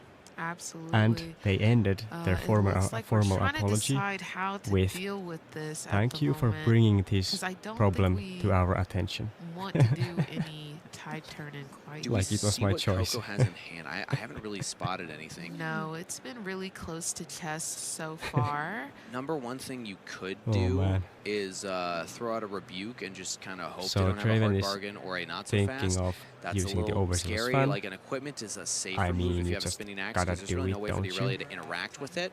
But it looks like we're actually just... actually, you know what? That wasn't priority. I think that was the Overzealous Fan trigger, because you have to trigger any defend abilities before an action window opens. Didn't use the Overzealous. We're past the Overzealous Fan window. No, Irelia did not use Overzealous Fan on the Irelia, and now Defiant Dance. Defiant Dance is coming down. It's coming down. We are -2 and +2 in the Irelia. It looks like the -2 is on the Kaisa, I do believe. Yes, thank you so much, Judge, for that clarification there. And we're going to see the Flash comes out. Okay, so that's why the Draven overcommitted. So this is a total of 8 defending might against the 9 attacking. So Flash will save those resources and just give up a point. Yeah, Harukaze knows that Hard Bargain would blank the Flash and it can clear everything on there, and that is a big swing for Harukaze. All right, so those are totally off the map but with Rek'Sai on board, and now Haru has taken full control of not only this battlefield, but accelerate Draven. So we haven't dealt with the Rek'Sai. If a charm comes out here, I think that's just GG. I don't think Coco, unless you have like a Darius, or maybe like an accelerated Kai'Sa or some way to like just get Draven more has might on the field and go in. Which, to be fair, Draven does have a lot of access to those types of things. But you're at least getting rid of the known threat, no charm. That means that the Draven showboat from the champion zone can't come and accelerate it, because this Rek'Sai allows any unit not played from hand to enter with accelerate. Now, it's going to be a 10 might Draven that I imagine will hit the board at some point on this turn. We do have the accelerated Draven is 100% gonna get rebuked. We do have 3 runes still up, so... Yep. Harukaze has tools. He can try stuff. If Draven has Hard Bargain, but then the he Defiant insta-wins the Dance game. was used, and that means that at worst case scenario, there's 2. So again, anytime you get information like this, you can start to chip away at the worst case scenario situations when you're doing your map. Now, worst case scenario would be 2 Defiant Dance and 1 on guard. So that's what, 10 might delta. So as long as you get above even that. Okay, not so fast for the rebuke, trying to get that back into the hand, but gets Hard Bargain. Hard Bargain. Oh, he can counter the counter, and that's going to be game. Yep, Harukaze immediately scoops up. The Hard Bargain to stop the not so fast is enough. Coco had another unit. We did not even need to see the Draven showboat. It just came down to the spells. Got the counter for the That was pretty well played from the Draven. Yeah. And I think we're going to go ahead and move on to the next game. I think he probably had the not so fast for a very long time. And Aspirant's so that's why he didn't go aggro. We're climbing this Whenever you're going second, on the previous assume you're going second, you know, your opponent still gets to choose, but most players will always pick not so going fast. First. So when you assume you're going second, Aspirant's climb will just delay the game. Your opponent can get set up first, but then the game goes a little longer. I will say, as Irelia, this Draven knows what they're doing. Really mind the game going later because it also buys you time to set up your field, and you don't have to feel as pressure to get in there super fast. So and also going first, you're often on an odd number of points anyway. So it's like they were 2 steps ahead. You know, if you conquer and then like get on the other field, you usually would be like to 3 if you conquer, hold, conquer. The hard bargain is so insane. So it's actually so good. It's interesting to see how that math kind of changes things, but the bigger thing is that Draven can get bigger now you on the side of Rebuke, Coco, Lopez, Draven Showboat. You can for sure hard bargain every point you have in Aspirant's Climb just means that they can get to even larger numbers than normal. Alrighty, well, let's get into this game number 2. We're getting started here. 2 runes coming out for Irelia, and we're immediately starting with that Tide Turner. That's why I hate watching Irelia's, because I ran into 4 Irelia's in a row at Lille. So now I'm a big Irelia hater. What cards we might I'm tired of seeing Irelia. Tide Turner start for Irelia. Again, when we're looking at ideal starts, it's like, it can get to a point, but it doesn't really do anything on its own, and Draven kind of a lot of time for Draven. So there's the stack deck, and let's see what the first unit is. Overzealous fan. Finds Overzealous. We could go ahead and go in Aspirations and get a point, Climb also buffs and maybe Draven Showboat. Coco might move to the other battlefield, but instead we're going to bring in that Stella It's basically plus 1 might the Draven in the end game. Eventually, now do we send the Tide Turner in?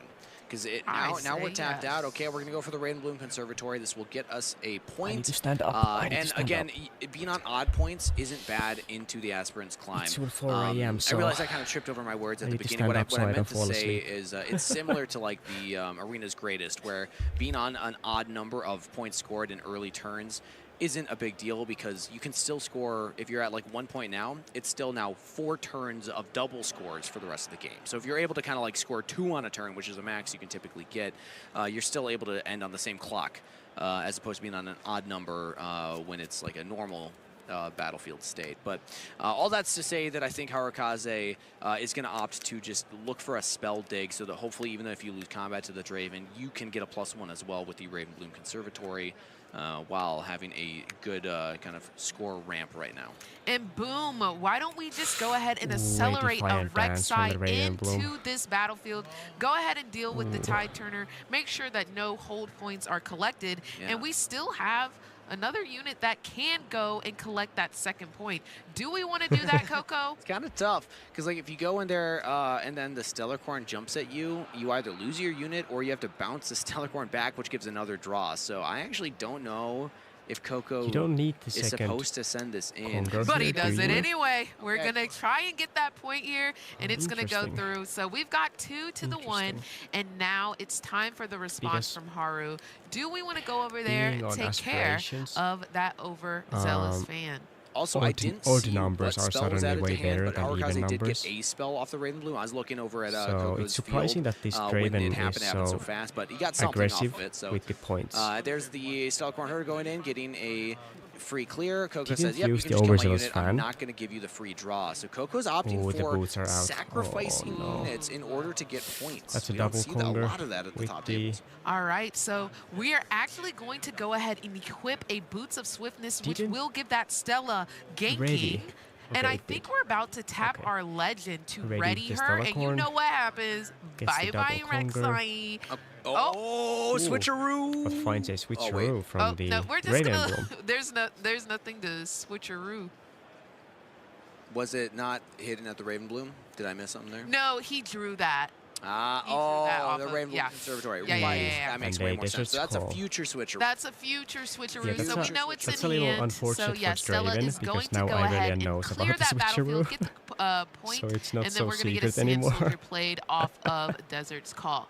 Also, this is the fun little minigame. We either count how many times the Stellarcorn Herder gets to move this game. Okay. I have a running theory. Okay. If Stellarcorn Herder moves 5 times, You cannot possibly beat the Irelia. That is too many resources. Okay. I think it's at 2 it's right crazy now. how much Yes, cards we are at 2. We have Stellacorn the can draw base for you. going to the Spirant's Climb It's and insane. then over to the It's Haru. insane. So I'll give you your 2. I'm going to also leave it to you to keep that tally. Okay, running. I'm gonna keep trying, and I don't know why I put this on myself because I already forget things all the time. That happened like 2 turns there's ago. double All right, rebuke we're bringing in the Draven's Ferris hand. Forerunner over on the side of Coco Lopez. I do think I spotted another Rek'Sai in hand. Ooh. I don't know if Stellacorn he's running is 2 gonna for gank sure, here but again. I do think I Gonna saw get 1 that. point, And gonna so get 1 what draw. happened basically here is that we got to see a reason. That's 3 moves.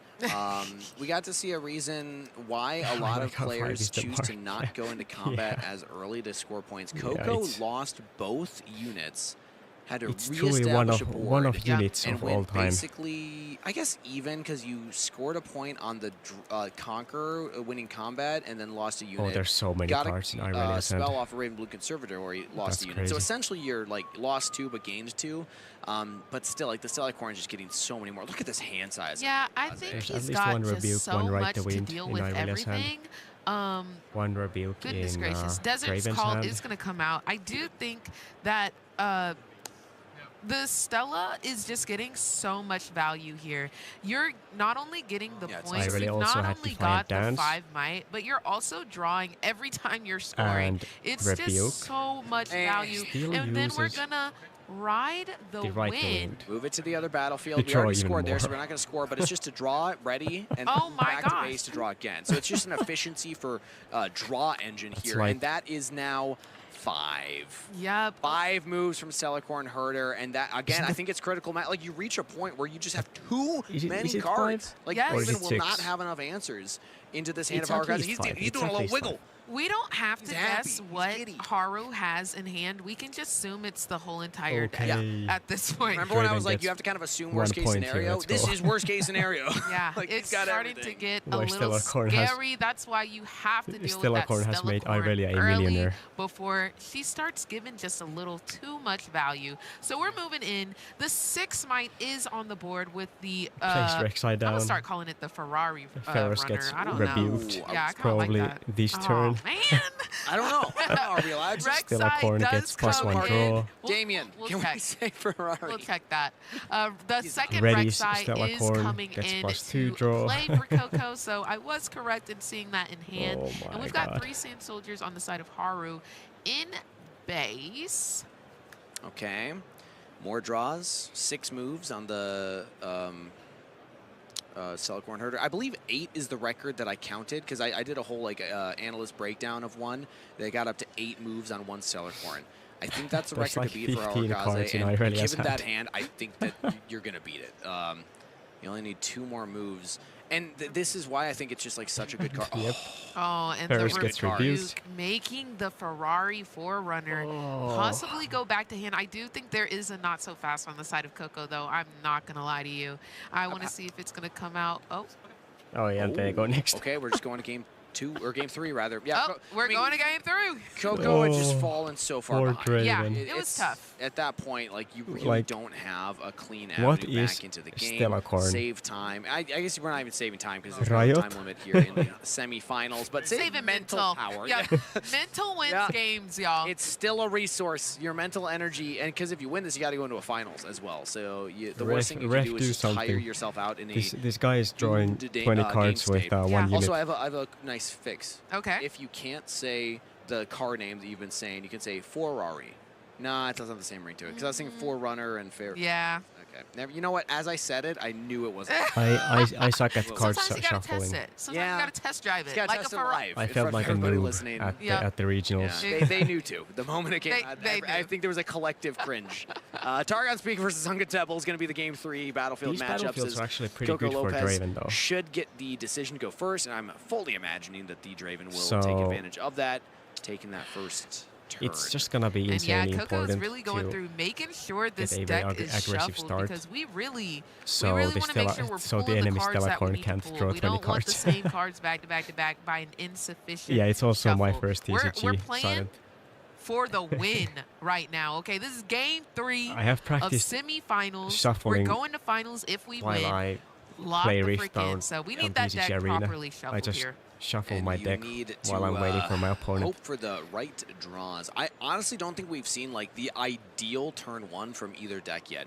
In my opinion, the ideal turn 1 for Irelia is Guardian Angel. I mean, Zonius is fine, but like GA is the better. And usually when I'm streaming, I shuffle my deck.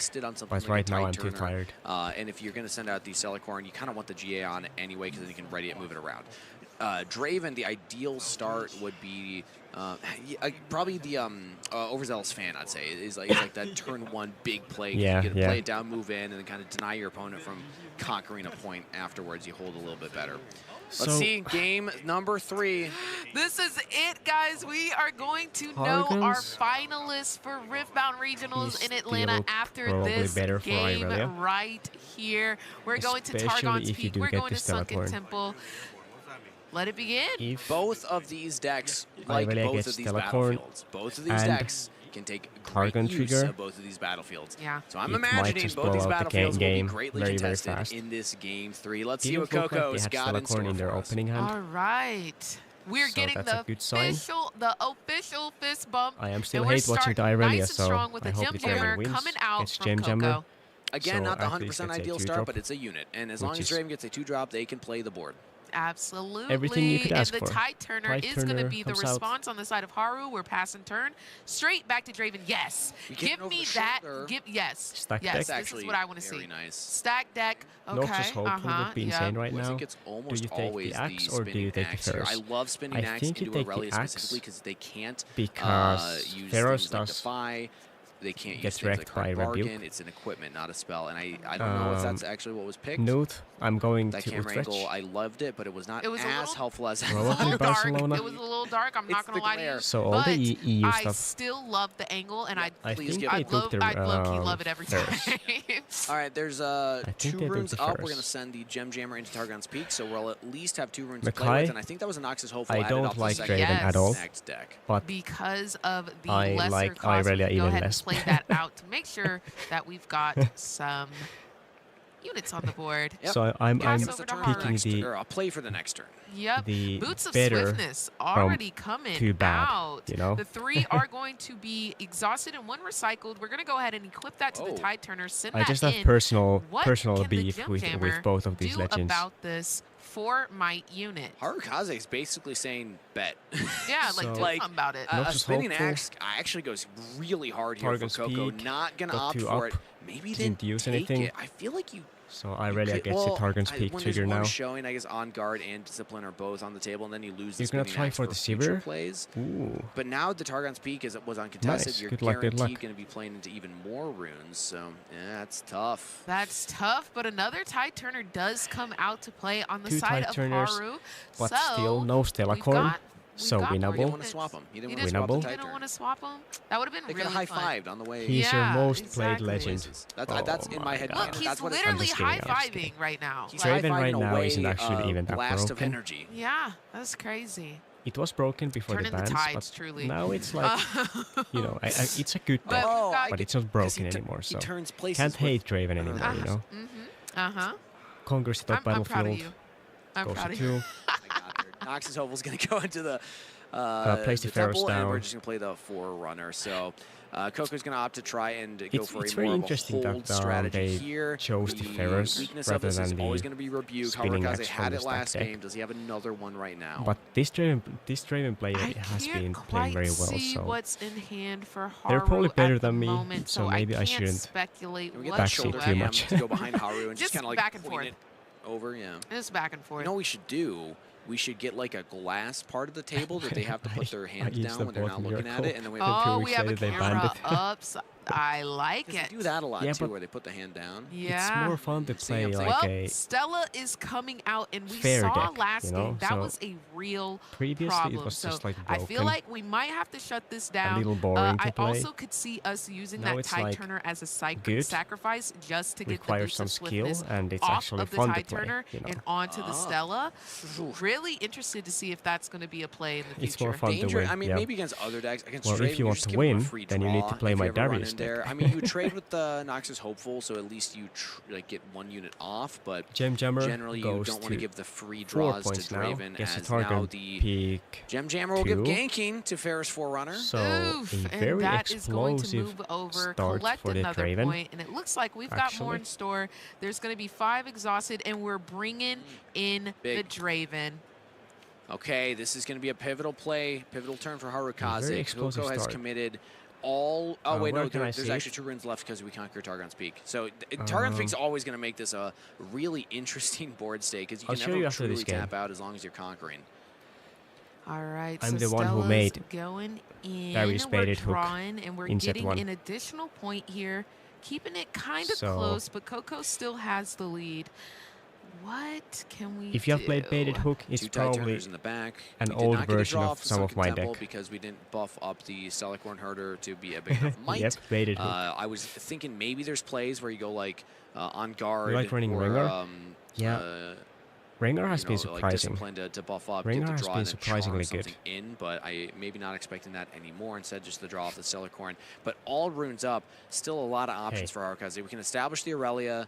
We can try and I've been against deal with that Ferris in Forerunner the if we really want. money tournament finals we can try with and slow baited things hook. down because at least this next turn, because Coco's going to hold at the Targon's Peak. No, we're going to go in. Okay, so Defiant Dance 3 out of 3 skirmishes with my baited hook because Darius. now even if we take this, 4-1 gives at Coco Lille the opportunity for to the take it UBS. back and then ready 2 runes as opposed to holding and then not having the opportunity to conquer for 2 Went to game 3 against Alans. 1 point off from winning. So options, but Harukaze says it's a hard deck to play, but I'm if you play well, I got a it's lot pretty of resources in hand. They're burning a hole in my pocket. Let's spend them. And Alrighty, while I let's was see yapping, what kind the of Draven response we're Showboat gonna came get. out. There was a not so fast in hand for Coco, or Irelia not probably so fast. thinking about Hard bargain, I do believe. just using Rebuke on the If first. you do that, I think that Harukaze just pays actually, no, it he used Coco, Defiant that's Dance. not enough to deal I'm with just it. not focusing and even anymore. if you lose this It's 4 a.m. It's 4 a.m. guys. I'm sorry. That one I'm definitely not going to sing because we will get copyright Hey, struck. but at least. But this is another one of those things where, as the Draven player, you probably actually okay, now gets you to get play it. the mechs. Yeah, can't hold it back anymore. Irelia's coming out as you at least First dealt with one mechs of Defiant the Dance. match, So that's which is pretty information. funny. Worst case scenario, oftentimes, is the Defiant Dance can be chained multiple times. Now there's only 2 available in Harukaze's Irelia deck gets a Targon's to be Peak played trigger. for the rest of the game. All right, so we're gonna go ahead and bring out the Draven has a ton of might Irelia on the board. for Haru. I wonder So if the they're real gonna fun go is about to ahead start, and try but to get to we 6 don't really points have this turn. anything to protect her on the board. Not to say that we don't have anything to protect her in hand. There's not a lot that Draven can do to hit things They have in the 8 back row. runes. It'd really just be Falling Star. And I that can think they're be not so fast. probably You can gonna try and save like Rebuke discipline, and then that targets Irelia. She for goes up to next 7, turn, so then the so Falling Star is not enough to kill. they're Plus, you probably have to gonna pay try double to the fight conquer cost. So without like, using it's almost Rebuke here. in this specific matchup, it's actually very safe to play Irelia into the back. Do they There's have Falling not Star in much that hand? Draven's gonna be able to do to interact Falling with that. Star here and would that's be just kind of like kinda something Draven has to insane, accept actually. in the matchup. Is like, yep. Irelia's just going to be there. like, Just a small threat. Yeah, pretty big threat, but one that you can't really deal with until it's at a battlefield. Right. Well, I think we're going through the motions here, trying to see how to set up the board in a way that we can deal with it. And we're going to go ahead and move that Noxus Hopeful With Noxus Hopeful against Stella, but Haru is going to respond with an on guard. First on guard. And there's there's the spinning axe from Draven. That's going to give 7 might attacking in on 5. Does Harukaze have anything else? How important is the Stellarcorn? We didn't hit critical mass, Reagan. Oh, Second another Defiant Dance.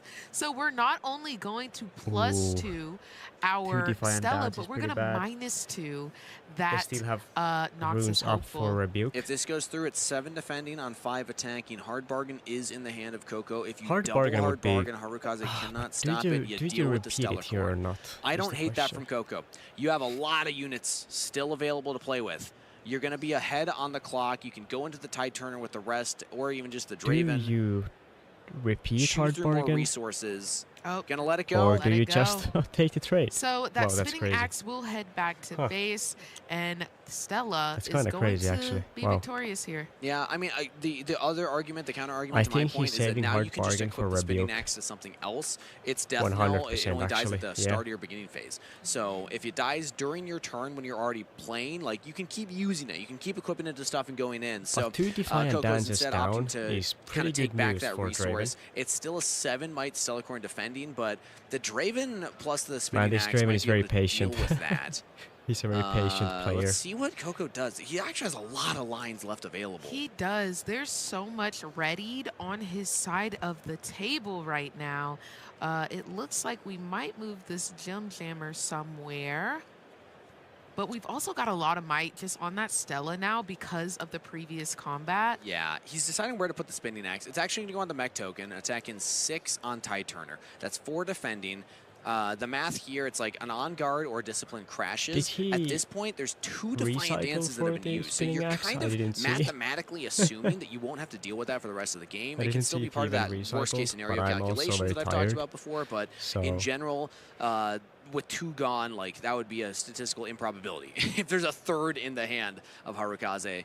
And now we're sending in 8 might Draven. We conquered a point, put above the Stellacorn, and there on it is. guard from Haru. Now he did the just, hard bargain and then comes the out. hard bargain from Coco to make sure that that doesn't go through. It deals with the Stella, and I was just about to say, Haru probably isn't too mad about that Tide Turner because now he can equip the boots on either to the Irelia or more likely the Stella. If they want to. Now the Stella's gone. It was worth waiting. Trigger now.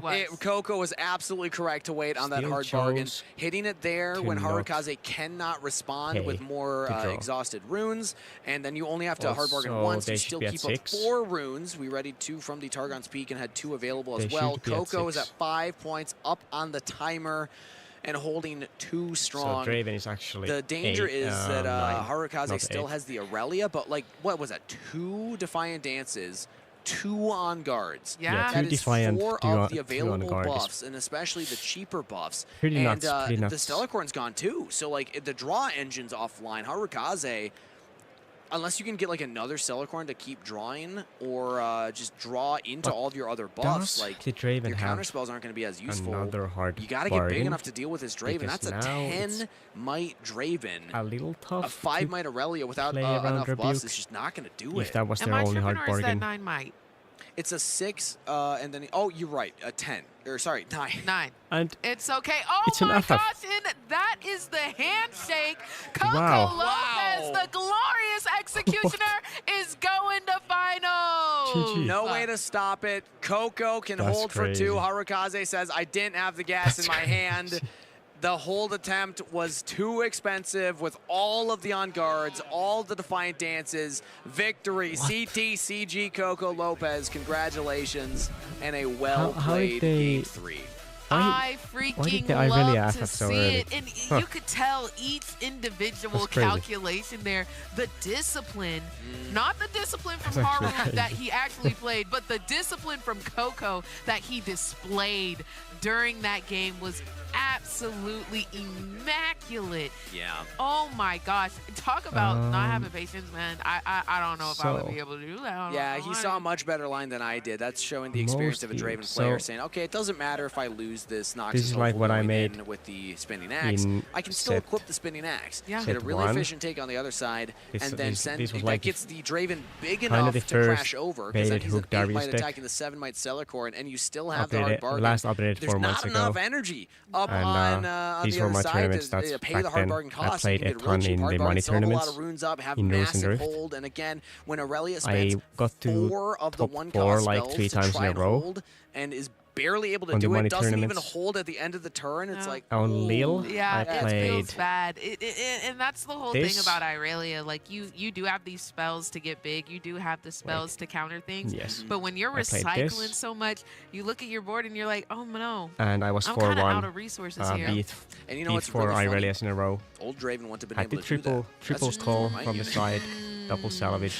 But now the game probably got a little different drops. if that one was still available. Just a little bit. But it's showing the Draven Showboat still has great uses. It's like it gets so massive. You get this giant stat stick that can just go in and start taking over back.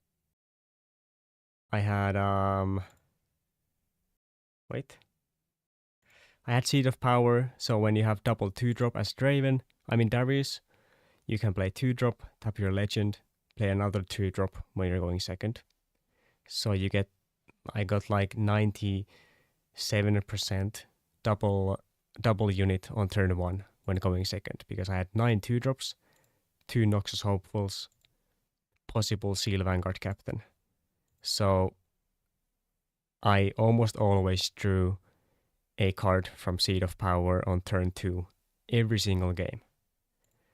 Then obviously War Camp, 3 Ferruses. The Ferruses were insane. They were insane.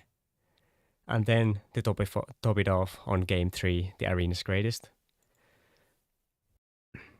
Had the 1 Call to Glory with 3 Glory Seekers. So it won me like 4 games in the whole tournament alone, because it's such a cheese. Nobody plays around it. It's a one-off. It's usually pretty good. And otherwise, a very basic list. 3 Dariuses.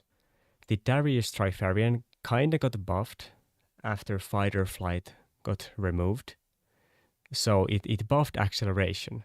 That's why I had 3 Dariuses, 2 Xin Zhaos, 1 Kaisa. And often I took Xin Zhaos out of my matron, rather than, for example, Vanguard Captains. Then if you got BF Sword plus Unsung, you never had to worry about draw. Sometimes even the Call the Glory plus Unsung got me a cheese 2 draw. And Hidden Blade obviously drew a lot. But yeah, that was my Hook Darius deck. And it did pretty well, actually. It did pretty well.